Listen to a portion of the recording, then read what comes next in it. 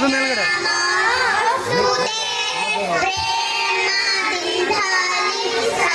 ಮೇಲ್ ಬರಲಿ ಲೈಟು.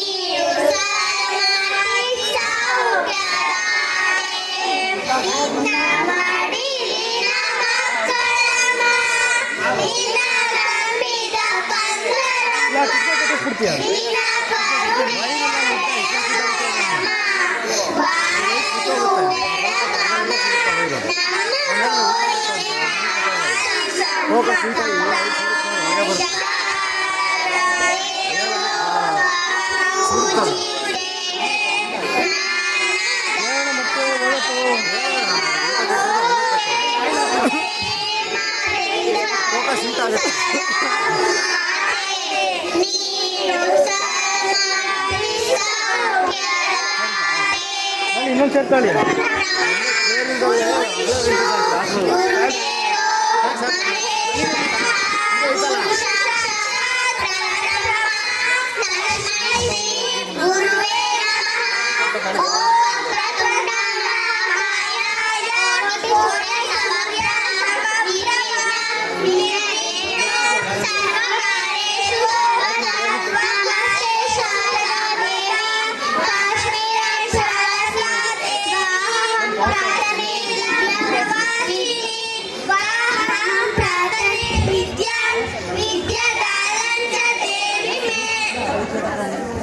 ಧನ್ಯವಾದಗಳು.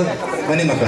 ಐಸಿರಿ ಫೌಂಡೇಶನ್ ಚಿಕ್ಕಮಗಳೂರು ದೇಶಕ್ಕೊಂದು ನಮನ ಶ್ರಾವಣ ಸಂಜೆಯ ಈ ಕಾರ್ಯಕ್ರಮದ ಅಧ್ಯಕ್ಷತೆಯನ್ನು ನಿಮ್ಮೆಲ್ಲರ ನೆಚ್ಚಿನ ಯುವ ನಾಯಕರು, ನನ್ನ ಸ್ನೇಹಿತರಾಗಿರ್ತಕ್ಕಂಥ ಅವರ ಹೆಸರಲ್ಲೇ ಒಂದು ವಿಶೇಷ ಇದೆ, ರೋಹನ್ ಭಾರ್ಗವಪುರಿ ಅಂಥೇಳಿ. ಆ ರೋಹನ್ ಅವರಿಗೆ ನಮ್ಮ ಎಲ್ಲ ಹಸ್ತಿನಾಪುರದ ಗ್ರಾಮದ ಪರ ಅವರಿಗೆ ಹೃದಯಪೂರ್ವಕವಾಗಿರ್ತಕ್ಕಂಥ ಸ್ವಾಗತವನ್ನು ಬಯಸ್ತಾ ಇದ್ದೀನಿ. ಅದೇ ರೀತಿ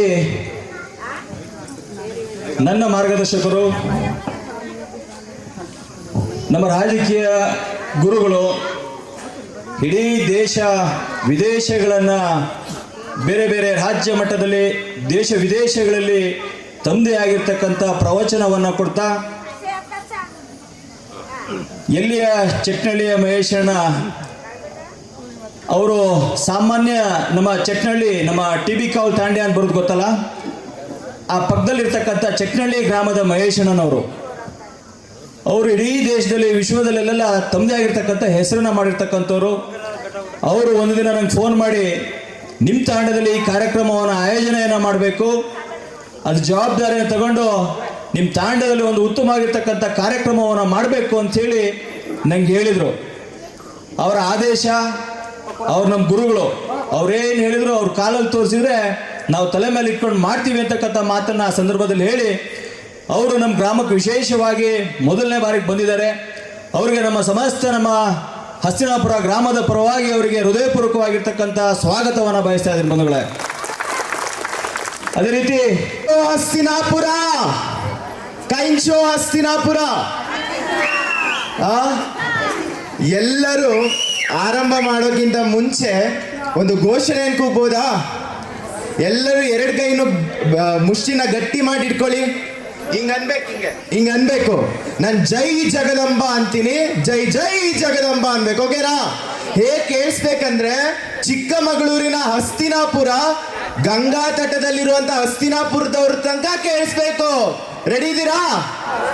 ಓಕೆ, ಎರಡು ಕೈನು ಗಟ್ಟಿಯಾಗಿ ಮುಷ್ಟಿ ಮಾಡಿ ಜೈ ಜಗದಾಂಬ ಅಂತೀನಿ, ಜೈ ಜೈ ಜಗದಾಂಬ ಅನ್ಬೇಕು. ಓಕೆ, ಜೈ ಜಗದಾಂಬ.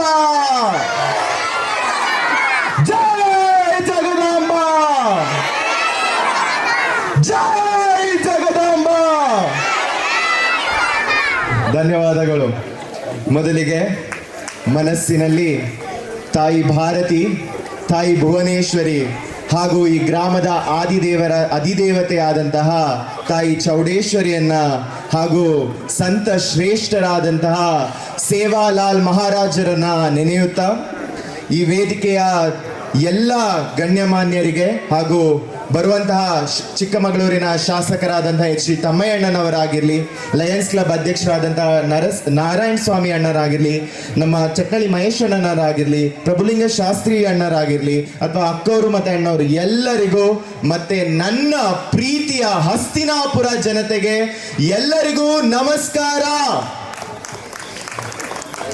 ಒಂದು ಎನರ್ಜಿ ಇರಬೇಕು ಅಕ್ಕಂದ್ರೆ ಅಣ್ಣಂದ್ರೆ.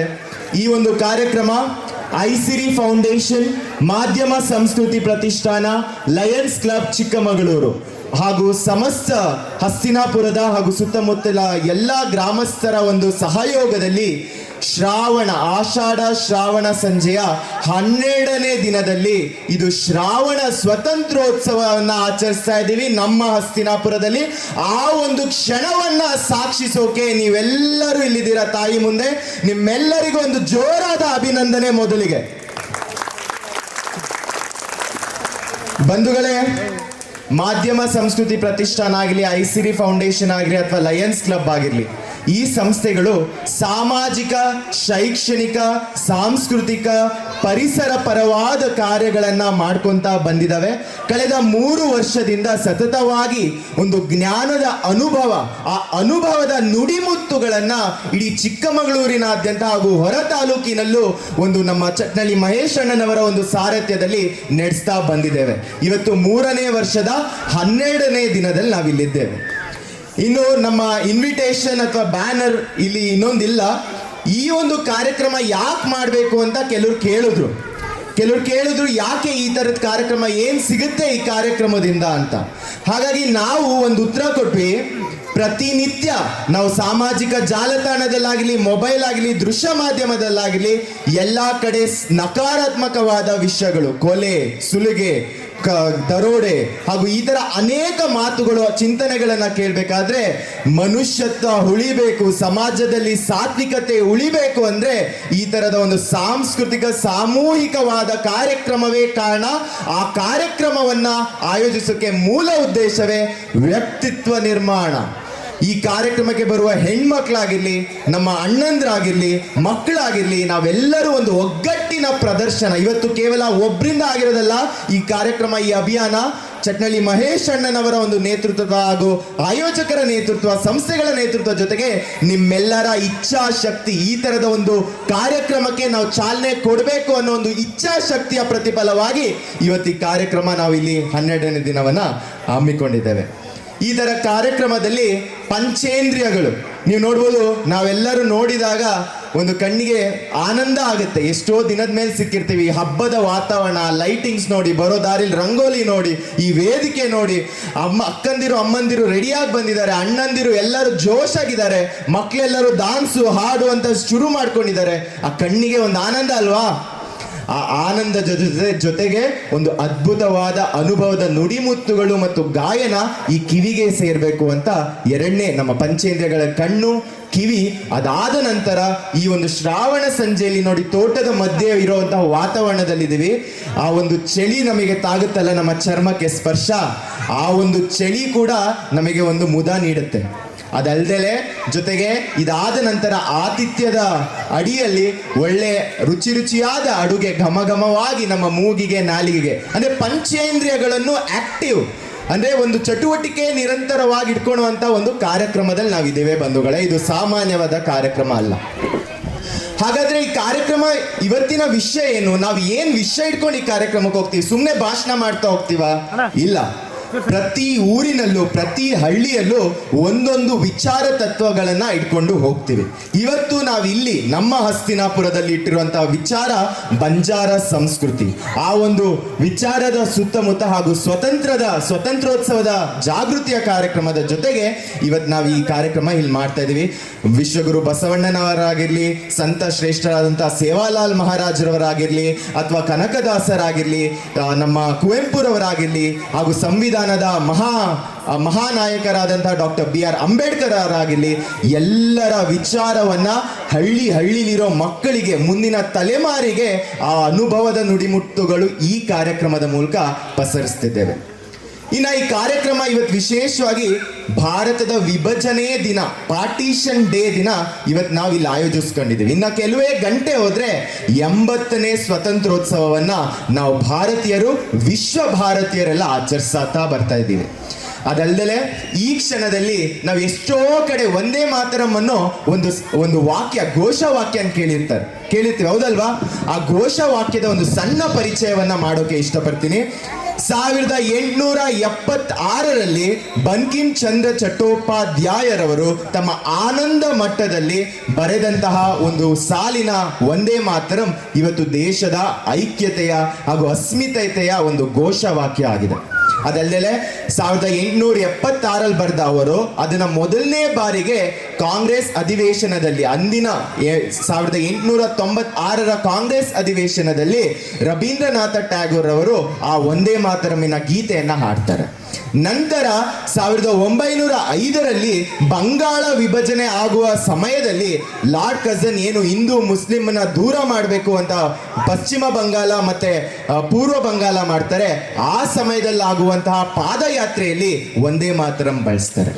ನಂತರ ನಮ್ಮ ಭಾರತದ ಮೊದಲನೇ ಧ್ವಜ ಇವತ್ತು ನಾವು ನೋಡ್ತೀವಿ ತ್ರಿವರ್ಣದಲ್ಲಿ ಮತ್ತೆ ಅಶೋಕ ಚಕ್ರ ಇರುವಂತಹ ಧ್ವಜ, ಆದ್ರೆ ಅವತ್ತು 1907ರಲ್ಲಿ ಜರ್ಮನಿಯಲ್ಲಿ ಮೇಡಮ್ ಬಿಕಾಜಿ ಕಾಮಾ ಅವರು ಒಂದು ಧ್ವಜವನ್ನ ಸೃಷ್ಟಿಸ್ತಾರೆ, ಅದಕ್ಕೊಂದು ರೂಪ ಕೊಡ್ತಾರೆ, ಅದರಲ್ಲಿ ಒಂದೇ ಮಾತರಂ ಅಂತ ಬರೀತಾರೆ, ನೀವು ಗೂಗಲಲ್ಲೂ ನೋಡ್ಬೋದು.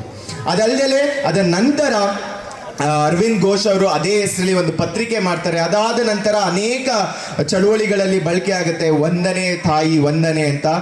2025ಕ್ಕೆ ಆ ಒಂದೇ ಮಾತರಂ ಬರೆದು 150ನೇ ವರ್ಷವನ್ನ ನಾವು ಆಚರಿಸ್ತಾ ಇದ್ದೇವೆ. ಆ ಒಂದು ಮಹಾನ್ ಚೇತನನಾದ ನಿಮ್ಮೆಲ್ಲರ ರಾಷ್ಟ್ರೀಯ ಹಾಗೂ ದೇಶದ ಬಂಕಿಂ ಚಂದ್ರ ಚಟ್ಟೋಪಾಧ್ಯಾಯ ಮತ್ತೆ ಅನೇಕ ಸ್ವಾತಂತ್ರ್ಯ ಹೋರಾಟಗಾರರಿಗೆ ಒಂದು ಜೋರಾದ ಚಪ್ಪಾಳೆಯನ್ನ ಕೊಡೋಣ ಬಂಧುಗಳೇ. ಇನ್ನ ಹಸ್ತಿನಾಪುರ ಅಂದ ತಕ್ಷಣ ಯಾಕೆ ಈ ಕಾರ್ಯಕ್ರಮದ ಉದ್ದೇಶ ಹೇಳಿದ್ದೀನಿ, ಒಂದೆರಡು ಮಾತುಗಳನ್ನ ಹಂಚ್ಕೊಳಕ್ ಇಷ್ಟಪಡ್ತೀನಿ ಹಿರಿಯರ ಒಂದು ರಿಕ್ವೆಸ್ಟ್ ಮೇರೆಗೆ. ಒಂದು ಸಣ್ಣ ಅನುಭವನ ಹಂಚ್ಕೋಬೇಕು. ಹಸ್ತಿನಾಪುರ ಅಂದ ತಕ್ಷಣ ನಮಗೆ ಮಹಾಭಾರತ ಹಸ್ತಿನಾಪುರ ಜ್ಞಾಪಕ ಆಗುತ್ತೆ. ಗಂಗಾ ನದಿ ತಟದಲ್ಲಿರುವಂತಹ ಹಸ್ತಿನಾಪುರ ಹೇಗೆ ಅಲ್ಲಿ ಉತ್ತರ ಭಾರತದ ಒಂದು ಐತಿಹಾಸಿಕ ನೆಲೆಯನ್ನು ಹೊಂದಿದೆ, ಇಲ್ಲಿ ನಮಗೆ ಇದೇ ಪವಿತ್ರವಾದಂತಹ ಅಯ್ಯನ ಕೆರೆಯ ತಟದಲ್ಲಿ ಹಸ್ತಿನಾಪುರ ಇದೆ, ಅಲ್ಲಿ ನಾವೆಲ್ಲರೂ ಬಂದಿದ್ದೀವಿ. ಹಾಗಾಗಿ ಹಸ್ತಿನಾಪುರದಲ್ಲಿ ತಾಯಿ ಚೌಡೇಶ್ವರಿ ಆಶೀರ್ವಾದದಲ್ಲಿ ಕಾರ್ಯಕ್ರಮ ಆಗ್ತಿದೆ ಅನ್ನೋದು ಅಷ್ಟೇ ಗರ್ವದ ವಿಷಯ ನನಗೆ ಮತ್ತೆ ನಮ್ಮ ಸಂಸ್ಥೆ ಎಲ್ಲರಿಗೂ. ಅಷ್ಟಲ್ಲೇ ಇದನ್ನು ನೋಡ್ಬೋದು, ಇದು ನಮ್ಮ ಸಂಸ್ಕೃತಿ, ನಮ್ಮ ಹೆಮ್ಮೆ ಹಾಗೂ ನಮ್ಮ ಸಂಕೇತ. ಇದು ಎಷ್ಟೋ ಜನ ಕೇಳ್ಬೋದು, ಇದು ಹೇಗೆ ಹುಡ್ಕೊಂಡ್ಬಂದ್ರಿ, ಎಲ್ಲಿ ಸಿಕ್ತು ಅಂತ. ನಾವು ಹಸ್ತಿನಾಪುರದ ಒಂದು ಶಾಲಾ ಉದ್ಘಾಟನೆಗೆ ಬಂದಾಗ ನಮ್ಮ ಪೂಜ್ಯ ತಂದೆಯವರಾದಂಥ HD ತಮ್ಮಯ್ಯಣ್ಣನವರಿಗೆ ಇದನ್ನ ನೀವು ಹಾಕಿದ್ರಿ. ಇದರಲ್ಲಿ ನಾನು ಸಂತ ಸೇವಾಲಾಲರನ್ನ ದಿನ ನೆನೆಯುತ್ತೇನೆ, ಇದನ್ನ ಹಾಕೋ ಬರಕ್ಕೆ ಒಂದು ಸೂಕ್ತ ದಿನ ಬೇಕು ಅಂತ ಅನ್ಸಿತ್ತು. ಇವತ್ತು ಆ ದಿನ ನನ್ನ ಆಸೆ ನೆರವೇರಿದೆ, ಅದಕ್ಕೆ ನಿಮ್ಮೆಲ್ಲರಿಗೂ ಒಂದು ಧನ್ಯವಾದಗಳು. ಇನ್ನ ಈ ಒಂದು ವಿಶೇಷವಾದ ಶಾಲಲ್ಲಿ ನನಗೆ 3 ಕಾಗಳು ಕಂಡ್ವು. ಯಾವ ಕಾ? ಮೊದಲನೇದು ಕನ್ನಡಿ, ಕಾಣಿಸ್ತಿದೆಯಾ ಎಲ್ಲರಿಗೂ?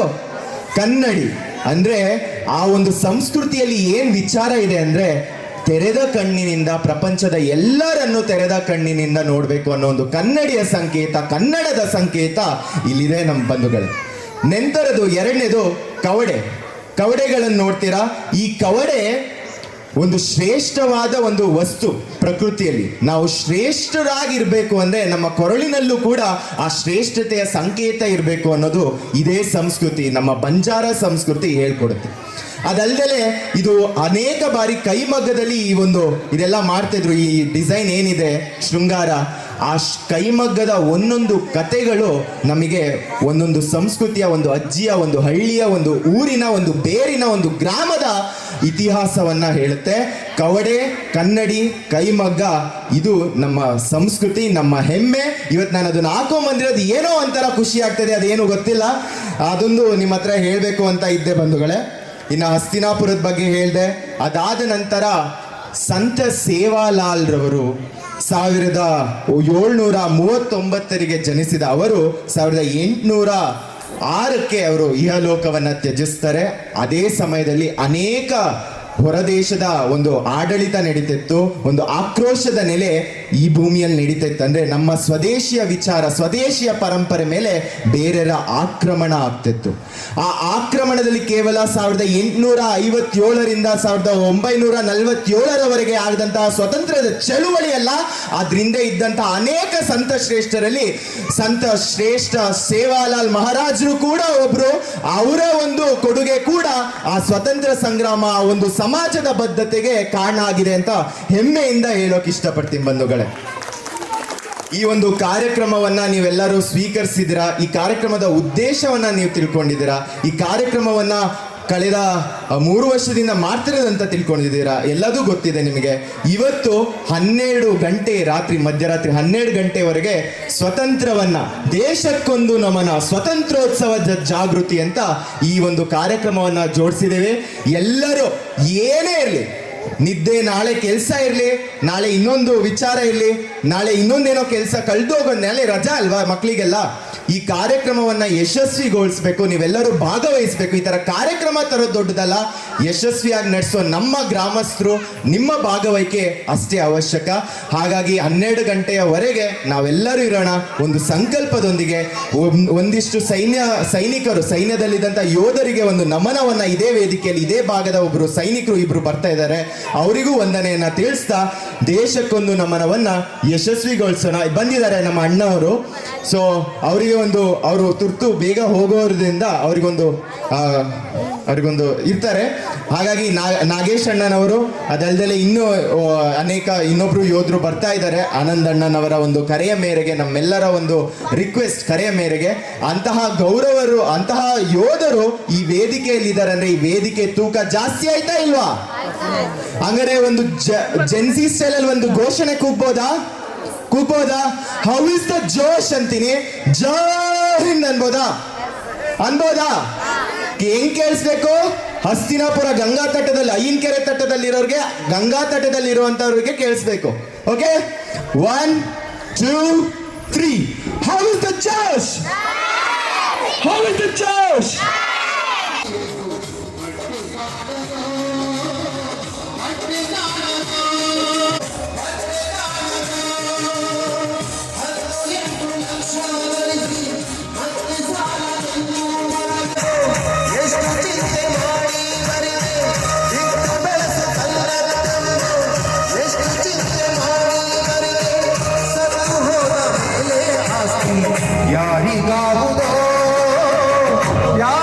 ಮಹನೀಯರೇ, ಮಹಿಳೆಯರೇ, ಮಕ್ಕಳೇ,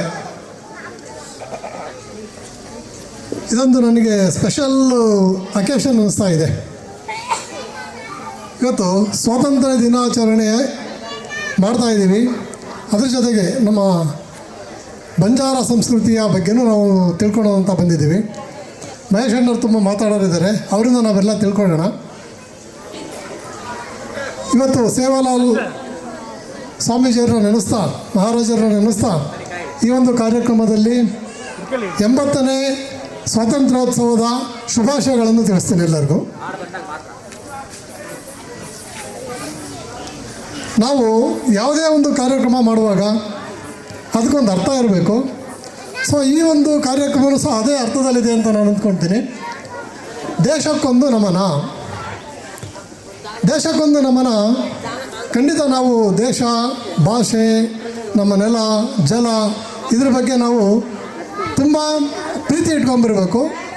ಜೊತೆಗೆ ಅದಕ್ಕೆ ಏನಾದರೂ ಕುಂದುಂಟಾದರೆ, ಅದಕ್ಕೇನಾದರೂ ಕೊರತೆ ಆದರೆ, ಅದಕ್ಕೇನಾದರೂ ಅದರ ಸ್ವಾಭಿಮಾನಕ್ಕೆ ಧಕ್ಕೆ ಆದರೆ ನಾವೆಲ್ಲ ಸೆಟದು ನಿಲ್ಲ ಅಂತ ಒಂದು ಶಕ್ತಿನ ನಾವು ಬೆಳೆಸ್ಕೋಬೇಕು.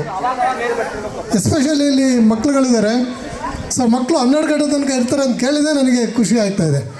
ಇವತ್ತು ಈ ಒಂದು ಕಾರ್ಯಕ್ರಮದಲ್ಲಿ ಮಕ್ಕಳು 12 ಗಂಟೆ ತನಕ ಇರ್ತಾರೆ ಕೇಳಿಬಿಟ್ಟು ನಾನು ತುಂಬ ಖುಷಿಯಾಗಿದೆ. ಸೊ ಈ ಒಂದು ಬಂಜಾರ ಸಂಸ್ಕೃತಿ, ಇದ್ರ ಬಗ್ಗೆ ಇವತ್ತು ಬಂಜಾರ ಸಂಸ್ಕೃತಿ ಅಂದರೆ ಇದೇನೊಂದು ಸಮುದಾಯದ ಸಂಸ್ಕೃತಿ ಅಲ್ಲ. ಇದು ನಮ್ಮ ದೇಶದ ಪರಂಪರೆ, ಪರಿಶ್ರಮ, ಧೈರ್ಯ ಹಾಗೂ ಆತ್ಮವಿಶ್ವಾಸದ ಸಹಬಾಳ್ವೆಯ ಒಂದು ಪ್ರತೀಕ ಅಂತಂತಾದರೂ ನಾನು ಭಾವಿಸ್ತೀನಿ.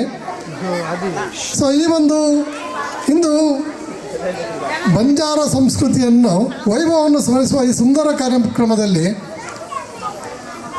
ನಮ್ಮ ಮಾನ್ಯ ಶಾಸಕರಾದ ಜನಪ್ರಿಯ ಶಾಸಕರಾದ ತಮ್ಮಯ್ಯನವರು ಬರ್ತಾ ಇದ್ದಾರೆ. ಸೊ ಜೊತೆಗೆ ವೇದಿಕೆಯಲ್ಲಿ ನಮ್ಮ ಚಡ್ಡಳ್ಳಿ ಮಹೇಶಣ್ಣವರು ಅದ್ಭುತವಾದ ರಸದೌತಣವನ್ನೇ ನೀಡ್ತಾ ಇದ್ದಾರೆ. ಸೊ ಇಂಥ ಒಂದು ಕಾರ್ಯಕ್ರಮದಲ್ಲಿ ನಾವು ಸಂಸ್ಕೃತಿ ಉಳಿಸೋದು ಹೇಗೆ, ಸಂಸ್ಕೃತಿ ಬೆಳೆಸೋದು ಹೇಗೆ, ಸಂಸ್ಕೃತಿ ಉಳಿದರೆ ಸಮಾಜ ಉಳಿಯುತ್ತದೆ, ಪರಂಪರೆ ಉಳಿದರೆ ನಮ್ಮ ಬೇರುಗಳು ಉಳಿಯುತ್ತವೆ. ಸೊ ಹಾಗಾಗಿ ನಾವು ಯಾವ್ಯಾವ ಸಂಸ್ಕೃತಿನ ನಾವು ಆಚರಿಸ್ತಾ ಬಂದಿದ್ದೀವಿ ಆ ಸಂಸ್ಕೃತಿನ ನಾವು ಉಳಿಸ್ಕೋಬೇಕು, ಅದನ್ನು ಬೆಳೆಸಬೇಕು ಅಂತಂತ ಹೇಳ್ತಾ ಇದ್ದೀನಿ. ಸೊ ನಾವು ನಮ್ಮ ದೇಶ ಹೇಗಿದೆ ಅಂದರೆ ವೈವಿಧ್ಯತೆಯಲ್ಲಿ ಏಕತೆ. ನಮ್ಮ ಭಾರತ ದೇಶದ ಸೌಂದರ್ಯವೇ ಅದರ ವೈವಿಧ್ಯತೆಯಲ್ಲಿ ಏಕತೆ. ವಿಭಿನ್ನ ಸಂಸ್ಕೃತಿಗಳು, ಭಾಷೆಗಳು, ಆಚರಣೆಗಳು ಒಂದಾಗಿ ನಮ್ಮ ದೇಶದ ಮಹಾನ್ ಪರಂಪರೆಯನ್ನು ಕಟ್ಟಿದ್ದಾವೆ. ಸೊ ಇಂಥ ಒಂದು ದೇಶದಲ್ಲಿ ನಾವು ವಾಸಿಸ್ತಿರುವುದೇ, ನಾವು ಜನ್ಮ ತಾಂಡ್ರದೇ ಒಂದು ಹೆಮ್ಮೆ ಅಂತ ಹೇಳ್ಕೊಂತ 80ನೇ ಸ್ವಾತಂತ್ರ್ಯೋತ್ಸವದ ಶುಭಾಶಯಗಳನ್ನು ಮತ್ತೊಮ್ಮೆ ತಿಳಿಸುತ್ತಾ, ಬಂಜಾರ ಸಂಸ್ಕೃತಿ ಚಿರವಾಗಲಿ, ನಮ್ಮ ವಿದ್ಯೆ ಭಾರತೀಯ ಸಂಸ್ಕೃತಿ ಚಿರವಾಗಲಿ ಎಂದು ಆಶಿಸುತ್ತಾ ನನ್ನ 2 ಮಾತನ್ನು ಮುಗಿಸಿದ್ದೇನೆ. Thank you. ಈ ಸಮಾರಂಭದ ನೇತೃತ್ವ ವಹಿಸಿರುವಂತಹ ನನ್ನ ಮಾರ್ಗದರ್ಶಕರು ಆದಂತಹ ಚಟ್ನಳ್ಳಿ ಮಹೇಶಣ್ಣ ಅವರನ್ನು ಮೊದಲುಗೊಂಡಂತೆ ಎಲ್ಲ ವೇದಿಕೆ ಮೇಲೆ ಉಪಸ್ಥಿತರಿದ್ದಾರೆ. ಮಹಾಭಾರತವನ್ನೇ ನೆನಪಿಸುವಂಥ ಹಸ್ತಿನಾಪುರದ ಎಲ್ಲ ನಿವಾಸಿಗಳೇ, ಪ್ರೀತಿಯ ಮಕ್ಕಳೇ, ಇವತ್ತೊಂದು ಅದ್ಭುತವಾದ ಅಪೂರ್ವವಾದಂತಹ ಕಾರ್ಯಕ್ರಮ.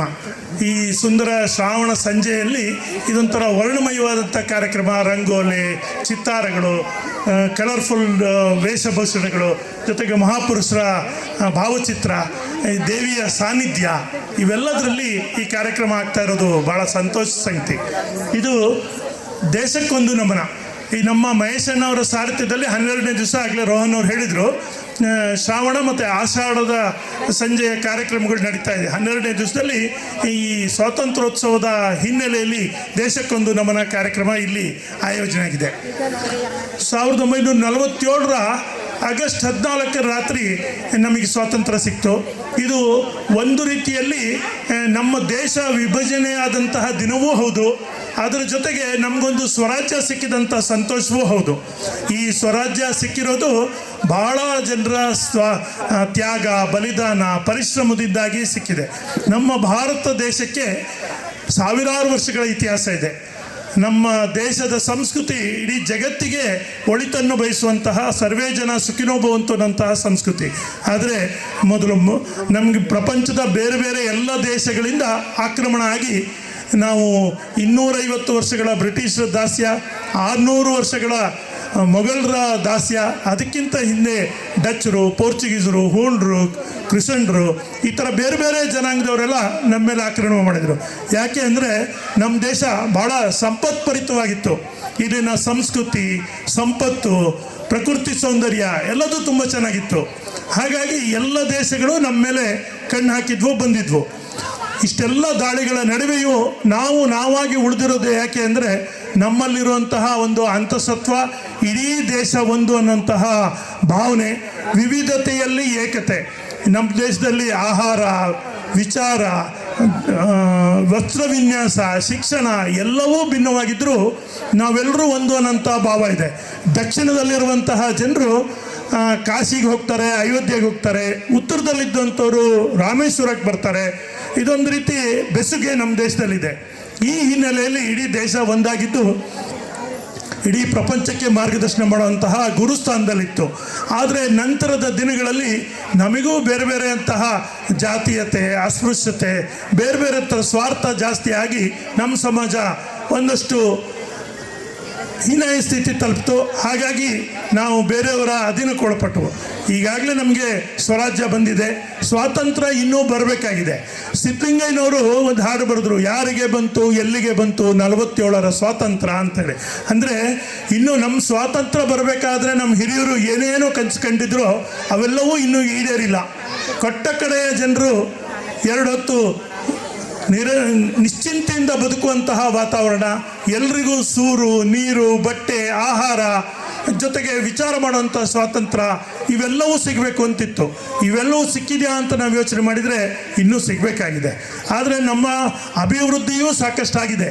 ನಾವು ಮಂಗಳನಿಗೆ ಚಂದ್ರನ ಅಂಗಳಕ್ಕೆ ತಲುಪಿದ್ದೇವೆ, ಕಾರಿಡಾರ್ ರಸ್ತೆಗಳನ್ನ ಮಾಡಿದ್ದೇವೆ, IITಗಳನ್ನ ಮಾಡಿದ್ದೇವೆ, ಸಾಕಷ್ಟು ಅಭಿವೃದ್ಧಿ ಆಗಿದೆ.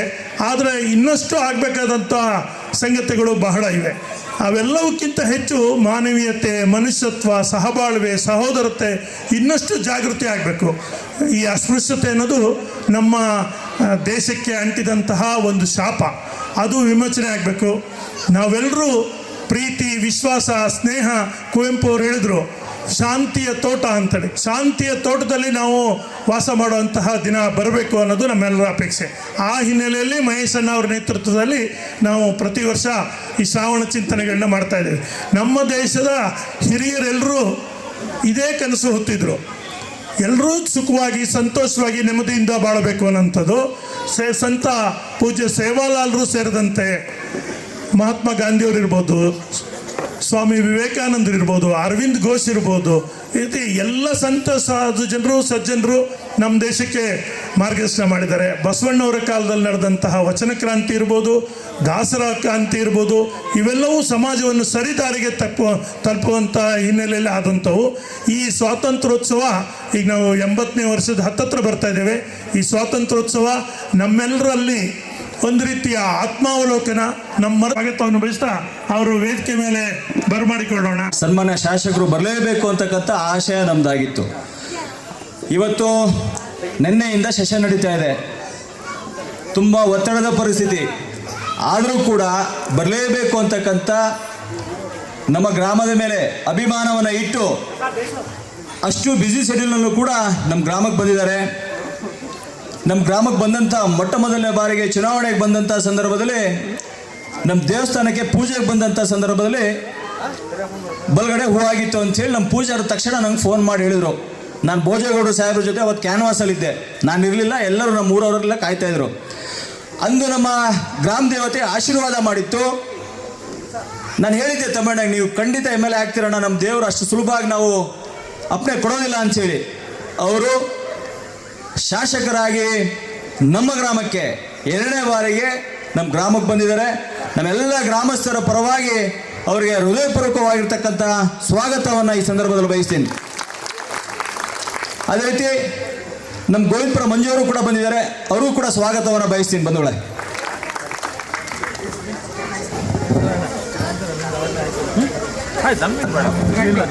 ಬಂಧುಗಳೇ, ಅತ್ಯಂತ ಪ್ರೀತಿಯಿಂದ ಸನ್ಮಾನ್ಯ ಶಾಸಕರನ್ನ ಸ್ವಾಗತಿಸಿದಂಥ ಆನಂದ ನಾಯಕರಿಗೆ ಧನ್ಯವಾದಗಳು ಹೇಳ್ತಾ, ಈಗ ವೇದಿಕೆಯಲ್ಲಿ ಕಾರ್ಯಕ್ರಮದ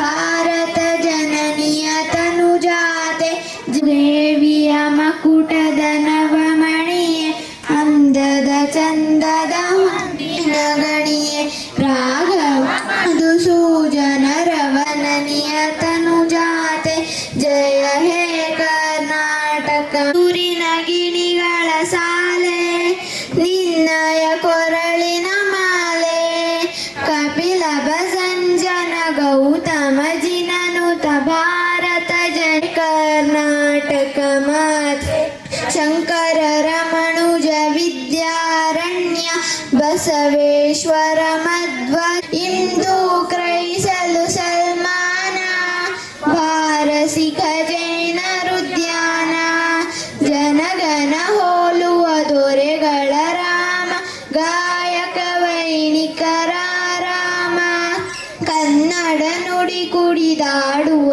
ದೇಹ ಕನ್ನಡ ತಾಯಿಯ ಮಕ್ಕಳ ದೇಹ ಜೈ ಭಾರತ ಜನನಿಯ ತನುಜಾತೆ ಜಯ ಹೇ ಕರ್ನಾಟಕ ಮಾತೆ.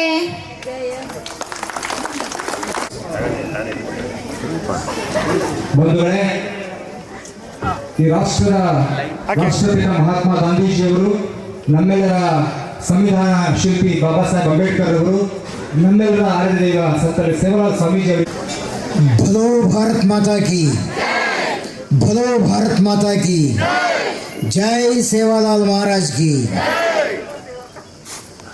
ಬಂಧುಗಳೇ, ತುಂಬ ಅಪರೂಪದ ರಸಗಳಿಗೆ ನಾವೆಲ್ಲ ಸೇರಿದ್ದೇವೆ. ಈ ಆನಂದ ಅಂತಕ್ಕಂಥದ್ದು, ಈ ಖುಷಿ ಅಂತಕ್ಕಂಥದ್ದು ಇದೆಯಲ್ಲ, 80ನೇ ವರ್ಷದ ಸ್ವಾತಂತ್ರ್ಯ ದಿನೋತ್ಸವದ ಸಂದರ್ಭದಲ್ಲಿ ನಮ್ಮ ಸಕ್ರಾಪಟ್ಟಣದ ನಮ್ಮ ಚಿಕ್ಕಮಗಳೂರು ಜಿಲ್ಲೆಯ ಪ್ರಮುಖ ತಾಂಡ ಆಗಿರ್ತಕ್ಕಂಥ ಹಳೆಹಟ್ಟಿ ಗ್ರಾಮದಲ್ಲಿ ಎಷ್ಟು ವಿಜೃಂಭಣೆಯಿಂದ ಇಷ್ಟು ವೈಭವಯುತವಾಗಿ ನಿಮ್ಮೆಲ್ಲರ ಜನಪ್ರಿಯ ಶಾಸಕರಾಗಿರ್ತಕ್ಕಂಥ ಮಾನ್ಯ HD ತಮ್ಮಯ್ಯನವರ ಸಮ್ಮುಖದಲ್ಲಿ ಈ ಸಂತೋಷವನ್ನು ಹಂಚಿಕೊಂಡು ಈ ಕಾರ್ಯಕ್ರಮ ಮಾಡ್ತಾ ಇದ್ದೀವಿ ಅಂದರೆ ಡೆಫಿನೆಟ್ ಆಗಿ ಈ ದೇಶಕ್ಕೆ ಭದ್ರವಾದಂಥ ಒಂದು ಭವಿಷ್ಯ ಇದೆ ಅಂತಕ್ಕಂಥದ್ದನ್ನು ಸಾಕ್ಷೀಕರಿಸ್ತಕ್ಕಂಥ ದೊಡ್ಡ ಮನಸ್ಸುಗಳಿದೆ ಅಂತಕ್ಕಂಥದ್ದನ್ನು ಅತ್ಯಂತ ಖುಷಿಯಿಂದ ಹೇಳ್ತೀನಿ ಬಂಧುಗಳೇ ಅಂತೇಳಿ. ಪ್ರಾಯಶಃ ಈ ನಾಡಗೀತೆಯನ್ನು ಕುವೆಂಪು ರಚಿಸಿರ್ತಕ್ಕಂಥ ಹಾಡನ್ನು ನಾಡಗೀತೆಯನ್ನು ಹಾಡ್ತಾ ಇರ್ತಕ್ಕಂಥ ಸಂದರ್ಭದಲ್ಲಿ, ಆ ಮಕ್ಕಳು ಹಾಡ್ತಾ ಇರ್ತಕ್ಕಂಥ ಸಂದರ್ಭದಲ್ಲಿ ನೀವು ತೋರಿದ ಸಂಯಮ ಇದೆಯಲ್ಲ, ಆ ಮಕ್ಕಳು ಹಾಡ್ತಾ ಇದ್ದನ್ನು ಕೇಳ್ತಾ ಇರ್ತಕ್ಕಂಥ ಆ ವ್ಯವಧಾನ ಇದೆಯಲ್ಲ, ಡೆಫಿನೆಟ್ ಹಿರಿಯರಾಗಿರ್ತಕ್ಕಂಥ ಈ ದೇಶದ ಪ್ರತಿಯೊಬ್ಬ ನಾಗರಿಕ ಅಂತ ಸಂವೇದನೆ ಮುಖೇನನೇ ಆ ಮಕ್ಕಳಿಗೆ ಒಂದು ಪ್ರೋತ್ಸಾಹ ಕೊಡಬೇಕು ಅಂತಕ್ಕಂಥ ಡೆಮೋ ಇದೆಯಲ್ಲ, ಡೆಫಿನೆಟ್ ಆಗಿ ಅವ್ರು ಹಾಡು ಹೇಳ್ಬೇಕಾದ್ರೆ, ನಾಡಗೀತೆ ಹೇಳ್ಬೇಕಾದ್ರೆ ನನಗೆ ಗೊತ್ತಾಯಿತು ಅಂತೇಳಿ. ಅಂದರೆ ಈ ಹಳೆಹಟ್ಟಿ ಅಂತ ಯಸ್ತಿನಾಪುರದ ಗ್ರಾಮದಲ್ಲಿ ಆ ಸಹೃದಯವಂತರ ಸಂಖ್ಯೆ ಜಾಸ್ತಿ ಇದೆ ಅಂತೇಳಿ, ಗುಣವಂತರ ಸಂಖ್ಯೆ ಜಾಸ್ತಿ ಇದೆ ಅಂತೇಳಿ. ಹೇಗೆ ಚಂದನ್ ಅವರ ಸಿರಿಕಂಠದ ಹಾಡನ್ನು ಕೇಳಿದ್ರು, ಹಾಗೆ ಆ ಮಕ್ಕಳು ತೊದಲು ಭಾಷೆಯಲ್ಲಿ ಹಾಡ್ತಾ ಇರ್ತಕ್ಕಂಥ ಆ ಮಾಧುರ್ಯದ ಗೀತೆಯನ್ನು ಕೂಡ ಅಷ್ಟರ ಮಟ್ಟಿಗೆ ಆಸ್ವಾದಿಸಿದ್ರಲ್ಲ, ಇದು ನಮ್ಮಲ್ಲಿರಬೇಕಾದಂಥ ನಿಜವಾದಂಥ ಹಿರಿತನ ಅಂತೇಳಿ. ನೋಡಿ, ನಾವು ಅಂದ್ಕೊಂಡ್ಬಿಟ್ಟಿದ್ದೀವಿ ಯಾವುದು ಈ ದೇಶದ ಮೊದಲ ಹಾಡು ಅಂದರೆ ನಾವು ಹೇಳ್ತೀವಿ ಯಾವ್ಯಾವುದು ರಾಮಾಯಣ, ಮಹಾಭಾರತ, ಬೈಬಲ್ ಯಾವುದಿದು ಅಂತ ಹೇಳ್ತೀವಲ್ಲ. ಆದರೆ ನಮ್ಮ ಕೈ ಒಂದು ಮಾತು ಹೇಳ್ತಾನೆ, ಆ ಮಕ್ಕಳು ಆಡ್ತಾ ಇರ್ತಕ್ಕಂಥ ಸಂದರ್ಭದಲ್ಲಿ ಪ್ರಾರಂಭದಲ್ಲಿ ತೊದಲು ಮಾತಾಡ್ತವಲ್ಲ, ಸುಮ್ಮನೆ ಹೆಂಗೆಂಗೋ ಅಪ್ಪ ಅಮ್ಮ ಅಂತೇಳಿ ತೊದಲಿಸ್ಕೊಂಡು ಮಾತಾಡ್ತಾವಲ್ರಿ, ಈ ಜಗತ್ತಿನ ಮೊದಲ ಕಾವ್ಯ ಅದು ಅಂತ ಹೇಳ್ತಾರೆ ನಮ್ಮ ಕವಿ ರಾಮಾನುಜ. ಯಾವುದು ಮೊದಲ ಕಾವ್ಯ? ಮಗು ನಿನ್ನ ಮೊದಲ ತೊದಲ ನುಡಿ ಈ ಜಗದ ಮೊದಲ ಮಹಾಕಾವ್ಯ. ಮಗು ನಿನ್ನ ಬಾಯೊಳಗಿರುವ ಶುಭ್ರ ಧವಳ ದಂತಪಂಕ್ತಿ ಈ ನಾಡಿನ ಮೊದಲ ಮಹಾಕಾಂತಿ. ಈ ಜಗತ್ತಿನ ಫಸ್ಟ್ ಡ್ಯಾನ್ಸ್ ಯಾವುದು? ನೆಕ್ಸ್ಟ್ ನಮ್ಮ ತಾಯಂದ್ರೆಲ್ಲ ಆಡ್ತಾ ಇದ್ದಾರೆ, ನಮ್ಮ ಮಕ್ಕಳೆಲ್ಲ ಡ್ಯಾನ್ಸ್ ಆಡ್ತಾ ಇದ್ದಾರೆ. ಭರತನಾಟ್ಯನ, ಕೂಚಿಪುಡಿನ, ಇನ್ಯಾವ ಡ್ಯಾನ್ಸ್ ಅಂದರೆ ಅಲ್ಲ. ಜಗತ್ತಿನ ಮೊದಲನೇ ಡ್ಯಾನ್ಸ್ ಯಾವುದು ಅಂದರೆ ಮಗು ನೀನು ನಡೆಯುವಾಗ ಮೊದಲು ಆಗಾಗ ಬಿದ್ದು ಏಳುವ ನಡಿಗೆ ಈ ಜಗದ ಮೊದಲ ನಾಟ್ಯಲಾಸ್ಯ ಅಂತೇಳಿ. ಏನು ಚೆನ್ನಾಗಿ ಹೇಳ್ತಾರಲ್ವ ಕವಿ. ಪ್ರಾಯಶಃ ಪ್ರಾರಂಭದಲ್ಲಿ ಹೇಳಬೇಕಾದ್ರೆ ಆ ಮಗು ಬಾಗಿಲು ದಾಟಿಬಿಟ್ರೆ ಸಾಕು ಕುಣ್ಕೊಂಡು ನಮ್ಮ ತಾಯಂದ್ರೆಲ್ಲ ಒಂದು ಕಾಯೋಡು ಸಂಭ್ರಮ ಮಾಡ್ತಾ ಇದ್ವಿ ಅಲ್ವಾ. ಆ ಮೊದಲನೇ ನಡಿಗೆ ಇದೆಯಲ್ಲ, ಆ ಜಗತ್ತಿನ ಮೊದಲ ಡ್ಯಾನ್ಸ್ ಅಂತೇಳಿ.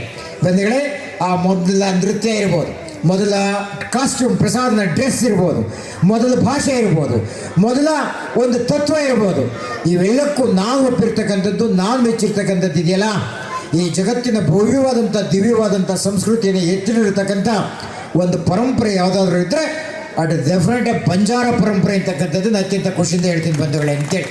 ಕಾರಣ ನಾನಿರ್ತಕ್ಕಂಥದ್ದು ನಮ್ಮ ಯುವ ಮಿತ್ರ ಆನಂದ್ ಹೇಳಿದಾಗೆ ನಿಮ್ಮ ಪಕ್ಕದ ಜೊತೆನೆ, ನಿಮ್ಮ ಜೊತೆನೆ ಅಂತೇಳಿ. ಅಲ್ಲೇ TV ಕಾಲ್ ಜೊತೆ, ಚಟ್ನಳ್ಳಿ ತಾಂಡಿ ಜೊತೆ, ಮುಂದಟ್ಟಿ ಜೊತೆ, ನಮ್ಮ ಅಗ್ರಾರ ತಾಂಡಿ ಜೊತೆ, ಪಿಳಿಹಳ್ಳಿ ಹಟ್ಟಿ ಜೊತೆ, ನಮ್ಮ ಹಳೆಹಟ್ಟಿ ಜೊತೆ ಅವಿನಾಭಾವಾದಂಥ ಸಂಬಂಧ ಅಂತೇಳಿ. ಹೇಗೆ ಈ ಬಂಜಾರ ಸಂಸ್ಕೃತಿ ಶ್ರೇಷ್ಠ ಅಂತಕ್ಕಂಥದ್ದನ್ನು ನಾನು ಹೇಳೋದಲ್ಲ, ನಿಮ್ಮಲ್ಲೇ ಯುವಶಕ್ತಿ ಆಗಿರ್ತಕ್ಕಂಥ, ಯುವ ಮುಂದಾಳವಾಗಿರ್ತಕ್ಕಂಥ ಆನಂದ್ ಬಾಯಲ್ಲಿ ಕೇಳಬೇಕು ಅಂತೇಳಿ. ಈ ನೆಲದಲ್ಲಿ ನಾವು ಸ್ವಾತಂತ್ರ್ಯವನ್ನು ಪಡಿತಕ್ಕಂಥ ನಿಟ್ಟಿನಲ್ಲಿ ಆ ಸಮುದಾಯ ಕೊಟ್ಟಿರ್ತಕ್ಕಂಥ ಕೊಡುಗೆ ಇರಬಹುದು.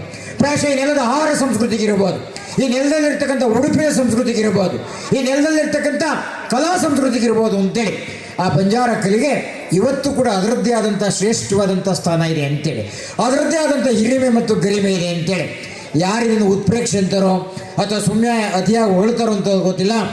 ನಾನಂತೂ ಖಚಿತವಾಗಿ ಹೇಳ್ತೀನಿ, ಜೀವನಾನುಭವದ ನೆಲೆಯಲ್ಲಿ, ಪ್ರಾಯಶಃ ಜೀವನಾನುಭವದ ಪಾಠದಲ್ಲಿ, ಜೀವನಾನುಭವದ ಲೋಕಶಾಲೆಯಲ್ಲಿ ಫಸ್ಟ್ ರ್ಯಾಂಕ್ ಬಂದಿರತಕ್ಕಂಥ ಒಂದು ಸಮುದಾಯ ಇದ್ದರೆ ಅದು ಡೆಫಿನೆಟ್ ಬಂಜಾರ ಸಮುದಾಯ ಅಂತೇಳಿ. ಯಾಕೆ ಈ ಮಾತನ್ನು ಹೊತ್ತು ಹೇಳ್ತೀನಿ ಅಂದರೆ, ಆ ಮಾತಿನ ಶೈಲಿ ಇದೆಯಲ್ಲ, ಆ ಮಾತಿನ ಒಂದು ರೀತಿ ವ್ಯಾವಹಾರಿಕವಾದಂಥ ಜ್ಞಾನದ ಜೊತೆಗೆ ತಾತ್ವಿಕವಾದಂಥ ಎತ್ತರದಲ್ಲಿ ಮಾತಾಡೋ ಶೈಲಿ ಇದೆಯಲ್ಲ, ನಿಮ್ಮನ್ನು ಬಿಟ್ಟರೆ ಯಾರಿಗೆ ಬರುತ್ತೆ ಸರ್?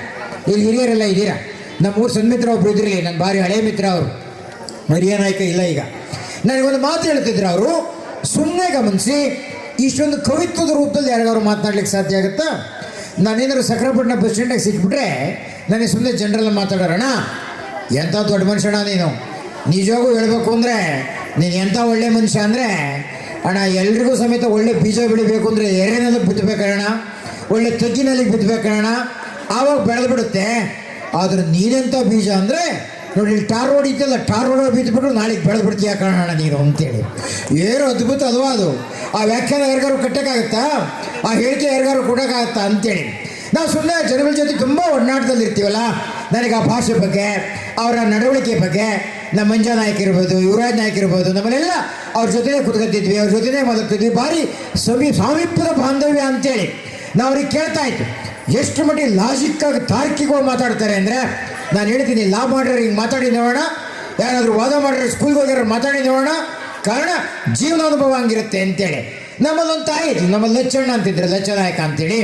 ಅವ್ರ ಹತ್ರ ಮಾತಾಡ್ಬೇಕಾದ್ರೆ ಹೇಳ್ತಿರೋಣ, ನನ್ನ ಮಗ ಒಳ್ಳೆ ಹುಡುಗನೇ ಕಣ, ಭಾರಿ ಒಳ್ಳೆ ಹುಡುಗ, ಏನು ಮಾಡ್ತೀಯ, ಕುಡ್ದು ಕೆಟ್ಬಿಟ್ಟಿಯೇನೆ, ಕುಡ್ದಾಗ ಒಂಚೂರು ಎಡ್ವರ್ಟ್ ಮಾಡ್ತಾನೆ ಕಣ, ಹಂಗಾಗಿ ಅವನೇನು ತಪ್ಪಲ್ಲ, ಅವ್ನು ಒಳ್ಳೆನೇ, ಆದ್ರೂ ಕುಡ್ದು ಎಡ್ವರ್ಟ್ ಮಾಡ್ತಾನೆ ಕಣ ಅಂದಾಗ ಆ ಲಚ್ಚಣ್ಣ ಒಂದು ಲಾಜಿಕಲ್ ಮಾತಾಡೋಣ. ಗಮನಿಸಿ ನೀವು ಹೆಂಗೆ, ಅಕ್ಕ ಸುಮ್ಮ ಕುತ್ಕೊಳಕ ಏನು ಮಾತಾಡ್ತೀಯ ನೀನು, ಕುಡಿದು ಬಿಟ್ರೆ ಕೆಟ್ಟವನ, ಕುಡ್ದಾಗಲ್ಲ ನಿನ್ನ ಮಗ ನಿಜವಾಗ್ಲೂ ಕೆಟ್ಟವನೇ, ಕುಡಿದ್ಬಿಟ್ರೆ ಕೆಟ್ಟದ್ದು ಮಾಡೋದು ಸೊ ಹೇಳುತ್ತಾ, ಅದಲ್ಲ ಕಣಕ. ನಾನೊಂದು ಮಾತು ಹೇಳ್ತೀನವ ನಿನಗೆ, ಏನು ಕುಡಿದು ಬಿಟ್ಟಿದೆ ಅಂತಾನೆ, ಆ ಕುಡ್ದಿರೋದು ಮುಂದೆ 2 ತಟ್ಟೆ ಇಡೋಣ, ಒಂದು ತಟ್ಟೆಯಲ್ಲಿ ಚಿತ್ರಾನ್ನ ಇಡೋಣ, ಇನ್ನೊಂದು ತಟ್ಟೆಯಲ್ಲಿ ಪಾಯ್ಕಾನಿ ಇಡೋಣ, ಯಾವುದು ಪಾಯ್ ಆಗ್ತಾನವನು ಅಂತ ಕೇಳ್ದ. ಅಲ್ಲ ಅದೇ ಗಣ, ಹೆಂಗಣ ಅಲ್ಲ ಹಂಗಣ ಅಲ್ಲ, ಏನು ಕುಡಿದ್ಬಿಟ್ರೆ ಕೆಡ್ದು ಅಂತಲ್ಲ, ಕುಡ್ದಾಗ ಅಲ್ಲ ಕಣ, ನೀನು ನೆಟ್ಟು ಬೆಳೆಸ್ಬೇಕು ಅಂತೇಳಿ. ಈ ಲಾಜಿಕ್ ಓದಿರೋರಿಗೆ ಬರುತ್ತಾ, ಲಾ ಓದೋರಿಗೆ ಬರುತ್ತಾ? ಕುಡ್ದವರೆಲ್ಲ ಕೆಟ್ಟಲ್ಲ, ಕುಡ್ದ ಕೆಟ್ಟ ಕೆಲಸ ಮಾಡೋದಲ್ಲ, ನೀನು ಕಲ್ಸೋದ್ರಲ್ಲಿ ವಿಫಲವಾಗಿಯ ಅಂತೇಳಿ ಆ ಮಕ್ಕಳನ್ನೇ ಒಂದು ಆಸ್ತಿ ಮಾಡಬೇಕಾದ್ರೆ ತಾಯಿಯಾಗಿ ನಿನ್ನ ಪಾತ್ರೆ, ತಂದೆಯಾಗಿ ನಿನ್ನ ಪಾತ್ರೆ ಏನು ಅಂತಕ್ಕಂಥದ್ದನ್ನು ಈ ಮಾತಿನ ಮುಖೇನ ಎಚ್ಚರಿಸ್ತಿದ್ನಲ್ಲ ನಮ್ಮ ಲಚ್ಚಣ್ಣ. ಇದಲ್ಲವೇ ಬುದ್ಧಿವಂತಿಕೆ ಅಂತೇಳಿ, ಇದಲ್ಲವೇ ಜಾಣತನ ಅಂತೇಳಿ. ಏನು ಅದ್ಭುತವಾದಂಥ ಜಾಣತನ ಅಂತೇಳಿ ನಾವು ಒಂದೊಂದ್ಸರಿ ಕೇಳ್ತಿದ್ದೀವಿ. ಅವ್ನು ಎಷ್ಟು ಚೆನ್ನಾಗಿ ಅಂದರೆ, ಮಾತಿಗೆ ತಕ್ಕಂತೆ ನಡಿಬೇಕು ಅಂತಕ್ಕಂಥದ್ದು ಇದೆಯಲ್ಲ, ಮಾತಿಗೆ ತಪ್ಪದೆ ಇರ್ತಕ್ಕಂಥ ಮಕ್ಕಳಾಗಬೇಕು ಅಂತಕ್ಕಂಥದ್ದು ಇದೆಯಲ್ಲ, ಆ ನೀತಿ ಸೂತ್ರ ನಾವು ಬಂಜಾರ ಸಂಸ್ಕೃತಿಯಲ್ಲಿ ಎದ್ದು ಕಾಣುತ್ತೆ. ಯಾರೋ ನಮಗೆ ಬರೀತಾರಣ, ಬೆಳಿಗ್ಗೆ ಬರ್ತೀನಿ ಅಂತ ಹೇಳಿರ್ತಾನೆ, ಇಲ್ಲ ಕಣ ನಾನು 4 ಜನ ಕರ್ಕೊಂಬರ್ತೀನಿ ಕಣ, ಕೆಲಸ ಮಾಡೋಣ ಕಣ ಅಂತೆಲ್ಲ ಹೇಳಿರ್ತಾನೆ. ನಾವು ಬಂದಮೇಲೆ ಬರ್ರಿ ಅಣ್ಣ ನೀವು 3 ಜನ ಬಂದಿರಾ, ಅವ್ನು ಬಂದೇ ಇಲ್ಲ ಅಂದರೆ, ಅಣ್ಣ ನಿಂಗೆ ಹೇಳೋದು ಮರೆತುಬಿಟ್ಟೆ ಕಣ, ಅವ್ನು ಬೆಳಿಗ್ಗೆ 9 ಗಂಟೆಗೆ ಸತ್ತೋಗ್ಬಿಟ್ಟ ಕಾರಣ ಅಂತೇಳಿ ನಮಗೆ ಮೈ ಚುಮ್ಮ ಅಂತಿತ್ತು. ನಮಗೆ ಏನು ಮಾತಾಡ್ತೀವಿ ಮಾರ್ಯ, ಇಂಥವೆಲ್ಲ ಮಾತಾಡ್ತೀಯ ಅಂದರೆ, ಅಲ್ಲ ಕಾರಣ ಮಾತಾಡಿದ ಮೇಲೆ ಬರ್ಬೇಕು ತಾನೆ. ನನ್ನ ಪ್ರಕಾರ ಅವ್ನು ಮಾತಂತೆ ನಡ್ಕೊಂಡಿಲ್ಲ ನಾವು ಸತ್ತೋದಂಗೆ ಕಾರಣ ಅಂತಾರೆ. ಏನು ಅದ್ಭುತವಾದಂಥ ಪ್ರಜ್ಞೆ ಅಂತೇಳಿ. ಪ್ರಾಯಶಃ ಇಂಥ ಜೀವನಾನುಭವದ ಪ್ರಜ್ಞೆ ಬೈಗೂಡಿಸಿರ್ತಕ್ಕಂಥ ಹಳೆಯಟಿ ಪಾವಿತ್ರ ನೆಲದಲ್ಲಿ ಸೇವಾಲಾಲ್ ಸ್ವಾಮಿಯ ಸನ್ನಿಧಿಯಲ್ಲಿ ನಾವೆಲ್ಲ ಸೇರಿದ್ದೀವಿ ಅಂದರೆ, ಇದಕ್ಕಿಂತ ಸುಗಳಿಗೆ, ಇದಕ್ಕಿಂತ ಸುಂದರವಾದಂಥ ಗಳಿಗೆ ಮತ್ತೊಂದಿಲ್ಲ ಅಂತಕ್ಕಂಥ ಮಾತನ್ನು ಹೇಳ್ತಾ, ನಮ್ಮ ತಾಯಂದ್ರೆಲ್ಲ ಸೇರಿ ನಾವು ಮನೇಲಿ ಸೇವಾಲಾಲ್ ಹಬ್ಬ ಮಾಡೋದು, ಇನ್ಯಾವುದೋ ಹಬ್ಬ ಮಾಡ್ತಕ್ಕಂಥದ್ದು ಇದೆಯಲ್ಲ, ಅದು ಸಹಜವೇ. ಆದರೆ ಹಸ್ತಿನಾಪುರದ ಇವತ್ತಿನ ವಿಶೇಷ ಏನಪ್ಪ ಅಂದರೆ, ನಾವು ನಮ್ಮ ಹಬ್ಬ ಮಾಡೋದು ದೊಡ್ಡದಲ್ಲ, ಈ ದೇಶಕ್ಕೊಂದು ಹಬ್ಬ ಇದೆ, ಈ ನಾಡಿಗೊಂದು ಹಬ್ಬ ಇದೆ. ಸಾವಿರಾರು ಜನಗಳ ತ್ಯಾಗದಿಂದ, ಬಲಿದಾನದಿಂದ 300 ವರ್ಷಗಳ ಕಾಲ ನಮ್ಮನ್ನೆಲ್ಲ ಆಳಿದ್ರಲ್ಲ, ನಮ್ಮನ್ನೆಲ್ಲ ಗುಲಾಮರು ಮಾಡ್ಕೊಂಡಿದ್ರಲ್ಲ, ಆ ಬ್ರಿಟಿಷರು ಓಡಿಸಿದ್ರಲ್ಲ, ಓಡಿಸಿ ನಮ್ಮ ರಾಷ್ಟ್ರಧ್ವಜ ನಮ್ಮ ಹಾರ್ತಲ್ಲ, ಆ ಶುಭಗಳಿಗೆಯಲ್ಲಿ ನಾವೆಲ್ಲ ಸೇರಬೇಕು ಅಂತೇಳಿ ಒಟ್ಟೊಟ್ಟಾಗಿ ಸೇರಿದ್ರಲ್ಲ. ನಿಮ್ಮ ರಾಷ್ಟ್ರೀಯತೆಗೆ, ನಿಮ್ಮಲ್ಲಿರ್ತಕ್ಕಂಥ ದೇಶಭಕ್ತಿಗೆ, ನಿಮ್ಮಲ್ಲಿರ್ತಕ್ಕಂಥ ಈ ನೆಲದ ಗುಣಕ್ಕಿದೆಯಲ್ಲ, ನಾವೆಲ್ಲ ಸೇರಿ ಒಂದು ದೊಡ್ಡ ಚಪ್ಪಾಳೆ ಹೊಡಿಲೇಬೇಕು ಅಂತ ಬಂಧುಗಳೇ ಅಂತೇಳಿ. ಪ್ರಾಯಶಃ ಇದು ನಿಜವಾದಂಥ ದೈವಿ ಕಾರ್ಯ, ಇದು ನಿಜವಾದಂಥ ನಮ್ಮ ಸೇವಾಲಾಲ್ ಸ್ವಾಮಿ ಒಪ್ತಕ್ಕಂಥ ಕಾರ್ಯ ಅಂತಕ್ಕಂಥ ಮಾತನ್ನು ಈ ಸಂದರ್ಭದಲ್ಲಿ ಅತ್ಯಂತ ಖುಷಿಯಿಂದ ತಮ್ಮ ಜೊತೆ ಹಂಚ್ಕೊಳ್ತಾ, ನಾನಂತೂ ಡೆಫಿನೆಟಾಗಿ ಹೇಳ್ತೀನಿ, ಎಷ್ಟು ವಿಶಾಲವಾಗಿದೆ ಹಬ್ಬ ಅಂದರೆ, ನಮ್ಮ ಯುವಶಕ್ತಿ ಇದೆಯಲ್ಲ, ಇಲ್ಲಿ ಅನೇಕ ಜನ ಹುಡುಗರು ನಮ್ಮ ಅಕ್ಕ, ಪ್ಲೀಸ್ ಅಕ್ಕ 1 ನಿಮಿಷ ಅಕ್ಕ, ಗಲಾಟೆ ಮಾಡಿಬಿಡಿ ಅಕ್ಕ, ಅಲ್ಲೇ ಗಲಾಟೆ ಮಾಡ್ತೀರಾ ನೋಡಿ. ನಾವು ಸಾಮಾನ್ಯವಾಗಿ ಹೇಳ್ತೀನಿ, ಆನಂದ್ ಅವರ ಮಾರ್ಗದರ್ಶನದಲ್ಲಿ ಇಲ್ಲಿರ್ತಕ್ಕಂಥ ಎಲ್ಲರ ಸ್ನೇಹಿತರ ಬಳಗ ಇದೆಯಲ್ಲ, ಯುವಕರೆಲ್ಲ ಇದ್ದಾರಲ್ರಿ, ನೀವೇ ಈ ರಾಷ್ಟ್ರದ ಸಂಪತ್ತು ಅಂತೇಳಿ, ನೀವೇ ಭವಿಷ್ಯದ ಭರವಸೆ ಅಂತೇಳಿ. ಇವತ್ತಿನ ಕಾಲದಲ್ಲಿ ಒಂದು ಮಾತು ಹೇಳ್ತಾರಣ್ಣ, ಕಾಲ ಕೆಟ್ಟುಬಿಟ್ಟಿದೆ ಕಾರಣ, ಹುಡುಗರು ಕೆಟ್ಟುಬಿಟ್ಟಿದ್ದಾರೆ ಕಾರಣ ಅಂತೇಳಿ. ಯಾವ ಹುಡುಗರು ಕೆಡಕ್ಕೆ ಸಾಧ್ಯ ಇಲ್ಲ ಸರ್. ನಿಜವಾದಂಥ ಒಂದು ಮಾರ್ಗದರ್ಶನ ಸಿಕ್ಕಿದ್ರೆ, ನಿಜವಾದಂಥ ಒಂದು ಪಾಲ್ಗೊಳ್ಳುವಿಕೆ, ಇನ್ಕ್ಲೂಸಿವ್ ನೇಚರಲ್ಲಿ ಅವ್ರನ್ನೆಲ್ಲ ಸದ್ಬಳಕೆ ಮಾಡಿದ್ದಾದರೆ ನಮ್ಮೂರು ಕಟ್ಬೋದು, ನಮ್ಮ ಗ್ರಾಮ ಕಟ್ಬೋದು, ನಮ್ಮ ನಾಡ ಕಟ್ಬೋದು ಅಂತಕ್ಕಂಥ ಒಂದು ದೊಡ್ಡ ಭರವಸೆ ಇದೆಯಲ್ಲ, ಆ ಭರವಸೆಗೆ ಸಾಕ್ಷಿ ಇವತ್ತು ನಮ್ಮ ಹಳೆಯಟ್ಟಿ ಗ್ರಾಮದ ಎಲ್ಲ ಹುಡುಗರು ಕೂಡ ಈ ಕಾರ್ಯಕ್ರಮದ ಯಶಸ್ಸಿಗೆ ಕೈ ಜೋಡಿಸಿರೋದು ಅಂತೇಳಿ. ನಾನು ಆಗಾಗ ಒಂದು ಮಾತು ಹೇಳ್ತಿರ್ತೀನಿ, ಈ ಯುವಶಕ್ತಿ ಹೆಂಗಪ್ಪ ಅಂದರೆ, ಅವ್ರು ಹೇಳ್ತಿರ್ತಾರೆ, ಮೀಸೆ ಬಂದಾಗ ದೇಶ ಕಾಣೋದು ಅಂತೇಳಿ. 20 ಬುದ್ಧಿ 70 ತನಕ ಅಂತಾರೆ. ಆದ್ರೆ ಆ ಯುವಕರಿದ್ದಾರಲ್ಲ, ಎಂಥ ಶಕ್ತಿ ಅಂದರೆ ಇದನ್ನು ಗಾಂಧೀಜಿ ಮಾಡಿದರು ಅಂತೇಳಿ. ರಾಷ್ಟ್ರಕ್ಕೆ ಸ್ವಾತಂತ್ರ್ಯ ತಂದುಕೊಡ್ತಕ್ಕಂಥ ನಿಟ್ಟಿನಲ್ಲಿ ಅವರೊಂದು ಕನಸು ಕಂಡಿದ್ರು. Youths are the salt of this nation. ಈ ದೇಶದ ಸಾರ ಇರ್ತಕ್ಕಂಥದ್ದೇ ಯುವಕರಲ್ಲಿ. ಆ ಯುವಕರಲ್ಲಿರ್ತಕ್ಕಂಥ ಶಕ್ತಿ ಯಾವುದೋ ಕುಡಿಯೋದ್ರಲ್ಲಿ, ಜೂಜಾಟದಲ್ಲಿ, ಹಾಡರಟೆ ಹೊಡೆಯೋದ್ರಲ್ಲಿ, ಬೇರೆ ಬೇರೆ ದುರ್ಮಾರ್ಗದಲ್ಲಿ ಹೋದರೆ ಈ ರಾಷ್ಟ್ರಕ್ಕೆ ಭವಿಷ್ಯ ಇಲ್ಲ. ಹಾಗಾಗಿ ಯುವಕರನ್ನ ಸೇರ್ಪಡೆ ಮಾಡಬೇಕು, ಒಳ್ಳೆ ಕೆಲಸಕ್ಕೆ ತರಬೇಕು ಅಂತ ಯೋಚನೆ ಮಾಡ್ತಾ ಮಾಡ್ತಾ ಆ ಯುವಶಕ್ತಿ ಏನು ಮಾಡಿದ್ರಿ ಗೊತ್ತಾ? ನಿಮ್ಮಲ್ಲಿ ಬರಳ್ಳ ಇದೆ, ಗೌರಿ ಹಳ್ಳ ಇದೆ, ದೊಡ್ಡ ಹಳ್ಳ ಬರುತ್ತಲ್ಲ, ಹಳ್ಳ ಬರ್ತಕ್ಕಂಥ ಪ್ರವಾಹ ಇದ್ದಂಗೆ ಯುವಶಕ್ತಿ. ಆ ಪ್ರವಾಹ ನಂಗೆ ಬಿಟ್ಬಿಡಿ ಏನು ಮಾಡುತ್ತೆ? ಪೈರ್ನೆಲ್ಲ ಕೊಚ್ಕೊಂಡು ಹೋಗುತ್ತೆ, ಊರನ್ನೆಲ್ಲ ಹಾಳು ಮಾಡುತ್ತೆ, ಬಿಲ್ಡಿಂಗ್ನೆಲ್ಲ ಕೆಡವುತ್ತೆ ಒಂದೊಂದು ಟೈಮು. ಆದ್ರೆ ಅದೇ ಪ್ರವಾಹಕ್ಕೆ ಹಿರಿಯರಾದವ್ರು ನಾವೇನು ಮಾಡ್ಬೇಕು?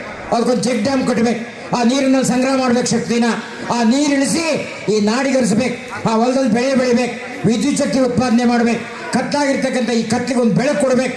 ಹಂಗೆ ಸದ್ಬಳಕೆ ಮಾಡ್ಕೊಂಡ್ಬಿಟ್ರೆ ಆ ಯುವಶಕ್ತಿಯಿಂದ ರಾಷ್ಟ್ರ ಕಟ್ಟಬಹುದು, ನಾಡು ಕಟ್ಟಬಹುದು ಅಂತಕ್ಕಂಥ ತೋರಿಸಿರ್ತಕ್ಕಂಥ ಗಾಂಧೀಜಿ ಪರಂಪರೆಯನ್ನ ಈ ನೆಲದಲ್ಲಿ ಅವಿಚ್ಛಿನ್ನವಾಗಿ ನಡೆಸ್ಕೊಂಡ್ ಬರ್ತಾ ಇದ್ದೀರಾ ಅಂತಕ್ಕಂಥದ್ದು ಈ ಕಾರ್ಯಕ್ರಮ ನೋಡಿದರೆ ಗೊತ್ತಾಗುತ್ತೆ ಅಂತಕ್ಕಂಥ ಮಾತನ್ನು ಹೇಳ್ತಾ, ಸ್ವಾತಂತ್ರ್ಯದ ಬಗ್ಗೆ ನಿಮಗೊಂದೇ ಒಂದು ನಿದರ್ಶನ ಹೇಳ್ತೀನಿ.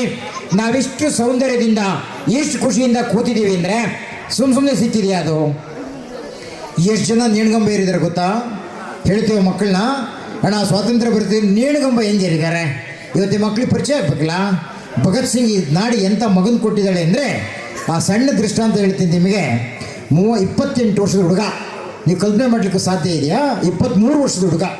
ಆ ಭಗತ್ ಸಿಂಗನ ಬ್ರಿಟಿಷರು ನೇಣಗಂಬ ಏರಿಸ್ಲಿಕ್ಕೆ ಕರ್ಕೊಂಡು ಹೋಗ್ತಾರೆ. ಎಲ್ಲೋ ಒಂದು ಬಾಂಬ್ ಹಾಕ್ಬಿಟ್ಟಿದ್ದ ಅಂತೇಳಿ ಆ ಬ್ರಿಟಿಷ್ ವಿರುದ್ಧ ಹೋರಾಟ ಮಾಡಿದ ಅಂತ. ಆ ಭಗತ್ ಸಿಂಗ್ ನೇಣಗಂಬಕ್ಕೆ ಏರಿಸ್ಬೇಕಾದ್ರೆ ನಗುತ್ತಾ ನಗುತ್ತಾ ಹೋಗ್ತಾನೆ ಭಗತ್ ಸಿಂಗ್. ಒಂದು ಚೂರು ಹೊಳಕಿಲ್ಲ, ರಾಷ್ಟ್ರಕ್ಕೋಸ್ಕರ ನಗುತ್ತಾ ನಗುತ್ತಾ ನೇಣಿಗೆ ನಾನು ಕೊರಳನ್ನು ಹೊಡ್ತೀನಿ ಅಂತ ಹೋಗ್ತಾನಲ್ಲ. ಹೋಗೋ ಸಂದರ್ಭದಲ್ಲಿ ಅವಳ ತಾಯಿ ವಿಭಾವತಿ ಸ್ವಲ್ಪ ಕಣ್ಣೀರು ಹಾಕ್ತಾಳೆ, ಹೆತ್ತ ಕರಳಲ್ವಾ? ಈಗ ಏನು ಗಲ್ಲಿಗೆ ಇರ್ತಾ ಇದ್ದಾನಂದರೆ ಮಗನ ಸಾವು ನೋಡೋಕ್ಕಾಗತ್ತಾ? ಆಗ ಒಂದು ಕಣ್ಣೀರು ಬರುತ್ತೆ. ಆಗ ಭಗತ್ ಸಿಂಗ್ ತಾಯಿಗೆ ಪ್ರಶ್ನೆ ಮಾಡ್ತಾನೆ, ಯಾಕಮ್ಮ ಇಂಥ ರಾಷ್ಟ್ರ ನಾಯಕನನ್ನ, ಇಂಥ ಯುವಶಕ್ತಿಯನ್ನು ಹಳೆದಿರ್ತಕ್ಕಂಥ ನೀನು ನಾನು ನೇಣಗಂಬ ಇರ್ತಿದ್ದೀನಿ ಅಳ್ತೀಯ, ಯಾಕೆ ನಿನ್ನ ಕಣ್ಣಲ್ಲಿ ಕಣ್ಣೀರು ಅಂತೇಳಿ ಪ್ರಶ್ನೆ ಮಾಡ್ತಾನೆ. ಆಗ ತಾಯಿ ಹೇಳ್ತಾಳೆ, ಮಗನೇ ನೀನು ನೇಣಗಂಬ ಇರ್ತಿದ್ದೀಯ ಅಂತೇಳಿ ಅಳ್ತಾ ಇಲ್ಲ, ನೀನು ನೇಣು ಹಾಕ್ತಾ ಇದ್ದೀರಿ ಅಂತೇಳಿ ಅಳ್ತಾ ಇಲ್ಲ.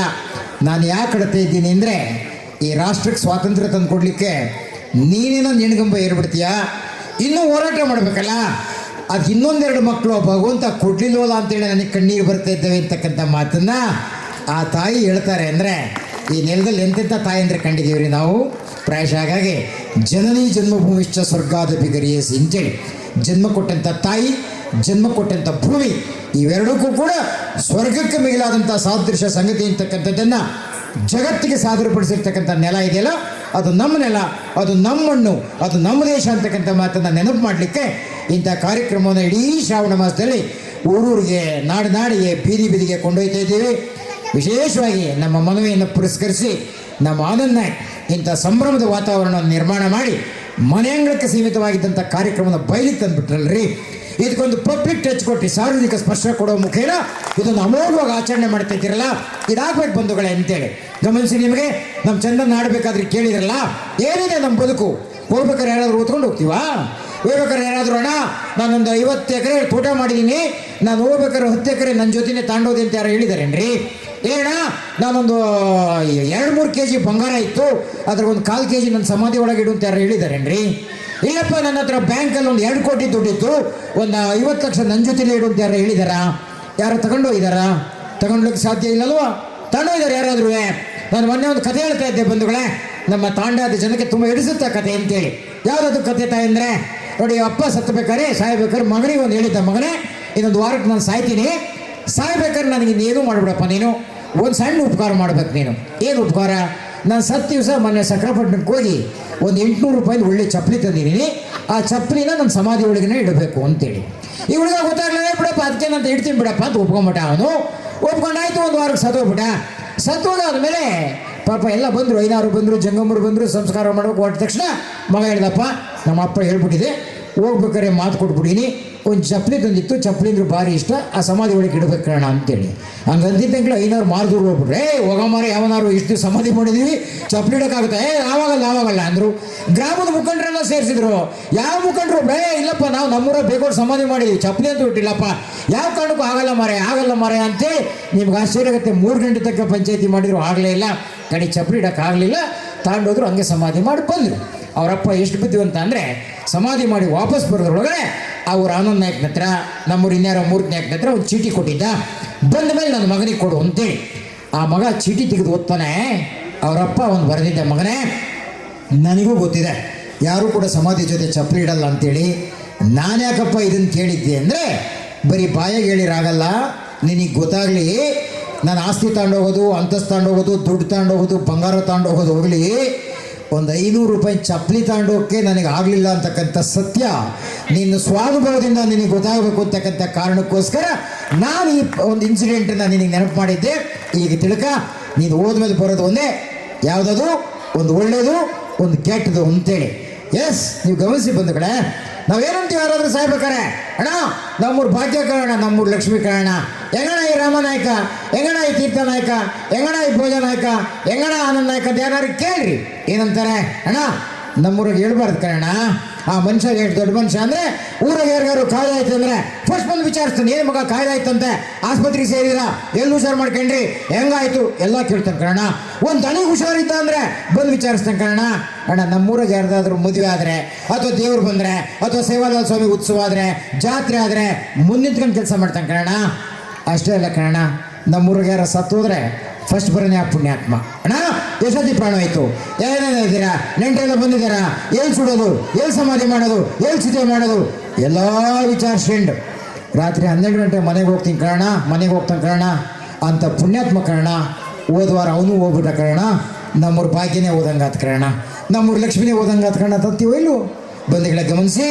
ನಿಜವಾದಂಥ ಸ್ವತಂತ್ರ ಭಾರತದ ಗುಣಲಕ್ಷಣ ಎಲ್ಲಿದೆ ಅಂದರೆ, ಯಾರಾದರೂ ಓದಂಥ ಸಂದರ್ಭದಲ್ಲಿ ಊರು ಜನ ಎಲ್ಲ ಕಣ್ಣೀರು ಹಾಕ್ಬೇಕು. ಅಣ್ಣ ಎಂಥ ಪುಣ್ಯಾತ್ಮ ಹೋಗ್ಬಿಟ್ರೆ ಅಣ್ಣ, ಇರಬೇಕಿತ್ತು ಅಂತೇಳಿ ಯಾರಿಗೆ ಶಾಪ ಕೊಡ್ಬೇಕು ಗೊತ್ತಾ? ಆ ದೇವರಿಗೆ ಶಾಪ ಕೊಡ್ಬೇಕು. ಆ ದೇವ್ರಿಗೆ ಕಣ್ಣಿಲ್ವಾ, ದೇವ್ರಿಗೆ ಬುದ್ಧಿ ಇಲ್ವಾ, ಎಂಥ ಒಳ್ಳೆ ಮನುಷ್ಯನ ಕರ್ಕೊಂಡು ಹೋಗ್ಬಿಟ್ಟ, ಎಂಥ ಪುಣ್ಯಾತ್ಮನ ಕರ್ಕೊಂಡು ಹೋಗ್ಬಿಟ್ಟ, ನಮ್ಮೂರು ಕಳೆನೇ ಕಿತ್ಕೊಂಡು ಹೋಗ್ಬಿಟ್ಟು ನಾನು ಆಗ್ಬಿಡ್ತಾಳಣ್ಣ ಅಂತೇಳಿ ಕಣ್ಣೀರು ಹಾಕಬೇಕು. ಆ ರೀತಿ ಬದುಕಬೇಕು ಬಂಧುಗಳೇ ಅಂತೇಳಿ. ಇಲ್ಲಪ್ಪ ಹೋಗೋದನ್ನೇ ಕಾಯ್ತಿರ್ತಾರಲ್ವಾ, ಅಣ್ಣ ದೇವ್ರು ದೊಡ್ಡ ಕಾರಣ, ಸದ್ಯ ಹೋದ ಕಾರಣ, ಏನು ಬೇಗ ಕರ್ಕೊಂಡಂದ್ರೆ ಸುಮಾರು ಒಂದು 4 ವರ್ಷ ಮೊದಲು ಕರ್ಕೊಂಡು ಹೋದ್ರೆ ನಮ್ಮೂರ ಪೊಲೀಸ್ ಸ್ಟೇಷನ್ ಗಲಾಟೆ ಆಗ್ತಿರಲ್ಲ ಕಾರಣ, ಹೊಡೆದಾಟ ಆಗ್ತಿರಲ್ಲ ಕಾರಣ, ಓರ್ನೆಲ್ಲ ಹೊರಟು ಮಾಡಿ ಚಿತ್ರಾನ್ನ ಮಾಡಿ ಹಾಕ್ಬಿಟ್ಟ ಕಾರಣ ಅಂದ್ಬಿಟ್ರೆ ನಮ್ಮ ಬದುಕಿಗೆ ಸಾರ್ಥಕತೆ ಇದೆಯಾ? ನಮ್ಮ ಬದುಕಿಗೆ ನಿಜವಾದಂಥ ಒಂದು ಅರ್ಥ ಬರುತ್ತಾ ಬಂಧುಗಳೇ? ಹಾಗಾಗಿ ನಮ್ಮಜ್ಜಿ ನಿಮ್ಮಜ್ಜಿ ಎಲ್ಲೋ ತೂರ್ಬೇಕಾರೆ, ಎಲ್ಲೋ ಕೇರ್ಬೇಕಾರೆ, ಎಲ್ಲೋ ಕಡಸುಟ್ಟಿ ಮಾಡ್ಬೇಕಾದ್ರೆ ಪ್ರಶ್ನೆ ಏನಂತ ಅಜ್ಜಿ, ಹೆಂಗ್ ಬಾಳ್ಬೇಕು ಮಗನೇ, ಮಂದಿಯ ಮಕ್ಕಳಾಗ ಚಂದಾಗಿ ಹೊಂದಿರಬೇಕಾ, ನಂದಿಯ ಶಿವನ ದಯದಿಂದ ಹೋಗಾಗ ಮಂದಿಯ ಬಾಯಾಗ ಇರಬೇಕಾ ಅಂತೇಳಿ. ಹೆಂಗಿರ್ಬೇಕು ಹೆಸರು? ಮಂದಿ ಬಾಯಾಗಿರ್ಬೇಕು. ಅಣ್ಣ ಇನ್ನಷ್ಟು ದಿವಸ ಇರಬೇಕಿತ್ತು ಕಾರಣ ಅಂತೇಳಿ ನಮ್ಮ ಜನ ಅನ್ಬೇಕು. ಆ ದಿಸೆಯಲ್ಲಿ ಬಾಳ್ಬೇಕಾದಂಥ ಒಂದು ಪರಿಕ್ರಮವನ್ನು, ಆ ದಿಸೆಯಲ್ಲಿ ಬಾಳ್ಬೇಕಾದಂಥ ಉಪಕ್ರಮವನ್ನು ಕಲಿಸ್ಲಿಕ್ಕೆ ಪ್ರಾಯಶಃ ಇಂಥ ಸಮಾರಂಭಗಳು ಪ್ರೇರಣೆ ಶಕ್ತಿ ಆಗ್ತವೆ ಅಂತ ಕಾರಣಕ್ಕೋಸ್ಕರ ನಾವಿಂಥ ಕಾರ್ಯಕ್ರಮ ಆಯೋಜನೆ ಮಾಡ್ಕೊಂಡು ಬಂದಿದ್ದೀವಿ. ಅತ್ಯಂತ ಸಂಭ್ರಮ. ನಾನು ನಿಮ್ಮ ಒಡನಾಟದಲ್ಲಿದ್ದೆ. ಬಂಜಾರ ಸಂಸ್ಕೃತಿಯ ಬಗ್ಗೆ ನನಗೆ ಅತೀವವಾದಂಥ ನಂಟಿದೆ ಅನ್ನಲಿಕ್ಕೆ ವಿಟ್ನೆಸ್ ಏನು, ಸಾಕ್ಷಿ ಏನು? ಅಣ್ಣ ಸುಮ್ಮನೆ ಬುಲ್ಡೆ ಹೊಡಿತಿ ಕಾರಣ, ನಮ್ಮ ಬಂಜಾರ ಸಂಸ್ಕೃತಿಗೂ ನಿಮಗೂ ಹೇಳೋಣ ಹೆಂಗೆ ಸಂಬಂಧ ಅಂತ ಕೇಳಿದರೆ, ನಾನು 3ನೇ ಕ್ಲಾಸಲ್ಲಿ ಇದ್ದಾಗಲೇ ನಮ್ಮದು ಮಂಜನಾಯಕ ಅಂತಿದ್ದಾವೆ. ಆ ಮಂಜನಾಯಕ ಅಂತ ಕೂತ್ಕೊಂಡು ಒಂದು ಹಾಡು ಕಲ್ತಿದ್ದೆ, ನಿಮ್ಮ ಭಾಷೆ ಹಾಡು ಅಂತೇಳಿ. ಆಶ್ಚರ್ಯ ಆಗುತ್ತಲ್ವಾ? ಯಾವ್ದು ಗೊತ್ತಾ ಹಾಡು? ಯಾವುದು ಅಂದರೆ ತಾಯಿಗೆ ತಕ್ಕ ಮಗ ಅಂತೇಳಿ ಒಂದು ಪಿಕ್ಚರ್ ಬಂದಿತ್ತು. ಆ ಪಿಕ್ಚರಲ್ಲಿ ಒಂದು ಹಾಡಿತ್ತು, ಯಾವುದದು? ವಿಶ್ವನಾಥನು ತಂದೆಯಾದರೆ ವಿಶಾಲಾಕ್ಷಿ ತಾಯಿಯಲ್ಲವೇ, ಯಶೋಧ ಕೃಷ್ಣನ ಸಲಹಿದರೆ ದೇವಕಿಗೆ ಅವನು ಕಂದನಲ್ಲವೇ, ವಿಶ್ವನಾಥನು ತಂದೆಯಾದರೆ ಈ ಹಾಡು ಕೇಳಿದಿರಲ್ವ ನೀವು? ಇದು ನಾ ಮಂಜನಾಯಕನ ಹತ್ರ ನಾನೇ ಮಾಡಿದ್ದೆ, ನಿಮ್ಮ ಭಾಷೆಗೆ ತರ್ಜುಮೆ ಮಾಡಿಸಿ ಕಲಿಸೋದಿದ್ದೆ. ನಾವು 3ನೇ ಕ್ಲಾಸಾಗಿದ್ದಾಗ, ಸ್ವಲ್ಪ ತಪ್ಪಾಗಿರ್ಬೋದು ಗಮನಿಸಿ, ನಿಮಗೆ ಎಷ್ಟು ಚೆನ್ನಾಗಿ ಕಲ್ತಿದ್ದೆ ಅಂದರೆ, ವಿಶ್ವನಾಥನು ಬಾಪೋತೋ ವಿಶಾಲಾಕ್ಷಿ ಆಡಿಕೋನಿಕೆ, ಯಶೋದೆ ಕೃಷ್ಣನ ಪಾಲಿಂತೋ, ಯಶೋದೆ ಕೃಷ್ಣನ ಪಾಲಿಂತೋ, ದೇವಕಿನ್ಕೋ ಭೇಟಿ ಕೋನಿಕೆ, ವಿಶ್ವನಾಥನು ಬಾಪೋತೋ ವಿಶಾಲಾಕ್ಷಿ आडिकोनिके, गंगा नदी में मुल्यन पवंतो पाप से कम में कोनिके, गंगा नदी में मुल्यन पवंतो पाप से कम में कोनिके, ವಿಶ್ವನಾರ್ತೆ ಆವು ತೋಬು ಶಾಸ್ತ್ರ ಸೇಮ್ನೆ ಧಿಕಾಯನೇ ವಿಶ್ವನಾಥನು ಬಾಪೋತು ವಿಶಾಲಾಕ್ಷಿ ಆಡಿ ಕೋನಿಕೆ ಬಹುಶಃ ನಾನು ಅಂದ್ಕೊಂತೀನಿ ಇನ್ನೊಂದೆರಡು ವರ್ಷ ಇದ್ಬಿಟ್ಟಿದ್ರೆ ಈ ಹಾಡುಗಳನ್ನೆಲ್ಲ ಕಲಿತಿದ್ವಾ ಅಂತೇಳಿ. ಅಷ್ಟು ಅತೀವವಾದಂಥ ಭಾತೃತ್ವದ ಭಾವನೆ ಈ ಸಮುದಾಯದ ಮಧ್ಯೆ ಇರಬೇಕು. ಜಾತಿ ಅಂತಕ್ಕಂಥದ್ದು ಮನುಷ್ಯರನ್ನ ವಿಘಟಿಸ್ತಕ್ಕಂಥ ವಿಶ್ವಸರ್ಪ ಬಂಧುಗಳೇ. ಆದರೆ ಧರ್ಮ ಅಂತಕ್ಕಂಥದ್ದು ಇದೆಯಲ್ಲ, ಮನುಷ್ಯರ ಹೃದಯಗಳನ್ನು ಸಂಘಟಿಸ್ತಕ್ಕಂಥ ಮಹಾನ್ ಶಕ್ತಿ ಅಂತೇಳಿ. ಅಂಥ ಶಕ್ತಿಯುತವಾದಂಥ ಸತ್ವ ನಮ್ಮ ಭಾರತ ಧರ್ಮಕ್ಕಿದೆ ಅಂತೇಳಿ, ನಮ್ಮ ಹಿಂದೂ ಧರ್ಮಕ್ಕಿದೆ ಅಂತೇಳಿ, ನಮ್ಮ ನೆಲದ ಧರ್ಮಕ್ಕಿದೆ ಅಂತೇಳಿ. ಆ ಧರ್ಮದ ನಿಜ ಸಾಕ್ಷಾತ್ಕಾರವನ್ನು ಅರಿತು ಇನ್ನೇನು ಭಾರಿ ಅದಕ್ಕೆ ವ್ಯಾಖ್ಯಾನ ಬೇಕಿಲ್ಲ. ಧರ್ಮ ಅಂದರೆ ಏನು ಹೇಳಿ? ಧರ್ಮ ಅಂದರೆ ನಾನು ಸರಳವಾದ ಭಾಷೆ ಕೇಳ್ತೀನಿ, ಇಲ್ಲಿ ಕೇಳಿ. ಯಾವುದೋ ನಮ್ಮ ಶೇವಣ್ಣನ, ಯಾವುದೋ ನಮ್ಮ ತಿಮ್ಮಣ್ಣನ, ಯಾವುದೋ ನಮ್ಮ ಸೋಮಣ್ಣನ, ಯಾರು ಕೇಳಿ, ನಮ್ಮ ಗಂಗಿಬಾಯಿನೋ ಅಥವಾ ಇನ್ಯಾವುದೋ ಬಾಯಿ ಕೇಳಿ. ಆ ಅಜ್ಜಿ ಒಂದೇ ಒಂದು ಮಾತು ಹೇಳ್ತಾಳಲ್ವಾ, ಏನು ಧರ್ಮ ಅಂದರೆ, ಮಗ ನಾನು ನನಗೇನಾಗಬೇಕು ಅಂತ ಬಯಸ್ತೀನೋ ಅದು ಬೇರೆಯವ್ರಿಗೂ ಆಗಲಿ ಅಂತ ಬಯಸೋದೇ ಧರ್ಮ. ಎಷ್ಟು ಅದ್ಭುತವಾಗಿದೆಯಲ್ವಾ? ಇದಕ್ಕೆ ಭಾರಿ ಓದಬೇಕಾ? ಇನ್ನೇನೋ ಕಾರಣ ಧರ್ಮ ಅಂದರೆ ನಾನು ನನಗೇನು ಆಗಬಾರ್ದು ಅಂತ ಬಯಸ್ತೀನೋ ಅದು ಬೇರೆಯವ್ರಿಗೂ ಆಗಬಾರ್ದು, ಹಂಗೆ ಬಯಸ್ಬಿಟ್ರೆ ಅದು ಧರ್ಮ ಅಂತೇಳಿ. ಒಪ್ಕೊಂತೀರಾ? ಅದು ನಿಜವಾದ ಧರ್ಮ ಅಂತೇಳಿ. ಪ್ರಾಯಶಃ ಧರ್ಮದ ನಿಜತೆಗಳನ್ನು ಗ್ರಹಿಸ್ತಾ ಆ ಮುಖೇನ ಉತ್ತರೋತ್ತರವಾದಂಥ ಯಶಸ್ಸು ಕಡೆ ನಾವು ಸಾಗೋಣ. ಅಂತ ಮಕ್ಕಳು ಈ ಗ್ರಾಮದಲ್ಲಿ ಉತ್ಪತ್ತಿ ಆಗಬೇಕು, ಈ ಗ್ರಾಮದಲ್ಲಿ ಇರಬೇಕು. ಈ ಕಾರ್ಯಕ್ರಮ ಮಾಡಿದ್ದೀವಿ ಅಂದರೆ ನಾಳೆ ಹೇಳ್ಬೇಕಣ್ಣ, ಹಸ್ತಿನಾಪುರದಲ್ಲಿ ಹಿಂಗೆಲ್ಲ ಕಾರ್ಯಕ್ರಮ ಮಾಡ್ತಾರೆ ಅಂದರೆ ಆ ಊರಾಗಿರೋ ಜನ ಎಲ್ಲ ದೇವರಂಥ ಜನ ಕಾಣೋಣ, ಆ ಊರಾಗಿರೋ ಎಲ್ಲ ದೇವರಂಥ ಮಕ್ಕಳು ಕಾಣೋಣ ಅಂತೇಳಿ ಪಕ್ಕದೂರಿಗೆ ಪಕ್ಕದ ತಾಂಡಕ್ಕೆ ಮಾದರಿ ಆಗಬೇಕು. ಆ ದಿಸೆಯಲ್ಲಿ ಒಂದು ಮಾದರಿ ಗ್ರಾಮವಾಗಿ ಈ ಗ್ರಾಮ ಕಂಗೊಳಿಸ್ಲಿ. ಅದಕ್ಕೆ ಬೇಕಾದಂಥ ಎಲ್ಲ ಆಶೀರ್ವಾದವನ್ನು ಆ ಸೇವಾಲಾಲ್ ಮಹಾರಾಜರು ನಿಮಗೆ ಕರುಣಿಸ್ಲಿ ಅಂತಕ್ಕಂಥ ಆಶಯದ ಮಾತುಗಳನ್ನು ಹೇಳಿ, ಗಾಂಧಿ ಪಟ್ಟಿರ್ತಕ್ಕಂಥ ಶ್ರಮ, ಸುಭಾಷ್ ಚಂದ್ರ ಪಟ್ಟಿರ್ತಕ್ಕಂಥ ಶ್ರಮ, ಸಾವರ್ಕರ್ ಪಟ್ಟಿರ್ತಕ್ಕಂಥ ಶ್ರಮ, ಇವೆಲ್ಲ ಒಂದು 5 ನಿಮಿಷದಲ್ಲಿ 10 ನಿಮಿಷದಲ್ಲಿ 1 ಗಂಟೆಯಲ್ಲಿ ಹೇಳ್ತಕ್ಕಂಥದ್ದಲ್ಲ. ನಮ್ಮ ಭಾರತ ಈ ಸ್ವತಂತ್ರವಾಗ್ತಾ ಇರ್ತಕ್ಕಂಥ ಸಂದರ್ಭದಲ್ಲಿ ಸತ್ಯ, ಅಹಿಂಸೆ, ಶಾಂತಿ ಅಂತಕ್ಕಂಥ ಮಂತ್ರದಂಡವನ್ನು ಪ್ರಯೋಗ ಮಾಡಿ 300 ವರ್ಷಗಳ ಕಾಲ ಇಲ್ಲಿ ಬೇರು ಬಿಟ್ಟಿದ್ದಂಥ ಬ್ರಿಟಿಷರು ಹೋಗಲಾಡಿಸ್ಬೇಕಾದ್ರೆ ಎಂತೆಂಥ ಬಲಿದಾನ ಮಾಡಿದ್ದಾರೆ ಅಂತಕ್ಕಂಥದ್ದನ್ನು ಮತ್ತೊಂದು ಸಾರಿ ಕೂಡ್ತು ಚರ್ಚೆ ಮಾಡೋಣ ಅಂತಕ್ಕಂಥ ಮಾತನ್ನು ಹೇಳ್ತಾ, ಪ್ರಾಯಶಃ ಕನ್ನಡದಲ್ಲಿ ಒಂದು ಗಾದೆ ಇದೆ ಅಲ್ವಾ, ಆ ಗಾದೆಗೆ ಸಂಬಂಧಪಟ್ಟ ಒಂದು ಸುಂದರವಾದ ಕಥೆ ಇದೆ. ಆ ಕಥೆನ ಎಲ್ಲ ಕಡೆ ಹೇಳ್ತಿರ್ತೀನಿ. ಅದು ಏನೆಲ್ಲಕ್ಕೆ ಸೂಕ್ತ ಇಲ್ಲಿ ನಾನು ಹೇಳಬೇಕು ಅಂತಕ್ಕಂಥ ಕಾರಣಕ್ಕೋಸ್ಕರ ಆ ಕಥೆಯನ್ನು ಹೇಳ್ತಾ ನಾನು ಧರ್ಮದ ಬಗ್ಗೆ ಮಾತನಾಡ್ತಾ ಇದ್ದೆ. ಇಷ್ಟೇ ಬಂಧುಗಳೇ. ಏನದು ಕಥೆ ಅಂದರೆ, ಸಾಮಾನ್ಯ ನೋಡಿ ಇವತ್ತಿನ ಕಾಲದಲ್ಲಿ ಹೇಳ್ತಿರ್ತಾರೆ, ನಮಗೆ ಜನ್ಮ ಕೊಟ್ಟಪ್ಪ, ಜನ್ಮ ಕೊಟ್ಟ ತಾಯಿ, ನಾವೆಲ್ಲ ಏನಂತೀವಿ, ಆ ಹುಟ್ಟಿಸಿರ್ತಕ್ಕಂಥ ಆ ತಂದೆನೇ ದೇವರು, ತಾಯಿನೇ ದೇವರು, ಮಾತೃದೇವೋಭವ ಪಿತೃದೇವೋಭವ ಅಂತೀವಿ. ಆದರೆ ಅನೇಕ ಗ್ರಾಮಗಳಲ್ಲಿ ವಯಸ್ಸಾಗಿರೋ ಅಪ್ಪನಲ್ಲಿ ಇಟ್ಟಿರ್ತಾರೆ. ನೀವು ಯಾರು ಕೇಳಿ, ಹಳೆ ಇಟ್ಟಿಲಿ ಎಷ್ಟು ಚೆನ್ನಾಗಿ ಹೇಳ್ತಾರೆ ಅಂದರೆ, ಏನಜ ಪಾಪ ತಿಮ್ಮನಾಯಕ 3 ಜನ ಮಕ್ಕಳನ್ನ ಓದಿಸಿದ್ದ, ಒಬ್ಬ ಕೆಲಸದಾಗಿದ್ದಾನೆ, ಇನ್ನೊಬ್ಬ ದುಡಿತಾನೆ, ಸಂಬಳ ತಂತಾನೆ, ಯಾರೂ ಅವ್ರ ಅಪ್ಪನ ಸಾಕ್ತಾ ಇಲ್ಲ, ಎಲ್ಲೋ ಬಿದ್ಕೊಳತ್ತೆ, ಎಲ್ಲೋ ತಿನ್ನುತ್ತೆ, ತಾಂಡು ಎಲ್ಲೆಲ್ಗೋ ಸೇರಿಸಿ ಬಂದಾರೆ. ಹಿಂಗಾದ್ರೆ ಕಾಲ ಹೆಂಗಜ ಅಂದರೆ ಆ ಅಜ್ಜ ನನ್ನಂಗೆ ಮಾತಾಡಲ್ಲ. ಏನಂತಾರ ನಾಯಕರು, ಏನಂತಾರ ಕಾರ್ಬಾರ್ಗಳು, ಮಗ ಅವ್ರ ಅಪ್ಪಗೆ ಹಿಂಗೆ ಮಾಡ್ತಾ ಇದಾರಲ್ಲ, ಕಾಲ ಹಿಂಗೆ ಇರಲ್ಲ, ನೋಡ್ತಿರಲ್ಲ, ದ್ವಾಸೆ ಮಗ್ಚಿ ಆಗ್ತಂಗೆ ಅಂತೇಳಿ. ಗೊತ್ತಾ ಏನು ದ್ವಾಸೆ ಮಗ್ತಾ ಆಗ್ತಂಗೆ ಅಂದರೆ, ನಾನು ನಮ್ಮ ಅಪ್ಪನ ಸಾಕಿದ್ರೆ, ನಮ್ಮ ಅವ್ವನ ಸಾಕಿದ್ರೆ, ನನ್ನ ಮಕ್ಕಳು ನನ್ನ ಸಾಕ್ತಾನೆ ಅಂತಕ್ಕಂಥ ಸತ್ಯ ಗೊತ್ತಾಗ್ಲಿಕ್ಕೆ PhD ಮಾಡಬೇಕಾ, ಬಾರಿ ಓದಬೇಕಾ, ಏನೂ ಬೇಕಾಗಿಲ್ಲ, ಅಜ್ಜನೊಂದು ಮಾತು ಸಾಕು ಅಂತೇಳಿ. ಯಾವುದದು ದೋಸೆ ಮಗ್ತಿ ಆಗ್ತಂಗೆ ಅಂತೇಳಿ. ಅದಕ್ಕೆ ಸಂಬಂಧಪಟ್ಟಂಗೆ ಒಂದು ಕಥೆ ಇದೆ ಬಂಧುಗಳೇ. ಎಷ್ಟು ಚೆನ್ನಾಗಿದೆ ಅಂದರೆ, ಪ್ರಾಯಶಃ ವಯಸ್ಸಾಗಿ ನೋಡಿ ಮನೆ ಕಟ್ಟಿರ್ತಾರೆ, ಭಾರಿ ಜೋರಾಗಿ ಕರ್ಕೊಂಡೋಗಿ ತೋರಿಸ್ತಾರಲ್ವಾ, ತೋರಿಸ್ತಾರೆ ನಮ್ಮ MLA ಶಾಸಕರೆಲ್ಲ ಕರ್ಕೊಂಡು ಹೋಗೋಣ, ಮನೆ ಕಟ್ಟಿದ್ದೀನಿ ಬಾರೋಣ, ಅಣ್ಣ ಇದು ಅಟ್ಯಾಚ್ ಕಾರಣ, ಅಣ್ಣ ಇದು ಅಟ್ಯಾಚ್ ಕಾರಣ, ಅಣ್ಣ ಇದು ಅಟ್ಯಾಚ್ ಕಾರಣ. ಸರಿ ನಿಮ್ಮ ಅಪ್ಪ ಅವ್ರು ಮಾತ್ರ ಡಿಟ್ಯಾಚ್ ಕಾರಣ, ಅವ್ರಿಗಿಲ್ವೇ ಇಲ್ಲ ರೂಮ್ ಅಂತೇಳಿ. ಮನೆ ಮುಂದ್ಗಡೆ ಒಂದು ನಾಯಿ ಗೂಡು ಕಟ್ಟಿರ್ತಾರೆ, ಎಷ್ಟದು ಒಂದು 10x10 10x10 ಕಟ್ಟಿರ್ತಾರೆ. ಯಾಕೆ ಹೇಳಿ, ಇರೋ ತನಕ ನಾಯಿ ಕಟ್ಟೋದು, ನಾಯಿ ಸತ್ತ ಮೇಲೆ ನಮ್ಮ ಅಪ್ಪಗೆ ಆಗುತ್ತೆ ಅಂತೇಳಿ ಏನು ಪ್ಲ್ಯಾನ್ ಮಾಡಿರ್ತಾರಲ್ವಾ. ಅಂತ ನಾಯಿ ಗೂಡೆಲ್ಲ ಅಜ್ಜನ ಇಟ್ಬಿಟ್ಟಿದ್ದಾರೆ. ಆ ಅಜ್ಜಗೊಂದು ಮಣ್ಣಿನ ತಟ್ಟೆ ಕೊಡ್ಬಿಟ್ಟಿದ್ದಾರೆ, ಮಣ್ಣಿನ ಲೋಟ ಕೊಡ್ಬಿಟ್ಟಿದ್ದಾರೆ. ಯಾವಾಗಲೂ ತಿನ್ನೋದು, ಯಾವಾಗಲೂ ಬಿತ್ಕೊಳ್ಳೋದು. ಪಾಪ ಅಜ್ಜ ನರಳ್ಕೊಂಡು ಹಂಗಿತ್ತು. ಆ ಅಜ್ಜಗೊಬ್ಬ ಮೊಮ್ಮಗ ಇದ್ದ. ಈ ಮಗ ಸೊಸೆ ಭಾರಿ ಚೆನ್ನಾಗಿ ದುಡಿತಿದ್ರು, ಒಳ್ಳೆ ಮನೆ ಕಟ್ಟಿದ್ರೆ ಸಂಬಳ ಬರುತ್ತೆ. ಆ ಮೊಮ್ಮಗ ಹೋಗಿ ಅಜ್ಜನ ಕೇಳಿದ, ತಾತ ಯಾಕೆ ಹಿಂಗೆ ಮಾಡ್ತಾರೆ ನಮ್ಮ ಅಪ್ಪ ಅವ್ವ, ನೀನು ನೋಡ್ರಿ ಮಣ್ಣಿನ ತಟ್ಟೆ ಕೊಟ್ಟಿದ್ದಾರೆ, ಮಣ್ಣಿನ ಲೋಟ ಕೊಟ್ಟಿದ್ದಾರೆ, ಅವ್ರು ಒಳಗಡೆ ಡೈನಿಂಗ್ ಟೇಬಲ್ ಮೇಲೆ ಕುತ್ಕೊಂಡು ಒತ್ತೊತ್ತಿ ಸರಿಯಾಗಿ ಬಿಸಿಯಾಗಿ ಅವ್ರು ಊಟ ಮಾಡ್ತಾರೆ, ಯಾಕೆ ಹಿಂಗೆ ಮಾಡಿದ್ದಾರೆ ಅಂತೇಳಿ. ತಾತ ಅಂತೂ ಮಗ ನನ್ನ ಹಣೆ ಬರ, ಸದ್ಯ ಇಷ್ಟನಾದ್ರು ಕೊಟ್ಟಿದ್ರಲ್ಲಿ ಬಿಡು ಮಗ, ಅದಕ್ಕೆ ಏನು ಮಾಡೋಕ್ಕಾಗತ್ತೆ ಅಂದರೆ ಆ ಸಣ್ಣ ಹುಡುಗ ಒಂದು ಹೇಳ್ದ ಅವ್ರ ಅಪ್ಪಗೆ, ತಾತಗೆ, ತಾತ ಒಂದು ಕೆಲಸ ಮಾಡಿ, ಇವತ್ತು ಮಧ್ಯಾಹ್ನ ನಮ್ಮ ಅಪ್ಪ ಅವ್ವ ನೀನು ಊಟ ಹಾಕ್ಬಿಡ್ತಾರಲ್ಲ, ಆ ಬಂದಾಗ ಈ ಮಣ್ಣಿನ ತಟ್ಟೆ ಲೋಟ 2 ಎತ್ತಾಕಿ ಹೊಡೆದಾಕ್ಬಿಡು, ಮೊದಲದ್ದು ನಾನು ನೋಡ್ಕೊಂಡೆ ಅಂತ. ಅಜ್ಜಿ ಗಾಬರಿ ಆಯ್ತದೆ. ಸುಂದರ ಮಗ, ಆ ತಟ್ಟೆ ಹೊಡೆದ್ರೆ ನಿಮ್ಮ ಅವ್ವ ಸುಂದಿರ್ತಾಳ, ನಿಮ್ಮ ಅಪ್ಪ ಸುಂದಿರ್ತಾರ, ಎಲ್ಲರೂ ಸುಂದಿರ ಮಾಡ್ತಟ ನಾ ಮೊದ್ಲದ ನೋಡ್ಕೊಂತೀನಿ ಅಂತೇಳಿ. ಮಧ್ಯಾಹ್ನ 12 ಗಂಟೆ ಯಾವುದೋ ಬೆಳಿಗ್ಗೆ ಪಲಾವ ಚಿತ್ರಾನ್ನ ಇತ್ತು. ಹಾಕಕ್ಕೆ ಅಂತ ಗಂಡ ಹೆಂಡತಿ ಬಂದರು. ಇನ್ನೇನು ಹಾಕಬೇಕು ಈ ಮೊಮ್ಮಗ ಹೇಳ್ಕೊಟ್ಟಿದ್ದು ಜ್ಞಾನ ಆಯ್ತು ತಾತನಿಗೆ. 2 ಕೈ ಬಿಟ್ಬಿಡ್ತು. ತಟ್ಟೆ ಲೋಟ 100 ಚೂರು ಆಗ್ಬಿಟ್ಟವು. ಮಣ್ಣಿನ ತಟ್ಟೆ ಲೋಟ ಯಾವಾಗ ಚೂರು ಆಯಿತು ಈ ಗಂಡ ಹೆಂಡತಿ ಸಿಟ್ಟು ಬಂದ್ಬಿಡ್ತು. ಆ ಅಜ್ಜನ ಬೈಯಕ್ಕೇನು ಶುರು ಮಾಡ್ತಿದ್ರು ಅಷ್ಟರೊಳಗೆ ಈ ಹುಡುಗನೇ ಶುರು ಮಾಡ್ಬಿಟ್ಟ. ಏನ್ ತದ ಬುದ್ಧಿ ನಿನಗೆ, ವಯಸ್ಸಾಗಿ ಕೆಟ್ಟಿದ್ಯಾ, ತಿನ್ನೋದು ಹೆಚ್ಚಾಯ್ತಾ ನಿನಗೆ, ತಟ್ಟೆ ಹೊಡೆದು ಹಾಕ್ಬಿಟ್ಟಲ್ಲ, ಲೋಟ ಹೊಡೆದು ಹಾಕ್ಬಿಟ್ಟಲ್ಲ, ಕೂಗ ಕತ್ತಿಬಿಟ್ಟ. ಅಜ್ಜನಿಗೆ ಗಾಬರಿ ಆಗ್ಬಿಡ್ತು. ಬಡ್ಡಿ ಮೌನ ಹೇಳ್ಕೊಟ್ಟನು ಇವನೇ ಬುಯ್ಯ ಕತ್ತಿಬಿಟ್ಟಾನ ಅಂತೇಳಿ ಗಾಬರಿ ಆಗ್ತಿತ್ತು. ಇವ್ರ ಅಪ್ಪ ಹೇಳಿದ್ರು, ಏ ಮಗನೇ ಈ ಅಜ್ಜನಿ ನಾವು ವಿಚಾರಿಸಿದ್ದು ಸುಂದಿರ ಮಗ, ನೀನು ಯಾಕೆ ಹಂಗೆ ಆಡ್ತೀಯ ಅಂದರು. ಯಾಕೆ ಆಡ್ತೀಯ ಅಂದರೆ ಎಷ್ಟು ರೂಪಾಯಿ ಅದು ಗೊತ್ತೇನಪ್ಪ, ಎಂತ ಮಾಡೋದು ಈ ತಾತ ಅಂತೇಳಿ. ತಡಿ ಮಗ, 4 ದಿವಸ ಊಟ ಆಗ್ತಿದ್ರೆ ಗೊತ್ತಾಗುತ್ತೆ, ನಾವು ವಿಚಾರಿಸ್ಕೊಂತೀವಿ ಸುಂದಿರ್, ನೀನು ಯಾಕೆ ಹಂಗೆ ಆಡ್ತೀಯ, ನೀನು ಯಾಕೆ ಹಂಗೆ ಆಡ್ತೀಯ ಅಂದರೆ ಆ ಶಿಲ್ಪದ ಕಣಪ್ಪ ನನಗೆ ಏನನ್ನೇ ಮಾಡ್ಬಿಟ್ಟ ಅಜ್ಜ. ನಾನೇನು ಯೋಚನೆ ಮಾಡಿದ್ದೆ ಅಂದರೆ ಇನ್ನೊಂದು 25 ವರ್ಷ ಕಳೆದ ಮೇಲೆ ಇದೇ ತಟ್ಟೆ ಇದೇ ನೋಡ್ದಾಗ ನಿಮ್ಗೆ ಊಟ ಹಾಕ್ಬೇಕು ಅಂತ ಮಾಡಿದ್ದೆ. ಈ ಅಜ್ಜ ಹೊಡೆದಾಗ ನನ್ನೊಂದು ಸರಿ ಹೊಸ್ದಾಗಿ ತರಗ ಮಾಡಿಬಿಟ್ನಲ್ಲ, ಅದಕ್ಕೆ ನಾನೇ ಸಿಟ್ಟು ಬಂತು ಅಂತೇಳಿ. ಬಂಧುಗಳೇ ಗಮನಿಸಿ, ನಮ್ಮ ಅಜ್ಜಿ ಕಟ್ಟಿರ್ತಕ್ಕಂಥ ಜನಪದ ಕಟ್ಟಿರ್ತಕ್ಕಂಥ ಈ ಕಥೆಯಲ್ಲಿ ಎಂಥ ಸಂದೇಶ ಇದೆ ಅಲ್ವಾ, ಎಂಥ ಭವ್ಯವಾದಂಥ ವಾಣಿ ಇದೆ ಅಲ್ವಾ. ಎಸ್, ನಾನಷ್ಟೇ ಬದುಕರಲ್ಲ, ಎಲ್ಲರೂ ಬದುಕಬೇಕು. ಆ ಬದುಕಿದಂಥ ಅವಧಿಯಲ್ಲಿ ನಾನು ಎತ್ತು ಸಾಕಿರ್ತಕ್ಕಂಥ ಆ ತಾಯಿ ತಂದೆನೇ ದೇವರು ಅಂತಕ್ಕಂಥ ಪ್ರಜ್ಞೆನ ಕಥೆ ಮುಖ್ಯನ ಹೆಂಗೆ ಕಟ್ಕೊಟ್ಟಿದ್ದಾರಲ್ವ ಅಂತೇಳಿ. ಬಂಧುಗಳೇ, ಇದು ನಿಜವಾದ ಫಿಲಾಸಫಿ. ನಾನು ಮೊನ್ನೆ ರಾಮಾಯಣ ಓದ್ತಾ ಇದ್ದೆ, ಮಹಾಭಾರತ. ಹಸ್ತಿನಾಪುರ ಅಂತ ಹೆಸರು ಬಂದ ತಕ್ಷಣ ನೆನಪಾದ ಜನಪದರ ಕತೆ. ಅದು ನೀವೆಲ್ಲ ಅರ್ಥ ಮಾಡ್ಕೋಬೇಕು. ಹಸ್ತಿನಾಪುರದ ಹೆಸರಿನಿಂದ ಏನು ಶಕ್ತಿ ಇದೆ ಅಲ್ವಾ. ಹಸ್ತಿನಾಪುರದ ರಾಜ ಯಾರಾಗಿದ್ದ? ಭೀಷ್ಮ ಮಹಾರಾಜ. ಗೊತ್ತಾ ನಿಮಗೆ? ಆ ಭೀಷ್ಮ ಮಹಾರಾಜ ಹಸ್ತಿನಾಪುರದ ಅರಸ.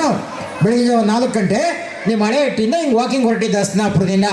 ಆ ಭೀಷ್ಮ ವಾಕಿಂಗ್ ಹೋಗ್ಬೇಕಾದ್ರೆ ಒಂದು ವಾಕಿಂಗ್ ಸ್ಟಿಕ್ ಇಟ್ಕೊಂಡು ಹೋಗ್ತಾ ಇದ್ದ. ಬೆಳಗಿನ ಜಾವ ನಸುಕತ್ಲೆ 5 ಗಂಟೆ ಹೋದ. ಕೋಲಡಿಕೆನ ಮೆತ್ತ ಸಿಕ್ತಂಗೆ ಆಗ್ಬಿಡುತ್ತೆ. ಮೆತ್ತ ಸಿಕ್ತಂಗೆ ಅಂತ ನಾನು ನೋಡ್ತಾನೆ, ಒಂದು ಓತಿಕೆ ಆತದ್ಮೇಲೆ ಕೋಲಿಟ್ಬಿಟ್ಟಿಯಾನೆ. ಓತಿಕೆ ಆತದ್ಮೇಲೆ ಕೋಲಿಟ್ಟಿದ್ನೆಲ್ಲ ಗೊತ್ತಾಯ್ತು ಅದು ಓತಿಕೆ ಆತ ಅಂತೇಳಿ. ಅದನ್ನ ಅದೇ ಕೋಲಿಂದ ತೆಗೆದು ಬರ್ರಂತೇಳಿ ಹಸ್ತ ಅದ್ರೊಳಗೆ ಒಂದು ಪಾಪಸ್ ಕಂಡು ಮುಳ್ಳು ಮೇಲೆ ಬಿದ್ದು ಒದ್ದಾಡಕತ್ತು ಬಿಡ್ತು. ಇವರು ಹಸ್ತಿನಾಪುರದ ಅರಸ ಭೀಷ್ಮ ಮುಂದೆ ಹೊರಟ ತಕ್ಷಣ ಓತಿಕೆ ಆತ ಕೂಗ್ತಿದೆ. ಹಸ್ತಿನಾಪುರದ ಅರಸ ಮಹಾರಾಜ ನಿಂತ್ಕೊಂಡ್ ಹೆಜ್ಜೆ ಅಂತೇಳಿ. ಇವನಿಗೆ ಗಾಬರಿ ಆಗ್ಬಿಡ್ತು, ಓತಿಕೆ ಆತ ಕರಿತಿದ್ದಿಲ್ಲ ಅಂತೇಳಿ. ಹೆದರ್ಬಿಟ್ಟ ನಿಂತ್ಕೊಂಡ. ಆಗ ಹೇಳುತ್ತೆ ಆ ಓತಿಕೆ ಆತ, ಮಗನೇ ನೀನು ಈ ದೇಶಕ್ಕೆ ಮಹಾರಾಜ ಇರ್ಬೋದು, ರಾಜ ಇರ್ಬೋದು, ಆದರೆ ನೀನು ಪ್ರಾರಂಭದಲ್ಲಿ ಗೊತ್ತಿಲ್ಲದೆ ನನ್ನ ಮೇಲೆ ಕೋಲಿಟ್ಟೆ, ಅದನ್ನು ಕ್ಷಮಿಸ್ತೀನಿ, ತಪ್ಪೇನಲ್ಲ. ಅದ್ರ ಬಗ್ಗೆ ನೋಡಿ, ನಾನು ಓದಿಕೆ ಅಂತ ಗೊತ್ತಾದ ಮೇಲೂ ನನ್ನನ್ನು ತೆಗೆದು ಮುಳ್ಳು ಮೇಲೆ ಎಸ್ತಿದೆಯಲ್ಲ, ಇದಕ್ಕೆ ಕ್ಷಮಿಸ್ಲಿಕ್ಕೆ ಸಾಧ್ಯ ಇಲ್ಲ. ಮಾಡಬಾರ್ದು, ತಪ್ಪು ಮಾಡಿಬಿಟ್ಟಿದ್ಯಾ, ಅಪರಾಧ ಮಾಡಿದ್ಯಾ. ಹಾಗಾಗಿ ನಾನು ನಿನಗೊಂದು ಶಾಪ ಕೊಡ್ತೀನಿ. ನಾನೇನು ಸಾಯ್ಬೇಕಾದ್ರೆ ಮುಳ್ಳು ಕಳ್ಳಿ ಮೇಲೆ ಬಿದ್ದು ಒದ್ದಾಡ್ತಾ ಇದ್ದೀನೋ, ನಿನ್ನ ಅಂತ್ಯ ಕೂಡ ಹಿಂಗೆ ಮುಳ್ಳು ಮೇಲೆ ಬಿದ್ದು ಸಾಯ್ಬೇಕು ಅಂತೇಳಿ ಆ ಓಟಿಗೆ ಅದ ಶಾಪ ಕೊಡ್ತು ಅಂತೇಳಿ. ಬಂಧುಗಳೇ, ವ್ಯಾಸ ಬರೆದ ಶಾಪ ಕಥೆ ಅಲ್ಲ ಇದು. ನಮ್ಮಂಗೆ ನಿಮ್ಮಂಗೆ ಜನಪದರು ಕಟ್ಟಿದಂಥ ಮಹಾಭಾರತದಲ್ಲಿ ಇಂಥ ಸಂದೇಶ ಇಟ್ಟಿದ್ದಾನೆ. ಅವ್ರ ಮಂತ್ರಿ ಆಗಲಿ, ರಾಜ ಆಗಲಿ, ಮುಖ್ಯಮಂತ್ರಿ ಆಗಲಿ, ಪ್ರಧಾನಿ ಆಗಲಿ, ಈ ಜನಗಳ ಸಾಮಾನ್ಯ ಪ್ರಜೆ ಮೇಲೆ ಆಟ ಆಡ್ತಕ್ಕಂಥ ಹಕ್ಕಿಲ್ಲ. ಎಲ್ಲರೂ ಕೂಡ ಬದುಕಬೇಕು. ಲೆಕ್ಕಚಿತ್ ಓದಿಗಾದವು ಕೂಡ ಬದುಕಬೇಕು ಅಂತಕ್ಕಂಥ ಜಗತ್ಪ್ರಜ್ಞೆ ಕಲಿಸಿದ್ದಿದೆಯಲ್ಲ, ಅದು ಹಸ್ತಿನಾಪುರದ ಅರಸ ಅಂತೇಳಿ, ಅದು ಭೀಷ್ಮನ ಕಥೆಯಲ್ಲಿ ಬರ್ತಕ್ಕಂಥದ್ದು ಅಂತೇಳಿ. ಇಂಥ ಎಲ್ಲ ಕಥೆಗಳನ್ನು ಕಲಿತಾ ಆ ಮುಖೆ ನಮ್ಮ ಮುಂದೆ ಅಡಿಯಿಡೋಣ ಅಂತಕ್ಕಂಥ ಮಾತನ್ನು ಹೇಳ್ತಾ, ಜಗಣ್ಣ ಒಂದೇ ಒಂದು ವಚನ ಹೇಳಕ್ಕೆ ಅಂತ ಹೇಳಿದೆ. ನಾನು 16 ಬಾರಿ ಅಮೇರಿಕ ಹೋಗಿ ಬಂದೀನಿ. ನೆಕ್ಸ್ಟ್ ನಮ್ಮ ಶಾಸಕರ ಕೃಪೆಯಿಂದ 31ನೇ ತಾರೀಕು ಮತ್ತೆ ಅಮೇರಿಕ ಹೋಗ್ತಾ ಇದ್ದೀನಿ. ಅಲ್ಲಿ 1 ತಿಂಗಳು ಅಲ್ಲೆಲ್ಲ ಭಾಷಣ ಮಾಡೋಕ್ಕೆ ಹೋಗ್ತಾ ಇದ್ದೀನಿ. ಪ್ರಾಯಶಃ ಹಿಂಗೆ ಹೋಗ್ತಾ ಇದ್ದೀನಿ ಅಂದರೆ ಅದು ನನ್ನ ಹೆಚ್ಚುಗಾರಿಕೆ ಅಲ್ಲ. ನಾನು ಆಗಾಗ ಹೇಳ್ತಿರ್ತೀನಿ, ನಾನೊಂದು 13-14 ಬಾರಿ ಅಮೇರಿಕ ಹೋಗಿದ್ರೆ, ಆಸ್ಟ್ರೇಲಿಯಾ ಹೋಗಿದ್ರೆ, ಶ್ರೀಲಂಕಾ ಹೋಗಿದ್ರೆ, ಕತಾರ್ಗೆ ಹೋಗಿದ್ರೆ, ದುಬೈಗೆ ಹೋಗಿದ್ರೆ ಅದು ನನ್ನ ಹೆಚ್ಚುಗಾರಿಕೆ ಅಲ್ಲ. ಈಗ ಇಲ್ಲಿದ್ದಾರಲ್ಲ ಜಗಣ್ಣ, ಇಲ್ಲಿದ್ದಾರಲ್ಲ ನಿಮ್ಮ ಟೀಚರ್, ಪ್ರಾಯಶಃ ಅಂಥದ್ದೇ ಒಬ್ಬ ಮಾಸ್ಟ್ರು ನನಗೆ ಸಿಕ್ಕಿದ್ರು 3ನೇ ಕ್ಲಾಸಲ್ಲಿ. ಈ 80ನೇ ವರ್ಷದ ಸ್ವಾತಂತ್ರ್ಯ ದಿನಾಚರಣೆಯಲ್ಲಿ ಮಾತಾಡ್ತಾ ಇದ್ದೀನಲ್ಲ, ನಾನು 3ನೇ ಕ್ಲಾಸ್ ಆಗಿದ್ದಾಗ ನನ್ನೂರು ಮೇಷ್ಟ್ರು ಲಕ್ಷ್ಮಯ್ಯ ಅಂತೇಳಿ 1972ನೇ ಇಸ್ವಿನಲ್ಲಿ ಈ ದೇಶದ 25ನೇ ವರ್ಷದ ಸ್ವಾತಂತ್ರ್ಯ ದಿನಾಚರಣೆಗೆ ನನ್ನ ಹತ್ರ 15 ನಿಮಿಷ ಭಾಷಣ ಮಾಡಿಸಿದ್ರು. ಆ ಮಾಸ್ಟ್ರು ನನ್ನೊಳಗಡೆ ಇದ್ದಂಥ ಸತ್ವ ಗುರುಸಿದ ಕಾರಣಕ್ಕೋಸ್ಕರ ನಾನು ಬೆಂಗಳೂರು ಹೋಗ್ಬೇಕಾದ್ರೆ ತಿಪ್ಟೂರು ಹತ್ರ ಕೊನೆಯಲ್ಲಿ ನಿಂತಿದೆ. ಆ ಮಾಸ್ಟ್ರ್ ಸಮಾಧಿ ಇದೆ. ಹೋಗ್ಬೇಕಾರೆಲ್ಲ ಆ ಸಮಾಧಿಗೆ ಅಡ್ಡಬಿದ್ದು ಹೋಗ್ತೀನಿ. ಪ್ರಾಯಶಃ ನಾನು ಈ ಮಟ್ಟಕ್ಕೆ ಏನಾದರೂ ಪ್ರವಚನದ ಫೀಲ್ಡಲ್ಲಿ ಬೆಳೆದಿದ್ದರೆ ಅದು ನನ್ನ ಮಾಸ್ಟ್ರಿಗೆ ಸಲ್ಲಬೇಕಾದಂಥ ಗೌರವ. ಆ ಮಾಸ್ಟ್ರಿಗೆ ಆ ಮುಖೇನ ಇಡೀ ಶಿಕ್ಷಕ ಕುಲಕ್ಕೆ ನಾವು ಒಂದು ದೊಡ್ಡ ಚಪ್ಪಾಳೆ ಹೊಡೆಯೋಣ ಅಂತಕ್ಕಂಥ ಮಾತನ್ನು ಹೇಳ್ತಾ, ಎಷ್ಟು ಸಲ ಎಲ್ಲರೂ ಅಮೇರಿಕಕ್ಕೆ ಹೋಗ್ರಿ, ಎಷ್ಟು ಸಲ ಹೊರದೇಶಕ್ಕೆ ಹೋಗಲಿ, ನಾನು ಸತ್ಯ ಹೇಳ್ತೀನಿ, ನೀ ಎಲ್ಲಿಗಾರು ಹೋಗು, ಅವೆಲ್ಲ ಪ್ರವಾಸಕ್ಕೆ ಚಂದ, ನಿವಾಸಕ್ಕೆ ಮಾತ್ರ ನಮ್ಮೂರೇ ನಮಗೆ ಚಂದ ಅಂತೆ. ನಮ್ಗೆ ಹಳೆ ಹಟ್ಟಿನೇ ಚಂದ, ನಮ್ಗೆ ಹಸ್ತಿನಾಪುರವೇ ಚಂದ, ನಮ್ಮ ಹಿರೇಮಗಳೂರೇ ಚಂದ, ನಮ್ಮೂರೇ ನಮಗೆ ಚಂದ ಅಂತೆ. ಅದಕ್ಕೆ ಸಂಬಂಧಪಟ್ಟಂಗೆ ಅಲ್ಲೇ ತಾಯಿ ಅಮೇರಿಕಾದಳು ಒಂದು ಕವನ ಬರೆದಿತ್ತು. ಎಷ್ಟು ಚೆನ್ನಾಗಿ ಬರೆದಿರ ಆ ತಾಯಿ ಅಂದರೆ ಈಗಿಲ್ಲ ಆ ತಾಯಿ. ನಾವು ಪ್ರಾರಂಭದಲ್ಲಿ 2008ರಲ್ಲಿ ಹೋದಾಗ ಆ ತಾಯಿ ಒಂದು ಕವನ ಬರೆದಿತ್ತು. ಈ ಕವನ ನನ್ನ ಕೊನೆಯ ಹಾಡು ಅಂತಿಲ್ಲ. ಆಮೇಲೆ ನಮ್ಮ ಶಾಸಕರು ಮಾತಾಡ್ತಾರೆ. ಆಮೇಲೆ ನಿಮ್ಮ ನೃತ್ಯ ಡ್ಯಾನ್ಸು ಎಲ್ಲ ಇದೆ. 12 ಗಂಟೆಗೆ ರಾಷ್ಟ್ರಗೀತೆ ಆಡುವ ಮುಖೇನ ಈ ಕಾರ್ಯಕ್ರಮ ಸುಸಂಪನ್ನಗೊಳ್ಳುತ್ತೆ ಅಂತಕ್ಕಂಥ ವಿಷಯವನ್ನು ತಮಗೆ ತಿರ್ತಾ ಗಮನ ಕೊಟ್ಟು ಕೇಳ್ತೀರಾ. ಆ ತಾಯಿ ಕವನ ಹೆಂಗಿದೆ, ನಿಶಬ್ದವಾಗಿರಿ. ಅಲ್ಲಿ ಹೋಗ್ಬಿಟ್ಟಿದ್ದಾರೆ. ಒಂದು 40 ಕೋಟಿ ರೂಪಾಯಿ ಮನೆ ಕಟ್ಟಿದ್ದಾರೆ. ಮಕ್ಕಳು ಮೊಮ್ಮಕ್ಕಳೆಲ್ಲ ಅಲ್ಲೇ ಇದ್ದಾರೆ. ಆದರೆ ಆ ತಾಯಿ ಮನಸ್ಸಲ್ಲಿದೆ ಗೊತ್ತಾ, ಆ ತಾಯಿ ಮನಸ್ಸು ಮಾತ್ರ ಭಾರತದ ಮೇಲೆ ಇದೆ ಅಂತೇಳಿ. ಏನು ಚೆನ್ನಾಗಿ ಬರೆದಿದೆ ಆ ತಾಯಿ ಅಂದರೆ, ಭಾರತ ಬಿಟ್ಟು ಬೆಂಗಳೂರು ಬಿಟ್ಟು ಬಂದದ್ದಾಯಿತು ಇಲ್ಲಿ ಅಮೇರಿಕಾದಲ್ಲಿ. ಭಾರತ ಬಿಟ್ಟು ಬೆಂಗಳೂರು ಬಿಟ್ಟು ಬಂದದ್ದಾಯಿತು ಇಲ್ಲಿ. ದೊಡ್ಡ ದೇಶದಾಗೆ ದುಡ್ಡು ಹಚ್ಕೊಂಡು ಮನ್ಸು ಹೋಗೈತೆ ಅಲ್ಲಿ. ದುಡ್ಡಿಲ್ಲ ಅಂತ ಕೆಲಸ ಇಲ್ಲ ಅಂತ ಏನೋ ಬಂದ್ವಿ ಇಲ್ಲಿ. ದುಡ್ಡು ಕೆಲಸ ಎರಡೂ ಇದ್ರೂ ನಮ್ಮೋರಿಲ್ಲ ಇಲ್ಲಿ. ಅಲ್ಲಿದ್ದವ್ರಿಗೆ ಇಲ್ಲಿಗೆ ಬರಬೇಕು ಅಂತ ಏನೋ ಬಾರಿ ಹುಚ್ಚು. ಇಲ್ಲಿದ್ರೂ ಅಲ್ಲಿದ್ದು ನೆನೆಸೋ ಏನಿದ್ದು ನನಗೆ ಪೆಚ್ಚು. ಐಸ್ ಕ್ರೀಮ್ ಕೇಕು ಚಾಕ್ಲೇಟ್ ಬೇಕು ಮೈಸೂರು ಮಕ್ಕಳಿಗೆ ಅಲ್ಲಿ. ಇಡ್ಲಿ ಬೋಂಡ ಸಾಂಬಾರು ನೆನೆಸ್ಕೊಂಡು ಬಾಯಲ್ಲಿ ನೀರು ಇಲ್ಲಿ. ಮೈಸೂರು ಮಲ್ಲಿಗೆ ರೇಷ್ಮೆ ಸೀರೆ ಉಡೋದು ನನಗಿಲ್ಲಿ ಕನಸು. ಮೈಸೂರಿನಲ್ಲೇ ಇರೋ ಹುಡುಗಿಗೆ ಪ್ಯಾಂಟು ಸ್ಕರ್ಟಿನ ತೀರಿಸು. ಹುಟ್ಟಿದ ಮಕ್ಕಳಿಗೆ ಕನ್ನಡ ಕಲಿಸ್ಬೇಕು ಅಂತ ನಮಗೊತ್ತಾಟ ಇಲ್ಲಿ. ಹುಟ್ಟೋಕೆ ಮುಂಚೆ ಕಾನ್ವೆಂಟ್ಗೆ ಹಾಕಿ ಇಂಗ್ಲೀಷ್ ಕಲಿಸೋದು ಅಲ್ಲಿ. ಎಲ್ಲೇ ಇರಲಿ ಹೇಗೆ ಇರಲಿ ಕನ್ನಡವೇ ನನ್ನ ಉಸಿರು. ಬರೆಯೋಕಾಸೆ ಓದೋಕಾಸೆ ಕನ್ನಡವೇ ನನ್ನ ತವರು ಅಂತೇಳಿ. ಪ್ರಾಯಶಃ ಅದು ಈ ನೆಲದ ತವರಿನ ಮಹತ್ವ, ಈ ಭಾಷೆಯ ಮಹತ್ವ, ಇಲ್ಲಿನ ಸಂಸ್ಕೃತಿಯ ಮಹತ್ವ ಅಂತಕ್ಕಂಥ ಆಶಯದ ಮಾತುಗಳನ್ನು ಹೇಳಿ ಇಷ್ಟೊತ್ತು ಕೂಡ ಈ ದೇಶದ ಭವ್ಯತೆ ಬಗ್ಗೆ, ಈ ದೇಶದ ದಿವ್ಯತೆ ಬಗ್ಗೆ ಅಗತ್ಯ ಇರತಕ್ಕಂಥ ಒಂದು ದೊಡ್ಡ ಸಂಭ್ರಮದ ವಾತಾವರಣವನ್ನು ನಿರ್ವಹಣೆ ಮಾಡಿರ್ತಕ್ಕಂಥ ಎಷ್ಟು ಶ್ರಮ ಹಾಕಿದ್ದೀರಲ್ವಾ. ಗಮನಿಸಿ ಬಂಧುಗಳ, ಇಡೀ ನಿಮ್ಮ ಯುವಕರೆಲ್ಲ ಸೇರ್ಕೊಂಡು ಊರೆಲ್ಲ ಸೇರ್ಕೊಂಡು ಏನು ಮಾಡಿದ್ದೀರಾ? ಇಂಥ ಒಂದು ಸ್ಟೇಜ್ ಹಾಕಿದ್ದೀರಾ, ಇಂಥ ಒಂದು ಲೈಟ್ ಹಾಕಿದ್ದೀರಾ, ಇಂಥ ಒಂದು ಮೈಕ್ ತಂದಿದ್ದೀರಾ, ಇಂಥ ಒಂದು ಕುರ್ಚಿ ಹಾಕಿದ್ದೀರಾ. ಇದೆಲ್ಲ ಆದಮೇಲೆ ಬರೀ ತಲೆ ಊಟ ಅಲ್ಲ, ಸ್ವಲ್ಪ ಒಲೆ ಊಟನೂ ಅರೇಂಜ್ ಮಾಡಿಬಿಟ್ಟಿದ್ದೀರಲ್ವಾ. ಏನು ಅದ್ಭುತ. ನಮ್ಮ ಡ್ಯೂಟಿ ಈ ದೇಶಕ್ಕೋಸ್ಕರ ಅವ್ರು ನೆನಪು ಮಾಡ್ತಾ ಒಂದು ಅರ್ಧ ಗಂಟೆ 1 ಗಂಟೆ 2 ಗಂಟೆ ಕೂರದ್ರಪ್ಪ. ಆ ಕೂರಕ್ಕೂ ಸಂಯಮ ಇಲ್ಲ ಅಂದರೆ ಭಾರತಾಂಬೆ ಒಪ್ತಾಳ. ಹಾಗಾಗಿ ಆ ದಿವ್ಯ ಭಾರತಾಂಬೆಯ ಕೃಪೆಗೆ ಪಾತ್ರ ಆಗಲಿಕ್ಕೆ ನಾವೆಲ್ಲ ಸಂಕಲ್ಪ ವಹಿಸೋಣ ಅಂತಕ್ಕಂಥ ಮಾತನ್ನು ಹೇಳ್ತಾ, ಮತ್ತೊಮ್ಮೆ ಈ ಕಾರ್ಯಕ್ರಮದ ಹಿಂದಿರ್ತಕ್ಕಂಥ ಎಲ್ಲ ಶ್ರಮಿಕರಿಗೆ, ಎಲ್ಲ ಯುವಕರಿಗೆ, ಈ ಗ್ರಾಮದ ಜನತೆಗೆ 100 ಬಾರಿ ಹೇಳ್ತೀನಿ, ಈ ಕಾರ್ಯಕ್ರಮ ಸಕ್ಸಸ್ ಆದರೆ ನನ್ನ ಮಾತಿನಿಂದ ಅಲ್ಲ, ಹಾಡಿನಿಂದ ಅಲ್ಲ, ಸಂಘಟನೆಯಿಂದ ಅಲ್ಲ, ಡೆಫಿನೆಟಾಗಿ ಹೇಳ್ತೀನಿ, ಈ ಕಾರ್ಯಕ್ರಮ ಯಶಸ್ಸಾಗಿದ್ದರೆ ನಿಮ್ಮೆಲ್ಲ ಕೆಲಸ ಬಿಟ್ಟು 2 ಗಂಟೆ ಕೂತಿದ್ದೀರಲ್ಲ, ನೀವು ಈ ಯಶಸ್ಸಿನ ದೊಡ್ಡ ಪಾತ್ರಧಾರಿಗಳು ಅಂತಕ್ಕಂಥ ಮಾತನ್ನು ಹೇಳ್ತಾ ಇಷ್ಟು ತಾಳ್ಮೆಯಿಂದ ಮಾತುಗಳಿದೆ ಅಂತ ನಿಮ್ಮೆಲ್ಲರಿಗೂ ಹೊಂದಿಸಿ ಈ ಸಮಾರಂಭಕ್ಕೆ ಕಳಸ ಇಟ್ಟಂಗಾಯ್ತು. ನಮ್ಮ ಮಾನ್ಯ ಶಾಸಕರು ಬಂದಿದ್ದು ದೇವಸ್ಥಾನ ಇಡ್ಬೇಕಾದ್ರೆ ಕಳಸ ಇಡ್ತಿರಲ್ಲ, ಆ ಕಳಸ ಇಟ್ಟಂಗಾಯಿತು. ಅವರ ಅವಿರತವಾದಂಥ ಕಾರ್ಯಕ್ಷೇತ್ರದ ಮಧ್ಯೆ ಈ ಕಾರ್ಯಕ್ರಮದ ಪೂರ್ಣ ಪ್ರಮಾಣದಲ್ಲಿ ನಿಮ್ಮ ಜೊತೆ ಕಳೆಯೋ ಮುಖೇನ ಎಸ್ ನಾನೊಬ್ಬ ಜನಮುಖಿ ಚಿಂತಕ ಅಂತಕ್ಕಂಥದ್ದನ್ನು ಸಾಬೀತುಪಡಲಿಕ್ಕೆ ಬೆಂಗಳೂರಿಂದ ಬಂದವರು ಇಲ್ಲಿ ಹೊರಟು ಬಂದಿದ್ದಾರೆ ಅಂತೇಳಿ. ಹಾಗಾಗಿ ಅವ್ರ ಉಪಸ್ಥಿತಿ ಉತ್ತರೋತ್ತರವಾದಂಥ ಯಶಸ್ಸು ಅವ್ರಿಗಾಗಲಿ, ನಿಮ್ಮೆಲ್ಲರ ಒಂದು ಶುಭ ಹಾರೈಕೆ ಇರಲಿ ಅಂತಕ್ಕಂಥ ಮಾತನ್ನು ಹೇಳುತ್ತಾ ನನ್ನ ಮಾತಿ ಮಂಗಳಾಡ್ತೀನಿ. ವಿಶೇಷವಾಗಿ ಶ್ರಮವಹಿಸಿದಂಥ ನಿಮ್ಮೂರ ಶಾಲೆಯ ಟೀಚರ್ಸ್ಗಳಿಗೆ, ಆ ಶಿಕ್ಷಕಿಯವರಿಗೆ, ಪುಟಾಣಿಗಳಿಗೆ, ಪ್ರಾಯಶಃ ಜೊತೆಯಲ್ಲಿ ಪಾಲ್ಗೊಂಡಿರ್ತಕ್ಕಂಥ ನಮ್ಮ ಹಿರಿಯ ಸಹೋದರಿಯರಿಗೆಲ್ಲ ಭಾಳ ಬಂಗಾರ ಆಗಲಿ. ನಮಸ್ಕಾರ. ಜೈ ಹಿಂದ್. ಬಲೋ ಭಾರತ್ ಮಾತಾ ಕಿ ಜೈ. ನಮ್ಮೂರಿನ ಶಾಲೆಯ ವಿದ್ಯಾರ್ಥಿ ಪೋಷಕರು ಮಾತ್ರ ನನ್ಗೆ ಭಾಳ ಹೆಮ್ಮೆ ಇದೆ. ಶಾಲೆ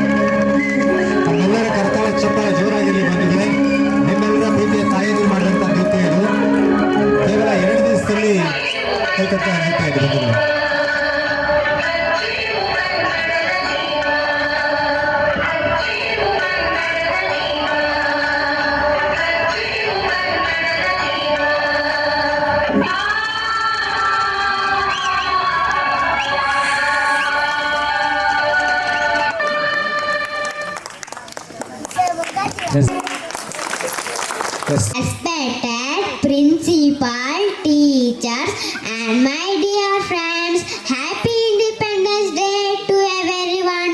Today we are celebrate our country's birthday. On August 15th, 1947, India became a free nation. Our national flag is Tiranga. It has beautiful colors, saffron, white and green with a blue Ashoka Chakra in the middle. I love my India very much. I am proud to be promised to keep our nation clean and green. Thank you. Jai Hind. Bharat Mata ki. Bharat Mata ki. 50,000 lakh ಖರ್ಚು ಮಾಡಿಲ್ಲ. 1 ರೂಪಾಯಿ ಇಲ್ಲದೆ ಸರ್ಕಾರಿ ಶಾಲೆಯಲ್ಲಿ ಆಂಗ್ಲ ಭಾಷೆಯನ್ನು ಅತ್ಯಂತ ಸ್ಫುಟವಾಗಿ ಸ್ಪಷ್ಟವಾಗಿ ಮಾತನಾಡ್ತಕ್ಕಂಥ ಶಕ್ತಿ ನಮ್ಮ ಚಿಕ್ಕಮಗಳೂರು ವಿಧಾನಸಭಾ ಕ್ಷೇತ್ರದಲ್ಲಿ ಅತ್ಯಂತ ಸರಳ ಸಜ್ಜನಿಕೆ ವ್ಯಕ್ತಿತ್ವವನ್ನು ಹೊಂದಿರತಕ್ಕಂಥ, ಬಹುಶಃ ನಂದು ತಮ್ಮಣ್ಣ ಅವರ ಸಂಬಂಧ ಸುಮಾರು 20 ವರ್ಷಗಳ ಸಂಬಂಧ. ನಾನು ಅವಾಗ್ತಾನೆ BA ಮುಗಿಸ್ಕೊಂಡು ಕನ್ನಡ ಪರ ಸಂಘಟನೆಯಲ್ಲಿ ಹೋರಾಟಕ್ಕೆ ನಿಂತಹ ಸಂದರ್ಭದಲ್ಲಿ ತಮ್ಮಣ್ಣರವ್ರ ಜೊತೆ ನಾವು ಚಿಕ್ಕ ಹುಡುಗರಾಗಿ ಕೆಲಸವನ್ನು ಮಾಡ್ತಾ ಇದ್ವಿ. 18-20 ವರ್ಷದ ಹಿಂದೆ ಇದೇ ನಮ್ಮ ಪಟೇಲ್ ಅವರ ಜಮೀನಲ್ಲಿ ಕಲ್ಮಡಪ್ಪರು, ನಮ್ಮ ತಮ್ಮಣ್ಣನವರು, ಅವತ್ತು ರಂಗಣ್ಣನವರು CDA ಅಧ್ಯಕ್ಷರಾಗಿದ್ದರು. ಇವರೆಲ್ಲರೂ ಕೂಡ ನಮ್ಮ ತೋಟದಲ್ಲಿ ಬಂದು ನಮ್ಮ ಜೊತೆ ಇದ್ದು ಊಟ ಮಾಡ್ಕೊಂಡು ಹೋಗಿದಂಥವ್ರು. ಅಂದು ನಗರಸಭೆ ಸದಸ್ಯರಾಗಿ ಆಯ್ಕೆಯಾಗಿದ್ದಂಥ ತಮ್ಮಣ್ಣನವರು ಬಹುಶಃ ಭಗವಂತನ ಆಶೀರ್ವಾದ, ಅವರ ತಂದೆ ತಾಯಿಯ ಆಶೀರ್ವಾದದಿಂದ ಈ ಕ್ಷೇತ್ರದಲ್ಲಿ ಮುಂದೊಂದು ದಿನ ಶಾಸಕರಾಗ್ತಾರಂತಕ್ಕಂಥ ಕನಸು ನಮ್ಮ ಯಾರಿಗೂ ಕೂಡ ಇರಲಿಲ್ಲ. ಆದರೆ ಅವರ ತಂದೆ ತಾಯಿಯ ಆಶೀರ್ವಾದ, ಹಿರಿಯರ ಆಶೀರ್ವಾದದಿಂದ ಈ ಕ್ಷೇತ್ರದಲ್ಲಿ ಮುಂದೊಬ್ಬ ವ್ಯಕ್ತಿ MLA ಆಗ್ತಾನಂತಕ್ಕಂಥದ್ದು ಅವರ ಹಣೆಬರಹದಲ್ಲಿ ಬರೆದಿತ್ತು ಅಂತ ಕಾಣುತ್ತೆ. ಬಹುಶಃ 23-25 ದಿನಗಳಲ್ಲಿ ಈ ಕ್ಷೇತ್ರದಲ್ಲಿ ಒಬ್ಬ ಶಾಸಕರಾಗಿ ಹೊರಹೊಮ್ಮದಂತಹ ನಮ್ಮ ನೆಚ್ಚಿನ ನಾಯಕರಾಗಿರ್ತಕ್ಕಂಥ ಸನ್ಮಾನ್ಯ ತಮ್ಮಣ್ಣನವರು. ಬಹುಶಃ ರಾಜಕಾರಣದಲ್ಲಿ ಯಾವುದೇ ಪಾರ್ಟಿ ಆಗಿರ್ಬೋದು, ಆದರೆ ವ್ಯಕ್ತಿತ್ವವನ್ನು ಅರಿತು ನಾವು ಚುನಾವಣೆ ಸಂದರ್ಭದಲ್ಲಿ ಮತವನ್ನು ಹಾಕ್ತೇವೆ. ನಾವು ಯಾರನ್ನ ಆಯ್ಕೆ ಮಾಡಬೇಕು ಅಂತಕ್ಕಂಥದ್ದು ತೀರ್ಮಾನ ಮಾಡ್ತಕ್ಕಂಥದ್ದು ವೇದಿಕೆ ಮುಂದೆ ಕೂತಿರ್ತಕ್ಕಂಥ ಮತದಾರ ಬಂಧುಗಳು ಅಂತಕ್ಕಂಥ ಮಾತನ್ನು ಹೇಳಲಿಕ್ಕೆ ಬಯಸ್ತೇನೆ. ಆದರೆ ತಮ್ಮಣ್ಣನವರನ್ನ ಆಯ್ಕೆ ಮಾಡಿದ್ದಾರೆ ಅಂತ ಹೇಳಿದ್ರೆ ಅವರೊಬ್ಬ ಒಳ್ಳೆಯ ವ್ಯಕ್ತಿ ಅಂತಕ್ಕಂಥ ಕಾರಣದಿಂದ ಅವರಿಗೆ ಮತವನ್ನು ಕೊಟ್ಟು ಈ ಕ್ಷೇತ್ರದಲ್ಲಿ ಚುನಾವಣೆಯನ್ನು ಗೆದ್ದು ಜನರಿಗೆ ಸಹಾಯವನ್ನು ಮಾಡಲಿ ಅಂತಕ್ಕಂಥ ಆಶಯದಿಂದ ಮತವನ್ನು ಚಲಾಯಿಸಿದ್ದಾರೆ. ಬಂಧುಗಳೇ, ತಮ್ಮಣ್ಣನವರಿಗೆ ಅಧಿಕಾರ ಇದೆ, ಅವ್ರದ್ದೇ ಸರ್ಕಾರ ಇದೆ, ಅವ್ರು ಏನು ಬೇಕಾದ್ರೂ ಮಾಡ್ಬೋದು. ನಾನು ಅವರಿಗೆ ಜಾಸ್ತಿ ಏನೂ ಕೇಳಲಿಕ್ಕೆ ಹೋಗೋದಿಲ್ಲ. ಆದರೆ ನಮ್ಮ ಹಸ್ತಿನಾಪುರ ತಾಂಡ್ಯ ಅಂತಕ್ಕಂಥದ್ದು 180 ಮನೆ ಇರ್ತಕ್ಕಂಥ ಸಕ್ರಾಯಪಟ್ಟಣ ಹೋಬಳಿಯಲ್ಲಿ 2ನೇ ಅತ್ಯಂತ ದೊಡ್ಡ ತಾಂಡ್ಯ ನಮ್ಮ ಹಳೆಹಟ್ಟಿ ತಾಂಡ್ಯ ಅಂತಕ್ಕಂಥದ್ದನ್ನು ಹೇಳಲಿಕ್ಕೆ ಬಯಸ್ತೇನೆ. ಮೊದಲನೇದಾಗಿ ಅಗ್ರಹಾರ ತಾಂಡ್ಯ ಒಂದಾದರೆ 2ನೇದು ಅತ್ಯಂತ ದೊಡ್ಡ ಹಳ್ಳಿ ನಮ್ಮದಾಗಿದೆ. ನಮ್ಮ ನೋವೇನಂತ ಹೇಳಿದ್ರೆ ಕೆಲವೊಂದು ಜನ ದುಡ್ಡಿರ್ತಕ್ಕಂಥವ್ರು, ಅಡಿಕೆ ತೋಟ ಇರ್ತಕ್ಕಂಥವ್ರು ಒಳ್ಳೊಳ್ಳೆ ಮನೆಗಳನ್ನು ಕಟ್ಕೊಂಡಿದ್ದೀವಿ. ನಿಮ್ಮ ಮುಂದೆ 2 ಮನವಿಯನ್ನು ಹೇಳ್ತೀನಿ. ಅದು ನಮ್ಮ ಜನರ ಪರವಾಗಿರ್ತಕ್ಕಂಥ ಮನವಿ ಅಂತಕ್ಕಂಥ ಮಾತನ್ನು ಹೇಳಲಿಕ್ಕೆ ಬಯಸ್ತೇನೆ. ದಯಮಾಡಿ ತಾವು ಪ್ರತಿಯೊಂದು ಮನೆಗೂ ಕೂಡ ಹಕ್ಕುಪತ್ರವನ್ನು ಕೊಟ್ಟರೆ ನನ್ನ ಗ್ರಾಮದ ಜನ ಮನೆ ಕಟ್ಟಬೇಕು ಅಂತೇಳಿ ಆಸೆಯನ್ನು ಇಟ್ಕೊಂಡು ಕಾಯ್ತಾ ಇದ್ದಾರೆ, ಅವರಿಗೆ ಮನೆಯನ್ನು ಕಟ್ಟಲಿಕ್ಕೆ ಸಾಧ್ಯ ಆಗುತ್ತೆ ಅಂತಕ್ಕಂಥ ಮಾತನ್ನು ಹೇಳ್ತೇನೆ. ನಾವೆಲ್ಲರೂ ಕೂಡ ಗುಡ್ಡಗಾಡಿನ ಸುತ್ತಮುತ್ತಲಿನ ಪ್ರದೇಶಗಳಲ್ಲಿ ನಾವು ವಾಸ ಮಾಡ್ತಕ್ಕಂಥದ್ದು. ಆದರೆ ಇವತ್ತಿನ ಪರಿಸ್ಥಿತಿ ಹೇಗಾಗಿದೆ ಅಂತ ಹೇಳಿದ್ರೆ, ನಾವು ಬ್ಯಾಂಕ್ಗಳಿಗೆ ಹೋದ್ರೆ ನಾವು ಮನೆ ಕಟ್ಟಬೇಕು ಅಂತ ಹೇಳಿದ್ರೆ ಬ್ಯಾಂಕಲ್ಲಿ ಕೇಳ್ತಕ್ಕಂಥದ್ದು ಮೊದಲನೆಯ ದಾಖಲಾತಿ ಯಾವುದು ಅಂತ ಹೇಳಿದ್ರೆ ಹಕ್ಕುಪತ್ರ ಇದೆಯಾ ಅಂತಕ್ಕಂಥದ್ದು ಒಂದು ಕೇಳ್ತಾರೆ, 2ನೇದು ಈ ಸ್ವತ್ತು ಕೇಳ್ತಾರೆ. ಅದರ ನಂತರ ಈ ಸ್ವತ್ತಿನ ಆಧಾರದ ಮೇಲೆ ನಿಮಗೆ ಹಣವನ್ನು ಬ್ಯಾಂಕಲ್ಲಿ ಲೋನ್ ಕೊಡ್ತಾರೆ. ಆದರೆ ನಾವು ಹೇಗೆ ಬದುಕ್ತಾ ಇದ್ದೀವಿ ಅಂತ ಹೇಳಿದ್ರೆ ನಾವು ವಾಸ ಮಾಡ್ತಾ ಇರ್ತಕ್ಕಂಥ ಮನೆಯೂ ಕೂಡ ನಮ್ಮದು ಅಲ್ಲ ಅನ್ನುವಂಥ ಸ್ಥಿತಿಯಲ್ಲಿ ಬದುಕ್ತಾ ಇದ್ದೀವಿ. ಹಾಗಾಗಿ ನಿಮ್ಮಲ್ಲಿ ಹೃದಯಪೂರ್ವಕವಾಗಿ ಕಳಕಳಿಯ ಮನವಿಯನ್ನು ಏನು ಅಂತ ಹೇಳಿದ್ರೆ ನಮ್ಮ ಅಷ್ಟೂ ಮನೆಗಳಿಗೆ ನೀವು ಹಕ್ಕುಪತ್ರವನ್ನು ಕೊಡಬೇಕು ಅಂತಕ್ಕಂಥ ಮೊದಲನೇ ಮನವಿ ಒಂದು. 2ನೇದು ಏನಂತ ಹೇಳಿದ್ರೆ, ದಯಮಾಡಿ ನಾವು ಅತ್ಯಂತ ಕಡು ಬಡತನದಲ್ಲಿ ಈ ಸಮಾಜ ನೊಂದು ಬೆಂದು ಈ ಸಮಾಜದ ಮುಖ್ಯವಾಹಿನಿಗೆ ಬಂದಿದ್ದೀವಿ. ದಯಮಾಡಿ ನಾವು ಸಕ್ರೆಪಟ್ಟಣದಲ್ಲಿ ಒಂದು ಸೇವಾಲಾಲ್ ಜಯಂತಿನೋ ಒಂದು ಗೋಧಿ ಸೊಸು ಹಬ್ಬನ ಆಚರಣೆ ಮಾಡಬೇಕು ಅಂತ ಹೇಳಿದ್ರೆ ನಿಮಗೆ ಇಲ್ಲಿ ಕೂರ್ಲಿಕ್ಕೆ ಎಲ್ಲೂ ಕೂಡ ಒಂದು ಸಕ್ರೆಪಟ್ಟಣದ ಹೆಡ್ ಕ್ವಾರ್ಟರಲ್ಲಾಗಲಿ ಕಡೂರು ತಾಲೂಕಿನಲ್ಲಿ ಒಂದು ಜಾಗ ಇಲ್ಲ. ನೀವು ಚಿಕ್ಕಮಗಳೂರು ನಗರ ಭಾಗದಲ್ಲಿ ಅಲ್ಲಿ ವಾಸ ಮಾಡ್ತಾ ಇರ್ತಕ್ಕಂಥ ಜನಕ್ಕೆ ನೀವು ಜಾಗವನ್ನು ಕೊಟ್ಟಿದ್ದೀರಂತಕ್ಕಂಥದ್ದು ನಮಗೆ ನೆನಪಿದೆ. ಆದರೆ ನೀವೇನು ಮಾಡ್ತಿರೋ ಗೊತ್ತಿಲ್ಲ. ಸಕ್ರೆಪಟ್ಟಣ ಹೃದಯ ಭಾಗದಲ್ಲಿ ಎಲ್ಲ ತಾಂಡಗಳಿಗೆ ಸೇರಿ ಏನಾದರೂ ಒಂದು ಜಾಗವನ್ನು ಕೊಟ್ಟರೆ ನಾವೆಲ್ಲರೂ ಕೂಡ ಹಬ್ಬದ ರೀತಿಯಲ್ಲಿ ಪ್ರತಿಯೊಂದು ವರ್ಷದ ಹಬ್ಬ, ನಾವು ಗೋಧಿ ಸೊಸೆ ಹಬ್ಬ ಅಂತಕ್ಕಂಥ ದೊಡ್ಡ ಹಬ್ಬ, ಹಬ್ಬವನ್ನು ಆಚರಣೆ ಮಾಡೋದಾಗಿರ್ಬೋದು, ನಮ್ಮ ಸದಸ್ಯಗಳನ್ನು ಚರ್ಚೆ ಮಾಡಲಿಕ್ಕೆ ಒಂದು ಜಾಗ, ಅವಕಾಶ ಮಾಡಿಕೊಟ್ಟಂಥ ಒಂದು ಜಾಗ ಬೇಕಾಗಿದೆ. ಹಾಗಾಗಿ ಎರಡು ತುಂಬ ಬೇಡಿಕೆ ಇದೆ, ಅದನ್ನು ನೀವು ಕರುಣಿಸ್ಕೊಡ್ಬೇಕಂತಕ್ಕಂಥ ಮಾತನ್ನು ಈ ಸಂದರ್ಭದಲ್ಲಿ ಹೇಳಿ, ಭಗವಂತ ನಿಮ್ಮ ಮೇಲೆ ಆಶೀರ್ವಾದ ಮಾಡಲಿ, ನಿಮಗೆ ಮತ್ತಷ್ಟು ಅಧಿಕಾರ ಸಿಗಲಿ ಅಂತಕ್ಕಂಥ ಮಾತನ್ನು ಹೇಳ್ತಾ, ಮತ್ತೊಮ್ಮೆ ಆರೋಗ್ಯ, ಐಶ್ವರ್ಯ, ಅಧಿಕಾರ ಭಗವಂತ ಕರುಣಿಸಲಿ ಅಂತ ಹೇಳಿ ನಮ್ಮ ಸಭೆಯನ್ನು ಉದ್ದೇಶಿಸಿ ನಿಮ್ಮೆಲ್ಲರ ಜನಪ್ರಿಯ ಶಾಸಕರಾಗಿರ್ತಕ್ಕಂಥ ತಮ್ಮಣ್ಣವರು ಮಾತಾಡಬೇಕಾಗಿ ವಿನಂತಿಯನ್ನು ಮಾಡ್ತೀನಿ.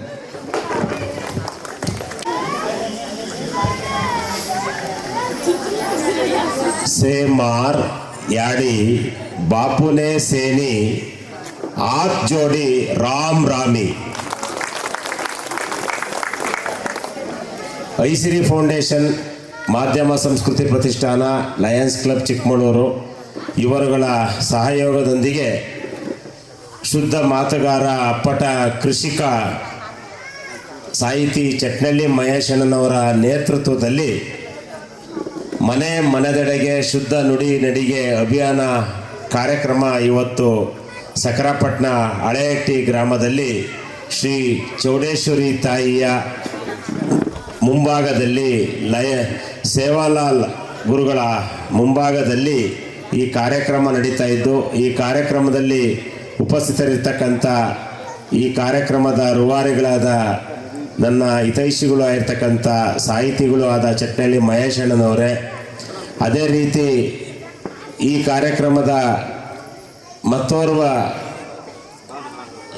ಲಯನ್ಸ್ ಕ್ಲಬ್ನ ಅಧ್ಯಕ್ಷರು, ನನ್ನ ಆತ್ಮೀಯರು ಆಗಿರ್ತಕ್ಕಂಥ ನಾರಾಯಣ ಸ್ವಾಮಿ ಅವರೇ, ಅದೇ ರೀತಿ ಮಾಧ್ಯಮ ಪ್ರತಿಷ್ಠಾನ ಇವರು ಸಹ ನಮ್ಮ ಈ ಕಾರ್ಯಕ್ರಮದ ಒಬ್ಬರು ಸಂಯೋಜಕರು, ಇದರ ಅಧ್ಯಕ್ಷರಾದ ನನ್ನ ಆತ್ಮೀಯರು ಆಗಿರ್ತಕ್ಕಂಥ ಚೀಸ ಪ್ರಭುಲಿಂಗ ಶಾಸ್ತ್ರಿ ಅವರೇ, ಅದೇ ರೀತಿ ಚಿಕ್ಕಮಗಳೂರು ಜಿಲ್ಲಾ ಬಂಜಾರ ಮಹಿಳಾ ಸಂಘದ ಅಧ್ಯಕ್ಷರಾಗಿರ್ತಕ್ಕಂಥ ಸಹೋದರಿ ಕವಿತಾರವರೇ, ಅದೇ ರೀತಿ ಇವತ್ತು ಈ ಕಾರ್ಯಕ್ರಮದಲ್ಲಿ ಏನು ಇಂದು ರಾತ್ರಿ 12 ಗಂಟೆಗೆ ನಡೆಯುವ ಸ್ವಾತಂತ್ರ್ಯ ದಿನಾಚರಣೆಯ ಅಂಗವಾಗಿ ವಿಶೇಷ ಕಾರ್ಯಕ್ರಮದಲ್ಲಿ ಭಾಗವಹಿಸಿರ್ತಕ್ಕಂಥ ನಿವೃತ್ತ ಯೋಧ ನಾಗೇನಹಳ್ಳಿಯ ನಾಗೇಶ್ ಅವರೇ, ಐಸಿರಿ ಫೌಂಡೇಶನ್ನ ಅಧ್ಯಕ್ಷರು ಆಗಿರ್ತಕ್ಕಂಥ ಯುವಕ ರೋಹನ್ ಭಾರ್ಗವಪುರಿ ಅವರೇ, ಅದೇ ರೀತಿ ತನ್ನ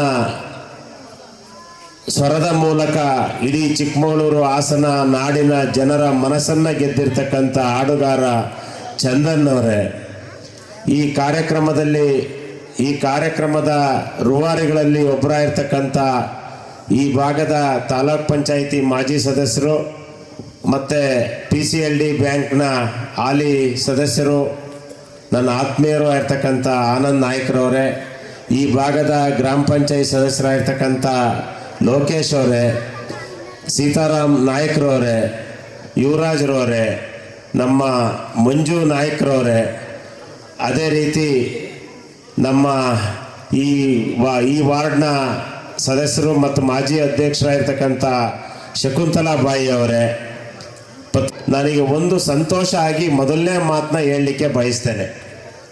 1947 ಇಸ್ವಿ ಆಗಸ್ಟ್ 15ನೇ ತಾರೀಕು 14ನೇ ತಾರೀಕು ರಾತ್ರಿ, ಇದೇ ದಿನ ರಾತ್ರಿ 12 ಗಂಟೆಗೆ ಭಾರತಕ್ಕೆ ಸ್ವಾತಂತ್ರ್ಯ ಸಿಕ್ಕಾಗ ಈ ದೇಶಕ್ಕೆ ಸ್ವಾತಂತ್ರ್ಯ ತಂದುಕೊಟ್ಟಂಥ ಮಹಾತ್ಮ ಗಾಂಧೀಜಿ ಒಂದು ಮಾತನ್ನು ಹೇಳ್ತಾರೆ, ನನಗೆ ನಿಜವಾದ ಸ್ವಾತಂತ್ರ್ಯ ಯಾವಾಗ ಸಿಕ್ಕಾಗ ಅಂತ ಸಂತೋಷ ಆಗ್ತದೆ ಅಂತ ಹೇಳಿದರೆ, ಈ ದೇಶದಲ್ಲಿ ರಾತ್ರಿ 12 ಗಂಟೆಗೆ ಏಕಾಂಗಿಯಾಗಿ ಮಹಿಳೆ ಒಬ್ಬಳೇ ಓಡಾಡುವಂತಾದಾಗ ಆಗ ನಿಜವಾದ ಸ್ವಾತಂತ್ರ್ಯ ಸಿಕ್ಕಂಗೆ ಆಗ್ತದೆ ಅಂತ ಅವತ್ತು ಅವ್ರು ಹೇಳಿದರು. ಆದರೆ ಇವತ್ತು ಮಹಾತ್ಮ ಗಾಂಧೀಜಿಯವರ ಫೋಟೋ ಇದೆ, ಈ ದೇಶಕ್ಕೆ ಸಂವಿಧಾನವನ್ನು ಬರೆದಂಥ ಡಾಕ್ಟರ್ BR ಅಂಬೇಡ್ಕರ್ ಅವರ ಫೋಟೋ ಇದೆ, ಸಂತ ಸೇವಾಲಾಲ್ ಅವರ ಫೋಟೋ ಇದೆ. ಅವರ ಸಮ್ಮುಖದಲ್ಲಿ ಹೇಳ್ತೇನೆ, ಆ 47ನೇ ಇಸ್ವಿ ಅವ್ರಿಗೇನು ಅನ್ಕೊಂಡಿದ್ರೋ ಆ ಸಂತೋಷ ಬಹುಶಃ ಚಿಕ್ಕಮಗಳೂರು ಜಿಲ್ಲೆಯ ಕಡೂರು ತಾಲೂಕಿನ ಸಕರಾಪಟ್ಟಣದ ಹಸ್ತಿನಾಪುರದ ಅಲ್ಲಿ ಇವತ್ತು ರಾತ್ರಿ ಇಷ್ಟೊತ್ತಾದರೂ ನೀವೆಲ್ಲ ಮಹಿಳೆಯರು ಊರರು ಸೇರ್ಕೊಂಡು ಮಾಡ್ತಾ ಇದ್ದಾರಲ್ಲ ಹಬ್ಬದ ರೀತಿ ಈ ಕಾರ್ಯಕ್ರಮ, ಇವತ್ತು ಅವರು ಕಣ್ತುಂಬ್ಕೊಂಡು ಸ್ವಾತಂತ್ರ್ಯ ದಿನಾಚರಣೆಯನ್ನು ಸಂತೋಷ ಪಡ್ತಾ ಇದ್ದಾರೆ ಅಂತ. ಅವ್ರು ನಮ್ಮ ನಡುವೆ ಇಲ್ಲದೆ ಇರ್ಬೋದು, ಆದರೆ ಅವ್ರ ಆತ್ಮ ಇದೆ. ಅವ್ರು ನಮ್ಮ ನಡುವೆ ಇಲ್ಲದೆ ಇರೋರ ಆತ್ಮ ಇದೆ. ಅವ್ರೇನು ಅನ್ಕೊಂಡಿದ್ರು ಅದನ್ನು ಇವತ್ತು ಹಸ್ತಿನಾಪುರದಂಥ ಒಂದು ಗ್ರಾಮದಲ್ಲಿ ನೀವೆಲ್ಲ ಮಾಡಿ ತೋರಿಸಿದ್ದೀರಾ ಇಷ್ಟೊತ್ತಿನಲ್ಲಿ ಅಂತೇಳಿ. ಯಾಕೆ ಅಂತ ಹೇಳಿದ್ರೆ ಇವತ್ತಿನ ಈ ಕಾರ್ಯಕ್ರಮದಲ್ಲಿ ನಮ್ಮ ನಾಯಕರಾಗಿರ್ತಕ್ಕಂಥ ವಿಧಾನ ಪರಿಷತ್ ಸದಸ್ಯರಾದ SL ಭೋಜೇಗೌಡರವ್ರು ಬರಬೇಕಾಗಿತ್ತು ಬಂಜಾರ ಸಮಾಜದ ಬಗ್ಗೆ ಒಂದೆರಡು ಮಾತಾಡಲಿಕ್ಕೆ. ಅವರು ಮತ್ತು ಅವ್ರ ತಂದೆ ಲಕ್ಷ್ಮಯ್ಯನವ್ರ ಶಾಸಕರಾದಾಗ 30 ವರ್ಷದ ಹಿಂದೆ ನಾನು ಈ ಹಸ್ತಿನಾಪುರಕ್ಕೆ ಬಂದಿದ್ದೆ. ಒಂದು 20-22 ವರ್ಷದಿಂದ ನನಗೆ ಆನಂದ್ ನಾಯ್ಕ್ ಪರಿಚಯ ಇರೋದು.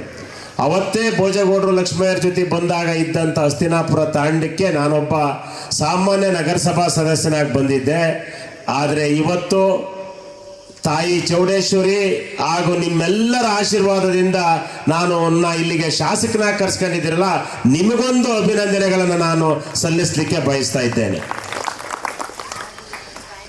ಅವತ್ತು ಒಂದು ಕಾಲ ಇತ್ತು, ಶೋಷಿತ ವರ್ಗದವ್ರನ್ನ ಸಮಾಜದ ಮುನ್ನೆಲೆಗೆ ತರಬೇಕು ಅನ್ನೋ ಒಂದೇ ಒಂದು ಉದ್ದೇಶದಿಂದ ಡಾಕ್ಟರ್ BR ಅಂಬೇಡ್ಕರ್ ಅವರು ಸಂವಿಧಾನವನ್ನು ರಚನೆ ಮಾಡಿ ಆ ಸಂವಿಧಾನದಲ್ಲಿ ಎಲ್ಲರಿಗೂ ಸಮಾನತೆಯನ್ನು ಕೊಟ್ಟಿದ್ದು. ಮಹಿಳೆಯರಿಗೆ ಸ್ವಾತಂತ್ರ್ಯದ ನಂತರ ಮಹಿಳೆಯರಿಗೆ ಮತದಾನದ ಹಕ್ಕನ್ನು ಕೊಟ್ಟಂಥ ಪುಣ್ಯಾತ್ಮ ಡಾಕ್ಟರ್ BR ಅಂಬೇಡ್ಕರ್ ಅವರು. ಅಂಥ ಮಹಾಪುರುಷರು ಹುಟ್ಟಿದ ನಾಡಿನಲ್ಲಿ ಅವರು ಮಾಡಿದ ಹೋರಾಟದ ಫಲ ಇವತ್ತು ರಾತ್ರಿ 10 ಗಂಟೆ ಆದ್ರೂ ಹಸ್ತಿನಾಪುರದಲ್ಲಿ ಎಲ್ಲರೂ ಮಹಿಳೆಯರು ಪುಟಾಣಿಗಳು ಇಷ್ಟು ಸಂತೋಷದಿಂದ ಈ ಕಾರ್ಯಕ್ರಮ ಮಾಡ್ತಾ ಇರ್ತಕ್ಕಂಥದ್ದು ಬಹಳ ಸಂತೋಷವನ್ನು ಉಂಟು ಮಾಡಿದೆ ಅಂತ ಈ ಸಂದರ್ಭದಲ್ಲಿ ಹೇಳ್ತಾ, ನೋಡಿ ಈಗಾಗಲೇ ಮಾತನಾಡುವ ಸಂದರ್ಭದಲ್ಲಿ ಚಟ್ನಳ್ಳಿ ಮಹೇಶ್ ಅಣ್ಣನವರು ಅವರು ದೇಶ ವಿದೇಶಗಳಲ್ಲಿ ಹೆಚ್ಚು ಮಾಡಿರ್ತಕ್ಕಂಥವ್ರು. ಅವರು ಈಗಾಗಲೇ ಕಲೆಗಳ ಬಗ್ಗೆ ಎಲ್ಲ ಹೆಚ್ಚು ಮಾತನಾಡಿದ್ದಾರೆ. ಆದರೆ ನಾನು 1 ನಿಮಿಷ ಮಾತ್ರ ಬಂಜಾರ ಸಮುದಾಯದ ಬಗ್ಗೆ, ಬಂಜಾರ ಸಂಸ್ಕೃತಿಯ ಬಗ್ಗೆ ನೆನಪು ಮಾಡುವ ಒಂದು ಪ್ರಯತ್ನವನ್ನು ಮಾಡ್ತೇನೆ. ಇವತ್ತು ಬಂಜಾರ ಸಂಸ್ಕೃತಿ ಒಂದು ವೈಭವವನ್ನು ಸ್ಮರಿಸುವಂಥ ಈ ಸುಂದರ ಕಾರ್ಯಕ್ರಮ. ಬಂಜಾರ ಸಂಸ್ಕೃತಿ ಅಂತ ಹೇಳಿದರೆ ಕೇವಲ ಒಂದು ಸಮುದಾಯದ ಸಂಸ್ಕೃತಿ ಅಲ್ಲ, ಅದು ಪರಂಪರೆ ಮತ್ತು ಪರಿಶ್ರಮ, ಧೈರ್ಯ, ಆತ್ಮಗೌರವ ಮತ್ತು ಸಹಬಾಳ್ವೆಯ ಒಂದು ಪ್ರತೀಕ. ಬಂಜಾರ ಸಮುದಾಯದ ಒಂದು ವಿಶೇಷನೂ ಇದೆ. ಅವರ ಉಡುಪು, ಬಣ್ಣ ಬಣ್ಣದ ಕಸೂತಿ, ಆಭರಣಗಳು, ಜಾನಪದ ಗೀತೆಗಳು, ನೃತ್ಯಗಳು, ಆಚರಣೆಗಳು ನಮ್ಮ ಭಾರತೀಯ ಸಂಸ್ಕೃತಿಯ ವೈವಿಧ್ಯತೆಯನ್ನು ಮತ್ತಷ್ಟು ಶ್ರೀಮಂತಗೊಳಿಸಿದೆ ಅಂತ ಈ ಸಂದರ್ಭದಲ್ಲಿ ಹೇಳಲಿಕ್ಕೆ ಬಯಸ್ತೇನೆ. ಇವತ್ತು ಸ್ವಾತಂತ್ರ್ಯ ದಿನಾಚರಣೆಯ ಅಂಗವಾಗಿ ಇರೋದ್ರಿಂದ ಇವತ್ತು ಭಾರತ ದೇಶದ ನ್ಯಾಷನಲ್ ಫ್ಲಾಗ್ ಇರ್ತಕ್ಕಂಥ ಶಾಲನ್ನು ಎಲ್ಲರೂ ಧರಿಸಿದ್ದೀವಿ.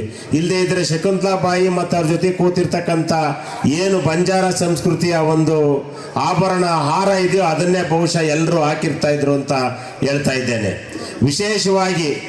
ವಿಶೇಷವಾಗಿ ಬಂಜಾರ ಸಮುದಾಯದಲ್ಲಿ ಮಹಿಳೆಯರ ಉಡುಪು ಇದೆಯಲ್ಲ, ಆ ಸಾಂಪ್ರದಾಯಿಕ ಉಡುಪು ಮತ್ತು ಕೈ ಕೆಲಸದ ಕಸೂತಿ ಕಲೆ ಅತ್ಯಂತ ವಿಶಿಷ್ಟವಾಗಿದಂತು ಅಂತೇಳಿ ಈ ಸಂದರ್ಭದಲ್ಲಿ ಹೇಳಲಿಕ್ಕೆ ಬಯಸ್ತಾ ಇದ್ದೇನೆ. ಪ್ರತಿಯೊಂದು ವಿನ್ಯಾಸದ ಹಿಂದೆ ಒಂದು ಕತೆ ಇದೆ, ಒಂದು ಪರಂಪರೆ ಇದೆ, ಒಂದು ಜೀವಾನುಭವ ಇದೆ ಅನ್ನೋ ಒಂದು ಮಾತನ್ನು ಹೇಳ್ತೇನೆ. ನಮ್ಮ ದೇಶ, ನಮ್ಮ ಸಂಸ್ಕಾರ ಅದು ಉಳಿಬೇಕು ಅಂತ ಹೇಳಿದರೆ, ಯಾಕೆ ಅಂತ ಹೇಳಿದರೆ ಸಂಸ್ಕೃತಿ ಉಳಿದರೆ ಸಮಾಜ ಉಳಿತದೆ, ಪರಂಪರೆ ಉಳಿದರೆ ನಮ್ಮ ಬೇರುಗಳೇ ಉಳಿತವೆ ಅನ್ನೋ ಮಾತನ್ನ ಈ ಸಮಾಜದಲ್ಲಿ ಬಂಜಾರ ಸಂಸ್ಕೃತಿನಲ್ಲಿ ಹೇಳಿದ್ದಾರೆ. ಆದ್ದರಿಂದ ನಮ್ಮ ಯುವ ಪೀಳಿಗೆ, ಅದು ಯಾವುದೇ ಸಮಾಜದಲ್ಲಿ ಹುಟ್ಟಿರಲಿ, ಆ ಒಂದು ಯುವ ಪೀಳಿಗೆಗಳು ನಮ್ಮ ಸಂಸ್ಕಾರಗಳನ್ನು ಯಾವುದೇ ಕಾರಣಕ್ಕೂ ಮರೆಯದಲೆ, ಅದರಲ್ಲೂ ಈ ಬಂಜಾರ ಸಂಸ್ಕೃತಿ ಇರ್ತಕ್ಕಂಥ ಯುವ ಪೀಳಿಗೆಗಳು ಬಂಜಾರ ಸಂಸ್ಕೃತಿಯ ಪರಿಚಯವನ್ನು ಯುವ ಪೀಳಿಗೆಗೆ ನೀವೆಲ್ಲ ಈ ರೀತಿ ಮಾಡಿದರೆ ಅದು ಅವರ ಮುಂದೆ ಅವರಿಗೆ ನಾವೊಂದು ಜವಾಬ್ದಾರಿ ಕೊಟ್ಟಂಗೆ ಆಗ್ತದೆ. ಮತ್ತು ಈಗಿನ ಆಧುನಿಕತೆಯನ್ನು ಸ್ವೀಕರಿಸುವುದರ ಜೊತೆಗೆ ನಮ್ಮ ಮೂಲ ಸಂಸ್ಕೃತಿ, ಭಾಷೆ, ಕಲೆ, ನೆಲ, ಜಲ ಈ ವಿಷಯಗಳನ್ನು ಅವರುಗಳು ಪರಂಪರೆಯನ್ನು ಗೌರವದಿಂದ ನಡೆಸ್ಕೊಳ್ಳಲಿಕ್ಕೆ ಅನುಕೂಲ ಆಗ್ತದೆ ಅನ್ನೋ ಒಂದು ಮಾತನ್ನು ಈ ಸಂದರ್ಭದಲ್ಲಿ ಹೇಳ್ತಾ, ಬಹುಶಃ ಒಂದು ಸಂತೋಷ ಇನ್ನೊಂದು ಏನು ಅಂತ ಹೇಳಿದರೆ, ಇವತ್ತು ಐಸಿರಿ ಫೌಂಡೇಶನ್ ಭಾಳ ಹಲವಾರು ಸಾಮಾಜಿಕ ಸೇವೆಗಳಲ್ಲಿ ತೊಡಗಿಕೊಂಡಾಗ ಅವರಿಗೆ ಬೆನ್ನು ತಟ್ಟಿ ಅವರ ಜೊತೆ ನಿಂತಂಥ ಮಾಧ್ಯಮ ಸಂಸ್ಕೃತಿ ಪ್ರತಿಷ್ಠಾನ ಮತ್ತು ಲಯನ್ಸ್ ಕ್ಲಬ್ನವರಿಗೆ ನಾನು ಅಭಿನಂದನೆಗಳನ್ನು ಸಲ್ಲಿಸಲಿಕ್ಕೆ ಬಯಸ್ತಾ ಇದ್ದೀನಿ. ಯಾಕೆ ಅಂತ ಹೇಳಿದರೆ, ನಿಮಗೆಲ್ರಿಗೂ ನಾವೆಲ್ಲ ಹಳ್ಳಿಯಿಂದ ಹುಟ್ಟಿ ಬೆಳೆದಿರ್ತಕ್ಕಂಥ ನಮಗೆಲ್ಲ ತಿಳಿದಿರ್ತಕ್ಕಂಥದ್ದು ಲಯನ್ಸ್ ಸಂಸ್ಥೆ ಅಂತ ಹೇಳಿದ್ರೆ ಅದೊಂದು ಶ್ರೀಮಂತ ಸಂಸ್ಥೆ. ಲಯನ್ಸ್ ಸಂಸ್ಥೆಯಲ್ಲಿರ್ತಕ್ಕಂಥ ಸದಸ್ಯರುಗಳೆಲ್ಲ ಶ್ರೀಮಂತರು, ಅಲ್ಲಿ ಮಧ್ಯಮ ವರ್ಗದವರಿಗೆ ಜಾಗ ಇಲ್ಲ ಅಂತ ಎಲ್ಲರೂ ತಿಳ್ಕೊಂಡಿದ್ರು ಇಲ್ಲಿವರೆಗೂ. ಆದರೆ ಇವತ್ತು ನಾರಾಯಣ ಸ್ವಾಮಿ ಅವರ ಅಧ್ಯಕ್ಷತೆಯಲ್ಲಿ ರಮೇಶ್ ಮತ್ತೆ ಹಿಂದಿನ ಅಧ್ಯಕ್ಷರಾದ BN ವೆಂಕಟೇಶ್ ಅವರು ಇವರೆಲ್ಲ ನೇತೃತ್ವದಲ್ಲಿ ಸಾಮಾನ್ಯ ಕುಟುಂಬದಲ್ಲ ಜನಿಸಿದವರು ಸಹ ಲಯನ್ಸ್ ಕ್ಲಬ್ನ ಮೆಂಬರ್ ಆಗ್ಬೋದು. ಲಯನ್ಸ್ ಕ್ಲಬ್ ಕೇವಲ ಶ್ರೀಮಂತರಿಗಾಗಿ ಅಲ್ಲ, ಲಯನ್ಸ್ ಕ್ಲಬ್ ಸಾಮಾನ್ಯ ವರ್ಗದ ಸಾಮಾನ್ಯ ಕಾರ್ಯಕ್ರಮಗಳಿಗೆ, ಸಾಮಾಜಿಕ ಕಾರ್ಯಕ್ರಮಗಳಿಗೆ ತೊಡಗಿಸಿಕೊಳ್ಳುವ ಒಂದು ಸಂಸ್ಥೆ ಅಂತೇಳಿ ಬೆಳೀತಾ ಇರೋದು ಬಹಳ ಸಂತೋಷದ ವಿಚಾರ ಅಂತ ಈ ಸಂದರ್ಭದಲ್ಲಿ ಹೇಳ್ತಾ, ಏನು ಇವತ್ತು ಮಾಧ್ಯಮ ಸಂಸ್ಕೃತಿ ಪ್ರತಿಷ್ಠಾನದ ನಮ್ಮ ಪ್ರಭುಲಿಂಗ ಶಾಸ್ತ್ರಿ ಅವರು ಸುಮಾರು 201 ಜನಗಳ ತಂಡವನ್ನು ಕರ್ಕೊಂಡು ಮೊನ್ನೆ ಕಾಶಿ ಎಲ್ಲ ಹೋಗಿ ಬಂದಿದ್ದಾರೆ. ಕಾಶಿ ಎಲ್ಲ ಪ್ರವಾಸ ಮಾಡ್ಕೊಂಡು ಬಂದಿದ್ದಾರೆ. ಆದರೆ ಉತ್ತರ ಭಾರತ ಪ್ರವಾಸ ಮಾಡಿದ್ದಾರೆ. ನಾನಂತೂ ಹೇಳೋದೇನು ಅಂತ ಹೇಳಿದ್ರೆ ಅದೆಲ್ಲ ನಾವೆಲ್ಲ ಅಲ್ಲಿ ಹೋಗಿ ಆ ದೊಡ್ಡ ದೊಡ್ಡ ಪುಣ್ಯ ಸ್ಥಳಗಳನ್ನು ನೋಡ್ಕೊಂಬರ್ಲಿಕ್ಕಷ್ಟೇ. ಆದರೆ ಅದಕ್ಕಿಂತಲೂ ಶಕ್ತಿ ಇರುವ ದೇವತೆಗಳು, ಪುಣ್ಯ ಸ್ಥಳಗಳು ನಮ್ಮ ಜಿಲ್ಲೆಯಲ್ಲೇ ಇದ್ದಾವೆ. ಅದಕ್ಕಿಂತ ಶಕ್ತಿ ಇರ್ತಕ್ಕಂಥ ಪುಣ್ಯಕ್ಷೇತ್ರಗಳು ನಮ್ಮ ಜಿಲ್ಲೆಯಲ್ಲೇ ಇದ್ದಾವೆ, ನಮ್ಮ ತಾಲೂಕಿನಲ್ಲಿದ್ದಾವೆ, ಇಲ್ಲೇ ಇದ್ದಾವೆ. ನಮಗೆ ಚಟ್ನಪಾಳ್ಯ ಚೌಡೇಶ್ವರಿ ದೇವಸ್ಥಾನ, ಹಸ್ತಿನಾಪುರ ಚೌಡೇಶ್ವರಿ ದೇವಸ್ಥಾನಕ್ಕಿಂತ ಶಕ್ತಿ ಇರೋ ದೇವಸ್ಥಾನ ಇದೆಯಾ? ಇಲ್ಲೇ ಇದ್ದಾವೆ. ನಾವುಗಳೇನು ಅಂತ ಹೇಳಿದ್ರೆ ನಮ್ಮ ಶುದ್ಧ ಮನಸ್ಸಿನಿಂದ ಇಲ್ಲೇ ಇರ್ತಕ್ಕಂಥ ತಾಯಿಯನ್ನ ಭಕ್ತಿಯಿಂದ ಪೂಜೆ ಮಾಡಿದರೆ ನಮಗೆ ಇಲ್ಲೇ ಒಲಿತಾಳೆ ತಾಯಿನಂತ ಹೇಳ್ತಾ, ಮತ್ತೊಮ್ಮೆ ಇವತ್ತಿನ ಈ ಕಾರ್ಯಕ್ರಮ ತುಂಬ ಯಶಸ್ವಿಯಾಗಿ ನಡೆಯಲಿ. ಇನ್ನೂ ಇದೇ ರೀತಿ ಮಹೇಶಣ್ಣನ ನೇತೃತ್ವದಲ್ಲಿ ಈ ಐಸಿರಿ ಫೌಂಡೇಶನ್ ಹಲವಾರು ವಿವಿಧ ಕಾರ್ಯಕ್ರಮಗಳನ್ನು ಈ ರೀತಿ ಲಯನ್ಸ್ ಸಂಸ್ಥೆ, ಮಾಧ್ಯಮ ಪ್ರತಿಷ್ಠಾನ ಸಂಸ್ಥೆಗಳನ್ನು ಜೋಡಿಸ್ಕೊಂಡು ಹೋಗಲಿ ಅಂತ ಈ ಸಂದರ್ಭದಲ್ಲಿ ಹೇಳ್ತಾ, ಮತ್ತು ಈಗ ಆನಂದ್ ನಾಯ್ಕ್ ಹೇಳಿದ್ದಕ್ಕೆ ನಾನು ಉತ್ತರ ಕೊಡಲಿಲ್ಲ ಅಂತಂದರೆ ತಪ್ಪಾಗ್ತದೆ. ಆನಂದ್ ನಾಯ್ಕ್ ಒಬ್ಬ ಸಮಾಜದ ಬಗ್ಗೆ ಭಾಳ ಕಳಕಳಿಯ ಅನುಭವವನ್ನು ಇಟ್ಕೊಂಡಿರ್ತಕ್ಕಂಥವನು. ನನಗೇ ಗೊತ್ತಿರಲಿಲ್ಲ. ಯಾಕೆ ಅಂತ ಹೇಳಿದ್ರಿ, ಚಿಕ್ಕಮಗಳೂರು ಕ್ಷೇತ್ರ ಕಡೂರು ತಾಲೂಕಿನಲ್ಲಿ ನಮ್ಮ ಬಂಜಾರ ತಾಂಡ್ಯಗಳಲ್ಲಿ 2 ದೊಡ್ಡ ತಾಂಡ್ಯ, ಒಂದು ಅಗ್ರಹಾರ, ಒಂದು ಹಳೆಹಟ್ಟಿ. ಅಗ್ರಹಾರ ತಾಂಡ್ಯದಲ್ಲಿ ಒಂದು ಕಾರ್ಯಕ್ರಮದಲ್ಲಿ ಅವನು ಮಾತನಾಡಿದಾಗ ಬಂಜಾರ ಸಮಾಜದ ಬಗ್ಗೆ ನನಗೆ ತುಂಬ ಸಂತೋಷ ಆಗಿತ್ತು ಅವನ ಬಗ್ಗೆ. ಯಾಕೆ ಅಂತ ಹೇಳಿದರೆ ಬಂಜಾರ ಸಮಾಜ ಕನ್ಯಾಕುಮಾರಿಯಿಂದ ಕಾಶ್ಮೀರದವರೆಗೂ ಇದೆ, ಎಲ್ಲೆಲ್ಲಿದೆ ಅನ್ನೋದನ್ನು ಅಂಕಿಅಂಶ ಸಮೇತ ಹೇಳಿದ್ದ ಅವತ್ತು. ಇವತ್ತು ಯಾರ್ಯಾರು ಇಲ್ಲಿ ನವದೆಹಲಿಗೆ ಹೋಗಿದಾರೋ ಗೊತ್ತಿಲ್ಲ.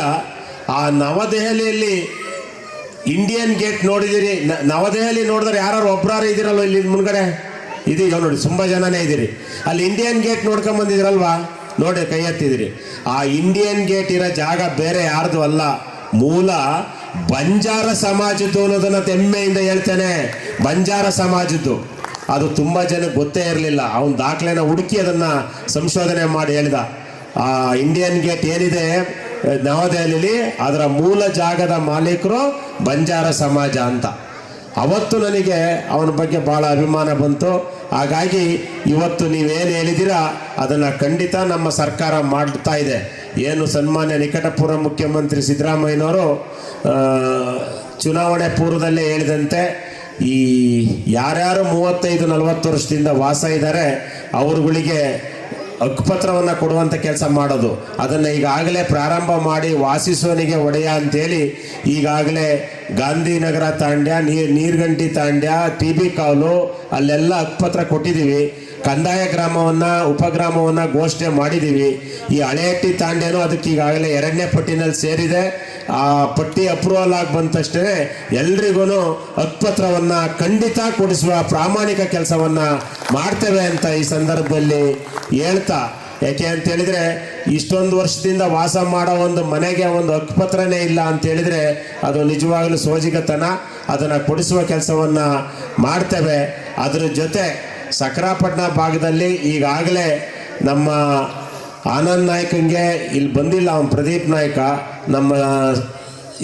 ನಮ್ಮ ಸೀತಾ ನಾಯ್ಕ, ಎಂಥ ನಾಯ್ಕ, ನಮ್ಮ ಸೀತಾರಾಮ್ ನಾಯ್ಕು ಎಲ್ಲ ಇದ್ರು, ಎಲ್ಲ ಹೋಗ್ಬಿಟ್ಟಿದ್ದಾರೆ. ಎಲ್ರಿಗೂ ಒಂದು ಜವಾಬ್ದಾರಿ ಕೊಟ್ಟಿದ್ದೀನಿ.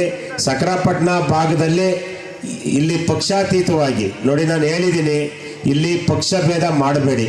3 ಜನ 3 ಬೇರೆ ಬೇರೆ ವಿವಿಧ ಪಕ್ಷದಲ್ಲಿದ್ರು ಸಮಾಜದ ವಿಷಯ ಬಂದಾಗ ನೀವೆಲ್ಲ ಒಗ್ಗಟ್ಟಾಗಬೇಕು ಅಂತ. ನಾನು ಅದು ಸೀತಾರಾಮ್ ನಾಯ್ಕರಿಗೂ ಹೇಳಿರೋದು ಅದನ್ನೇ, ಪ್ರದೀಪ್ ನಾಯ್ಕಗೂ ಹೇಳಿರೋದು ಅದನ್ನೇ, ಆನಂದ್ ನಾಯ್ಕಗೂ.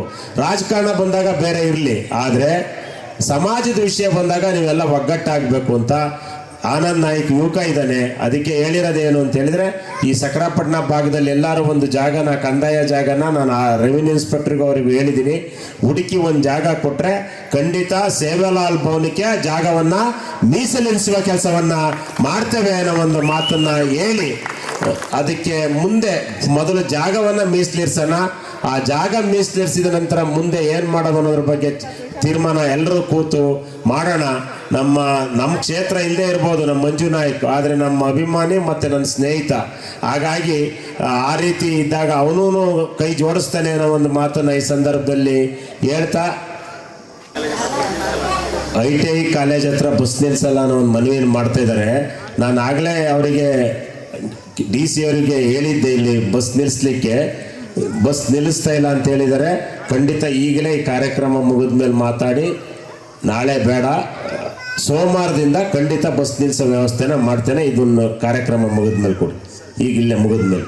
ಇಷ್ಟು ಹೇಳಿ, ಇಷ್ಟೊತ್ತು ನೀವೆಲ್ಲ ಸಮಾಧಾನದಿಂದ ಈ ಕಾರ್ಯಕ್ರಮದಲ್ಲಿ ಭಾಗವಹಿಸಿದ್ದೀರಾ. ಮತ್ತು ಬಹುಶಃ ನನಗೆ ಸಂತೋಷ ಇದ್ದೇನು ಅಂತ ಹೇಳಿದರೆ, ನೀವು ಇನ್ನೂ ಎಲ್ಲ ಇಲ್ಲಿನ ಊರಿನ ಗ್ರಾಮದ ಹೆಣ್ಮಕ್ಳನ್ನೇ ನೃತ್ಯ ಮಾಡ್ತಾ, ಮಕ್ಕಳನ್ನ ನೃತ್ಯ ಮಾಡಿ 12 ಗಂಟೆವರೆಗೂ ಇದ್ದು, ಈಗಾಗಲೇ ಈ ಕಾರ್ಯಕ್ರಮದಲ್ಲ ಈಗ 10 ಗಂಟೆಗೆ ಎಲ್ರಿಗೂ ಉಪಹಾರದ ವ್ಯವಸ್ಥೆ ಮಾಡಿದಿರಲ್ವಾ, ಊಟದ ವ್ಯವಸ್ಥೆನೇ ಮಾಡಿದ್ದಾರೆ. ಆ ಊಟದ ನಂತರನೂ ನಿಮ್ಮ ಕಾರ್ಯಕ್ರಮ ಮುಂದುವರೆದು 12 ಗಂಟೆಗೆ ನೀವು ಸ್ವಾತಂತ್ರ್ಯ ದಿನಾಚರಣೆಯನ್ನು ಆಚರಣೆ ಮಾಡಿ ವಿಶೇಷವಾದಂಥ ಕಾರ್ಯಕ್ರಮವನ್ನು ನೀವು ಮಾಡಿ ತೆರಳ್ತೀರಾ ಅಂತ ಹೇಳ್ತಾ, ಮತ್ತೊಮ್ಮೆ ನಿಮ್ಮೆಲ್ಲರಿಗೂ ಧನ್ಯವಾದ ಸಲ್ಲಿಸಿ ನನ್ನ ಮಾತನ್ನ ಮುಗಿಸ್ತೇನೆ. ಎಲ್ರಿಗೂ ನಮಸ್ಕಾರ. ಬಂಧುಗಳೇ, 150 ಬೇಡಿಕೆ ಕೊಟ್ಟಂಥ ITI ಕಾಲೇಜಿಗೆ ತಕ್ಷಣ ಅದಕ್ಕೆ ಮುಕ್ತಿ ಕಾಣಿಸಿ ಅನ್ನುವಂಥ ಮಾತುಗಳನ್ನಾಡಿದಂಥ ಶಾಸಕರಿಗೆ ಒಂದು ಜೋಗರಿಂದ ಸಲ್ಲಿಸೋಣ. ಬಂಧುಗಳೇ, ಇದಾದ ಮೇಲೆ ನಿಮಗೆ ಗೊತ್ತಿದೆಯಲ್ಲ, ಪ್ರಶ್ನೆ ಆದರೆ ನಿಜವಾದ ಸಾರ್ಥಕತೆ ಇರ್ತಕ್ಕಂಥದ್ದು ನಮ್ಮ BSF ಯೋಧರಿರಲ್ಲ. ಈ ದೇಶದಲ್ಲಿ ಬದುಕಬೇಕು ಅಂದರೆ ಇಬ್ಬರು ಪ್ರಮುಖವಾಗಿರ್ಬೇಕು, ಒಬ್ಬ ರೈತ ಮತ್ತೊಬ್ಬ ಸೈನಿಕ ಅಂತೇಳಿ. ಯಾವ ನಮ್ಮ ಲಾಲ್ ಬಹದ್ದೂರ್ ಶಾಸ್ತ್ರಿ ಹೇಳಿದ್ರಲ್ಲ, ಜೈ ಜವಾನ್ ಜೈ ಕಿಸಾನ್ ಅಂತೇಳಿ. ಇನ್ನೊಂದು ನಮ್ಮ ಸಕರಾಪಟ್ಟಣದಲ್ಲಿ ಒಳ್ಳೆಯದಾಗಲಿ ಈ ನಿವೃತ್ತ ಯೋಧರು ಮತ್ತು ನಮ್ಮ ಚಾಲಕರ ಸೇವೆ. ಗುರುಗಳೇ, ಮುಖ್ಯೋಪಾಧ್ಯಾಯರೇ ಹಾಗೂ ನನ್ನ ಪ್ರೀತಿಯ ಗೆಳೆಯ ಗೆಳತಿಯರೇ, ಎಲ್ಲರಿಗೂ ಸಂಜೆಯ ಶುಭೋದಯ. ಇಂದು ನಾವು ನಮ್ಮ ದೇಶದ 79ನೇ ಸ್ವಾತಂತ್ರ್ಯ ದಿನಾಚರಣೆಯನ್ನು ಅತ್ಯಂತ ಸಡಗರ ಮತ್ತು ಸಂಭ್ರಮದಿಂದ ಆಚರಿಸಲು ಇಲ್ಲಿ ನೆರೆದಿದ್ದೇವೆ. ಈ ಶುಭ ಸಂದರ್ಭದಲ್ಲಿ ನಿಮ್ಮೆಲ್ಲರಿಗೂ ಸ್ವಾತಂತ್ರ್ಯ ದಿನಾಚರಣೆಯ ಹಾರ್ದಿಕ ಶುಭಾಶಯಗಳು. ಆಗಸ್ಟ್ 15 ನಮ್ಮ ಭಾರತೀಯರಿಗೆ ಅತ್ಯಂತ ಪವಿತ್ರವಾದ ದಿನ. 1947ರ ಆಗಸ್ಟ್ 15ರಂದು ನಮ್ಮ ಭಾರತ ದೇಶವು ಬ್ರಿಟಿಷರ 106 ವರ್ಷಗಳ ಗುಲಾಮಗಿರಿಯಿಂದ ಮುಕ್ತಿ ಪಡೆದು ಸ್ವತಂತ್ರವಾಯಿತು. ಈ ಸ್ವಾತಂತ್ರ್ಯವು ನಮಗೆ ಸುಲಭವಾಗಿ ಸಿಕ್ಕಿದ್ದಲ್ಲ. ಇದರ ಹಿಂದೆ ಲಕ್ಷಾಂತರ ದೇಶ ಪ್ರೇಮಿಗಳ ತ್ಯಾಗ ಹಾಗೂ ಕಠಿಣ ಹೋರಾಟವಿದೆ. ಮಹಾತ್ಮ ಗಾಂಧೀಜಿ, ಸುಭಾಷ್ ಚಂದ್ರ ಬೋಸ್, ಭಗತ್ ಸಿಂಗ್, ಚಂದ್ರಶೇಖರ್ ಆಜಾದ್, ಕಿತ್ತೂರು ರಾಣಿ ಸಂಗೊಳ್ಳಿ ರಾಯಣ್ಣ, ಇನ್ನು ಅನೇಕ ಮಹಾನ್ ನಾಯಕರ ಹೋರಾಟದಿಂದ ಇಂದು ಸ್ವತಂತ್ರ ಭಾರತದಲ್ಲಿ ಸ್ವತಂತ್ರವಾಗಿ ಜೀವಿಸುತ್ತಿದೆ. ಈ ದಿನ ಎಲ್ಲ ಮಹಾನ್ ಚೇತನಗಳನ್ನು ಶ್ರದ್ಧಾಭಕ್ತಿಯಿಂದ ಸ್ಮರಿಸಬೇಕಾಗಿದೆ. ಸ್ವಾತಂತ್ರ್ಯ ತಂದುಕೊಡುವುದು ನಮ್ಮೆಲ್ಲರ ಹಿರಿಯ ಕರ್ತವ್ಯವಾಗಿತ್ತು. ಅದನ್ನು ಕಾಪಾಡಿಕೊಂಡು ಹೋಗುವುದು ನಮ್ಮೆಲ್ಲರ ಹಿರಿಯರ ಕರ್ತವ್ಯವಾಗಿತ್ತು.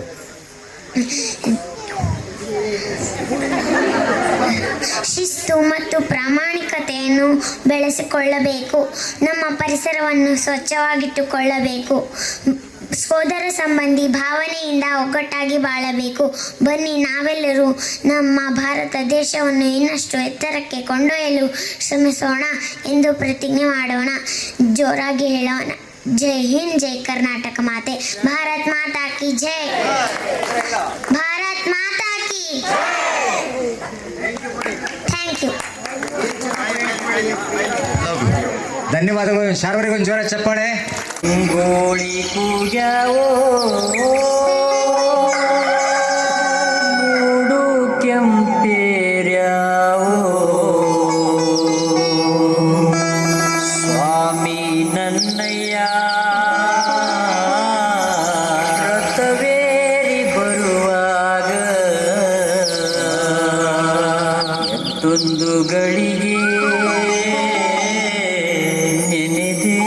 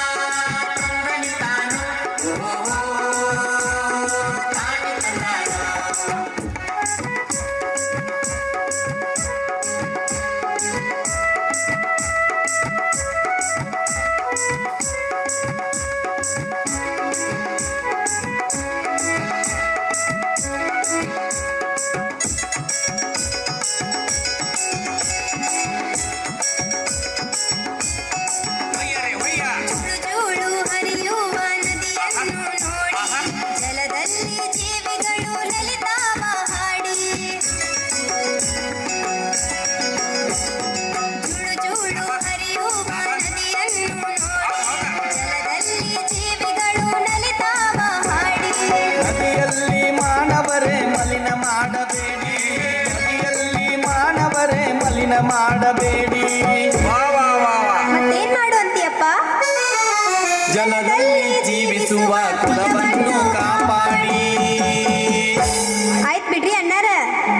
ದಿಂದಿನಕ ದಿಂದಿನಕ ತೈ ತೈ ತೈ, ದಿಂದಿನಕ ದಿಂದಿನಕ ತೈ ತೈ ತೈ.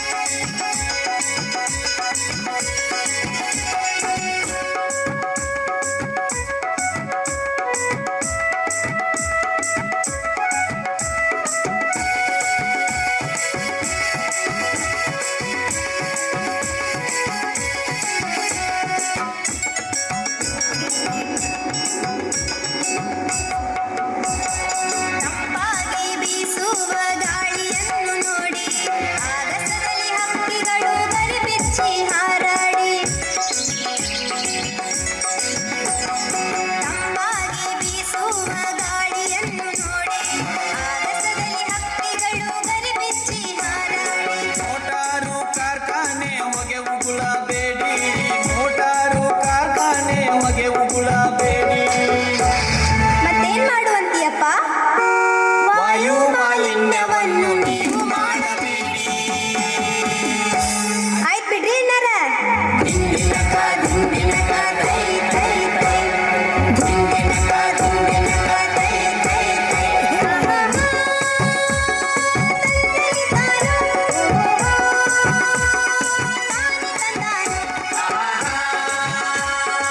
ಎಲ್ಲರಿಗೂ ಸಂಜೆ ಶುಭೋದಯ. ನನ್ನ ಹೆಸರು ತನ್ವಿ ಜಯನಾಯಕ್. ಇಂದು ಆಗಸ್ಟ್ 15 ಎಲ್ಲರಿಗೂ ಸ್ವಾತಂತ್ರ್ಯ ದಿನಾಚರಣೆಯ ಶುಭಾಶಯಗಳು. ಸ್ವಾತಂತ್ರ್ಯ ದಿನಾಚರಣೆಯು ರಾಷ್ಟ್ರೀಯ ಹಬ್ಬ.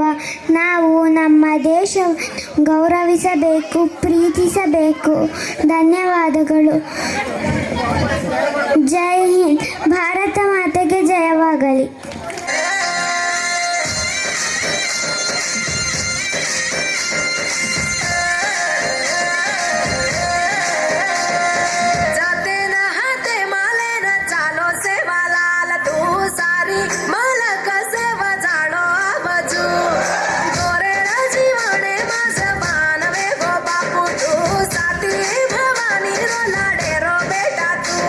हर गाम नंगरी मा तर नाम लेना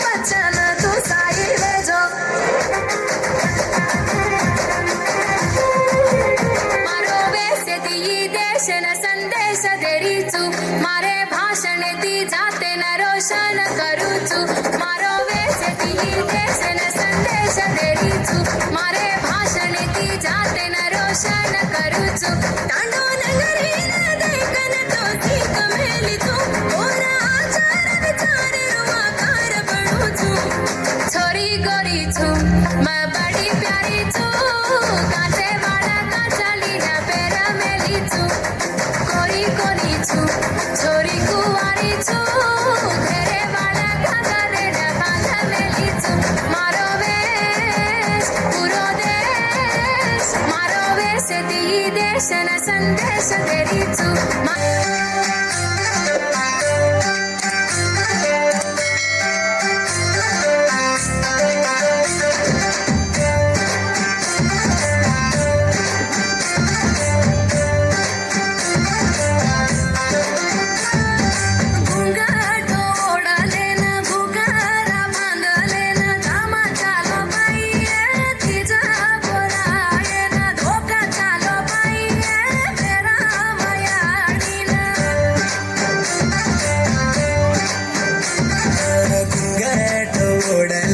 घुगर बांधलेन सामा चालो बाईये तिज बोरायन दुखा चालो बाईये मेरा मायाडीन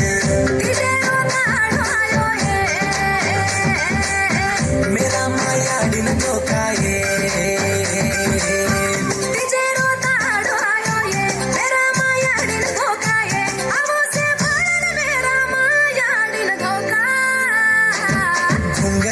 ओढलेन घुगर बांधलेन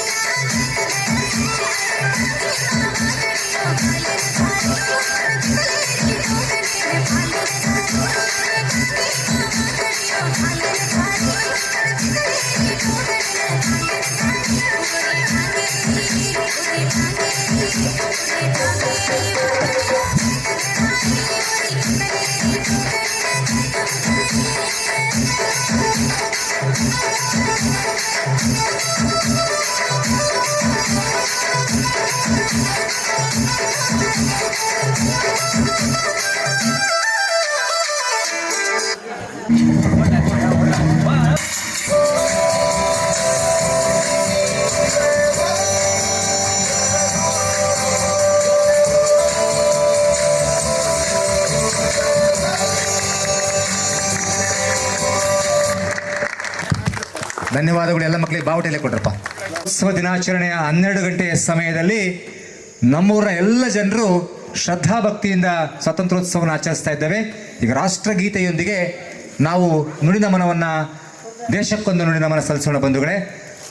class stand easy class attention national anthem begin.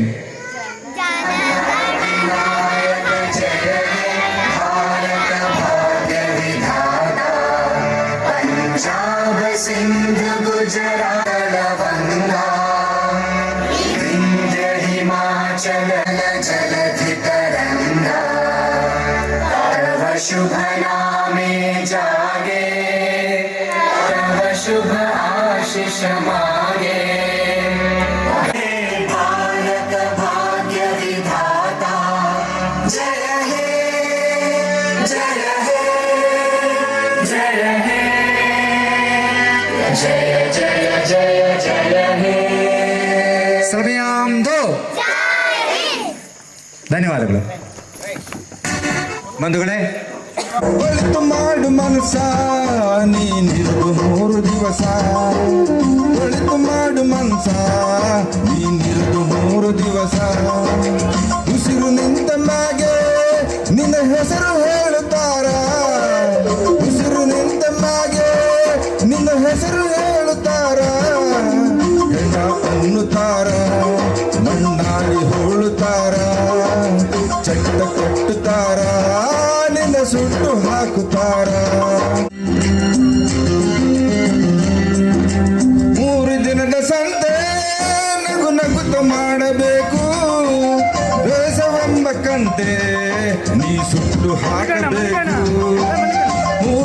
ದ್ವೇಷದ ಸಂತೆ ನಗು ನಗುತ್ತ ಮಾಡಬೇಕು ದ್ವೇಷವೆಂಬ ಕಂತೆ ನೀ ಸುಟ್ಟು ನೀ ಹೋಗಬೇಕು ಅಲ್ಲಿ ಸತ್ತ ಮೇಲೂ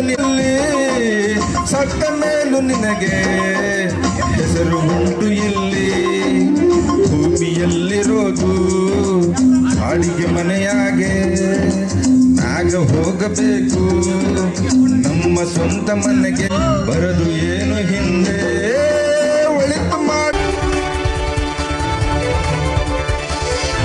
ಐಸಿರಿ ಟುಡೇ ವಾಯ್ಸ್ ಆಫ್ ಡೆಮೋಕ್ರಸಿ.